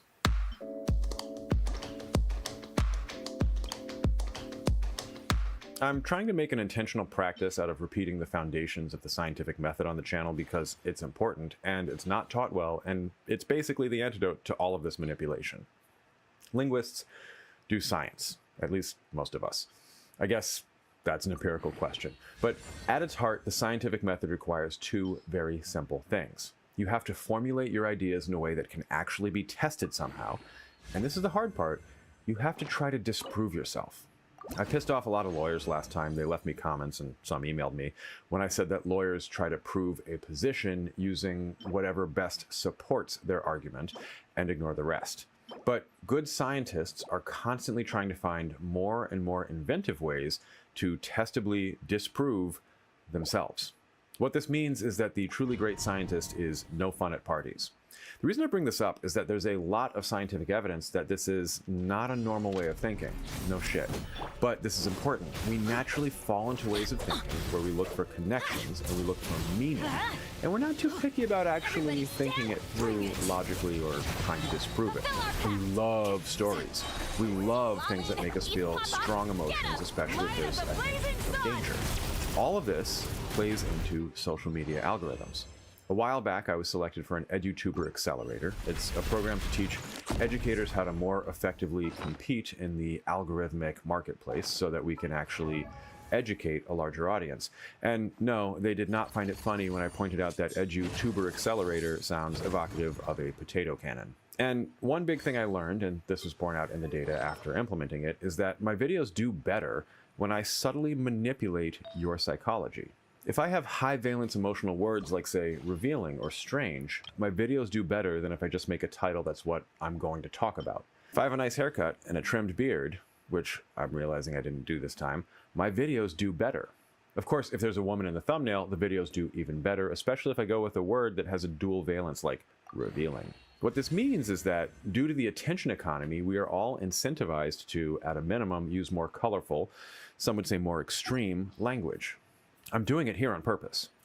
Now, here's where a secret part of the algorithm, hidden from your perception, could manipulate you. By the way, did you catch the last sentence? Anyway, YouTube offers suggestions for content ideation based on what people are engaging with. Maybe you can already see the problem. But let's take a real example. This video was inspired in part because YouTube provided me with an entire video outline in classic elementary school 5-paragraph essay style about uncovering the linguistic conspiracy of the word normal. Now, there is no conspiracy. And the recommended content, such as it was basically saying that normal is a mathematical concept and not a social ideal. But let's look at this outline it provided me and think critically about it. I want you to pay particular attention to a few kinds of manipulation at play here. But before we get to that, who wrote this outline? That's right. It's a large language model, or LLM, conventionally called AI now. Is this an intelligent agent thinking about what it says to me or you? No, it's fucking insane. It's a text predictor. It is a glorified autocomplete. And it's trained on, well, YouTube and YouTube searches. What you all are looking for and what is doing well. And we have all that psychological bias for high emotional valence and for narrative. This one was particularly striking to me, however, because of the hallmarks of conspiratorial thinking it had built in consistently throughout. So I want you to pay attention to a few things. First, emotionally charged words that create an explosive reaction, something that triggers immediate mental anguish or rage, or less commonly, excitement and joy. Second, let's think about presuppositions and entailments. Those are fancy linguistic terms for basically thinking about what has to be true for a word to be used, or what the speaker has to assume is true and the speaker invites the hearer to implicitly agree with, and what falls out from the word that is used. And lastly, I want you to think about who the actual agents are, who's doing what. The doing is very often stated, but the doers are shrouded in mystery and danger, almost like you could project the responsibility onto anybody, perhaps a very small minority group you don't interact with much. YouTube starts by helpfully providing the hook that they call intriguing revelation. Already we have emotionally charged language, and that part was just for me. The revelation is, quote, "Forget everything you thought you knew about normal. This isn't just a word, it's a powerful tool being used to control narratives and enforce hidden agendas. We're about to expose the deep-seated implications of this single word and how it's subtly manipulating your world." Let's think about this. Forget everything you thought you knew is a very strong opening. I like it. There's an implication in saying it's not just a word. You may have thought it was a mere word, but it's not limited to that harmless domain. And when we get right into powerful tool and control and enforce hidden agendas, these are words designed to make you feel. But notice also the passive voice, a powerful tool being used to control narratives. By whom? The thing is, the LLM doesn't think it's the Freemasons or Mossad or Republicans or Emmanuel Macron or whoever. It doesn't think anything. It's just stringing together words based on optimizing some parameter, in this case, observed metrics of engagement. But if you already have an idea of who might do something nefarious and untoward, Justin Trudeau, those are already triggered by this language use, whether consciously or not. The first real content paragraph continues, quote, "The Trojan horse of normal," opening with a relatable scenario. Feeling abnormal or not normal in everyday situations. Hook immediately introduced the idea that normal isn't a natural state, but a manufactured concept. Tease the deeper implications, how this seemingly innocuous word quietly shapes our reality. Again, the implication of seemingly innocuous. The historical architecture of normal. Brief historical journey, how normal evolved from a mathematical term to a social construct. Highlight key periods or movements that weaponize the word, e.g. eugenics and consumerism. Show examples of how normal was used to marginalize or exclude specific groups historically. I just want to draw out the claim that it's, quote, a manufactured concept. Notice, again, a form of the passive here. Who manufactured it? Big statistics? And of course we have Trojan horse, weaponization, eugenics, all sorts of inflammatory language. Case studies in normal enforcement. Modern examples of normal being weaponized. Body image standards, career paths, even political discourse. Analyze recent social media trends or news headlines where normal is explicitly or implicitly used to shame or pressure. Expose how corporations and political entities subtly leverage the desire for normalcy. This is where we get into some really interesting territory, since you have all of that inflammatory language, but also a new linguistic priming.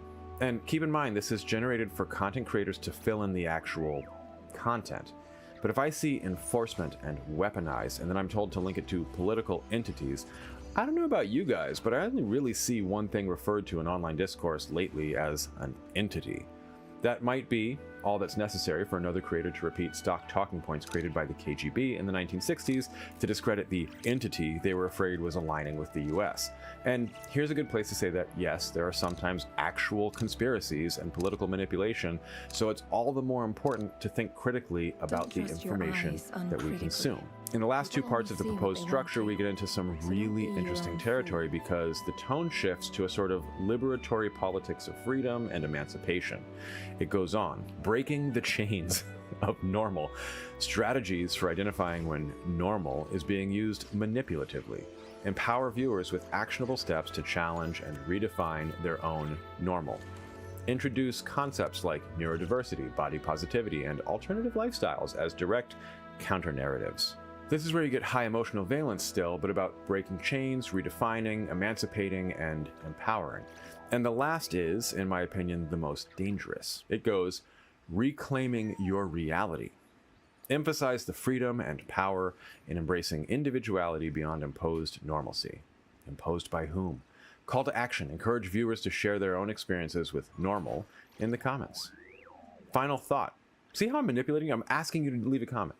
Final thought, a powerful statement on the importance of linguistic awareness and critical thinking for personal liberation.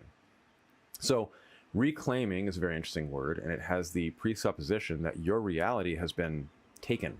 It's also got a structural presupposition that one can have one's own reality, with the entailment that there are maybe multiple equally valid realities. Now, a couple of things are really important to think about here. First of all, this is inflammatory language, but no actual content. It's up to the content creator to fill it in, and different people will do so differently. I've done so in a weird meta way. I would not be surprised in the slightest if this video does better because the algorithm shows it to more people, not because of a conspiracy to radicalize, but because it uses all of the keywords that YouTube literally suggested to me, including manipulate a bunch of times, based on what's doing well in other videos. So if I'm a careful, scientifically minded creator, I might ignore this altogether. But if I'm just trying to stay ahead of a production schedule and I'm more of a just say shit creator, then you're going to get my biases, unresearched and not critically evaluated thoughts, just punched up in a more amygdala tickling package. And yeah, have I primed violence with punched up and sex with tickled package? Totally. But I'm at least sometimes aware of it and willing to point out the irony and humor of it. The other part that I think is fascinating is that this is not right-wing algorithmic radicalization, and there's a huge blind spot for the academic research there. This, because for some reason all the research presupposes radicalization is a right-wing thing, despite it very obviously being a problem of polarization that affects both poles. I guess the takeaway here is that you should arm yourself with skills against manipulation. Is every colorful use of language manipulative? No, of course not. But it's really helpful to recognize that the content ecosystem incentivizes engagement, which is maximized when you are not thinking critically, but when you are feeling strong feelings. So it's important to ask yourself, is this inflammatory? Why are they trying to make me feel whatever they're trying to make me feel? Where are they using weasel words and avoiding actually saying anything outright? In my case, it's hard for me to talk about who is manipulating us because it's kind of an emergent property of a system that monetizes attention and incentivizes hacking our amygdala. So I really don't think there's a nefarious cabal. It's more like the whole Michael Crichton view of scientific advances. There's unanticipated negative outcomes from emergent properties of systems we implement without fully understanding. Time to go back and read Crichton. Or, like I said in the beginning, maybe the real manipulators were the friends we made along the way. If you like what I'm doing with the channel, you can always support it on YouTube with super thanks, or over on Patreon at patreon.com/languagejones. Please actually do leave me a comment. They are great for the algorithm. What can I say? And subscribe if you haven't already. Until next time, happy learning.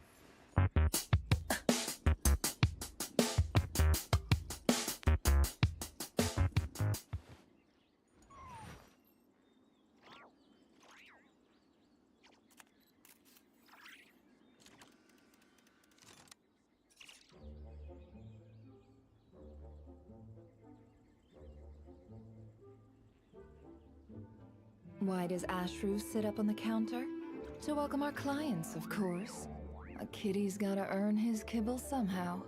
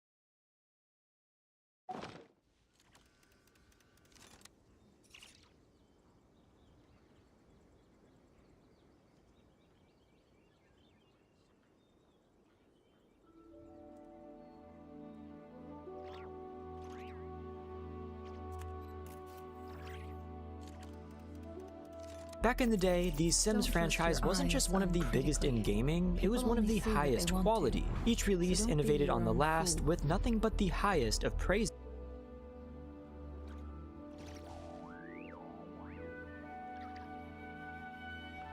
Wow, I've been muted for so long. Well, doesn't matter much, really. Not like I had much thoughts. Anyways. Just counted how much swords I have. How much swords I even need. Look at that. I can do that.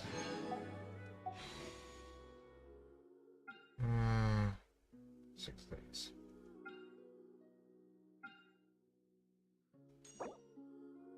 What does this one do? Crit rate, crit damage from bursts.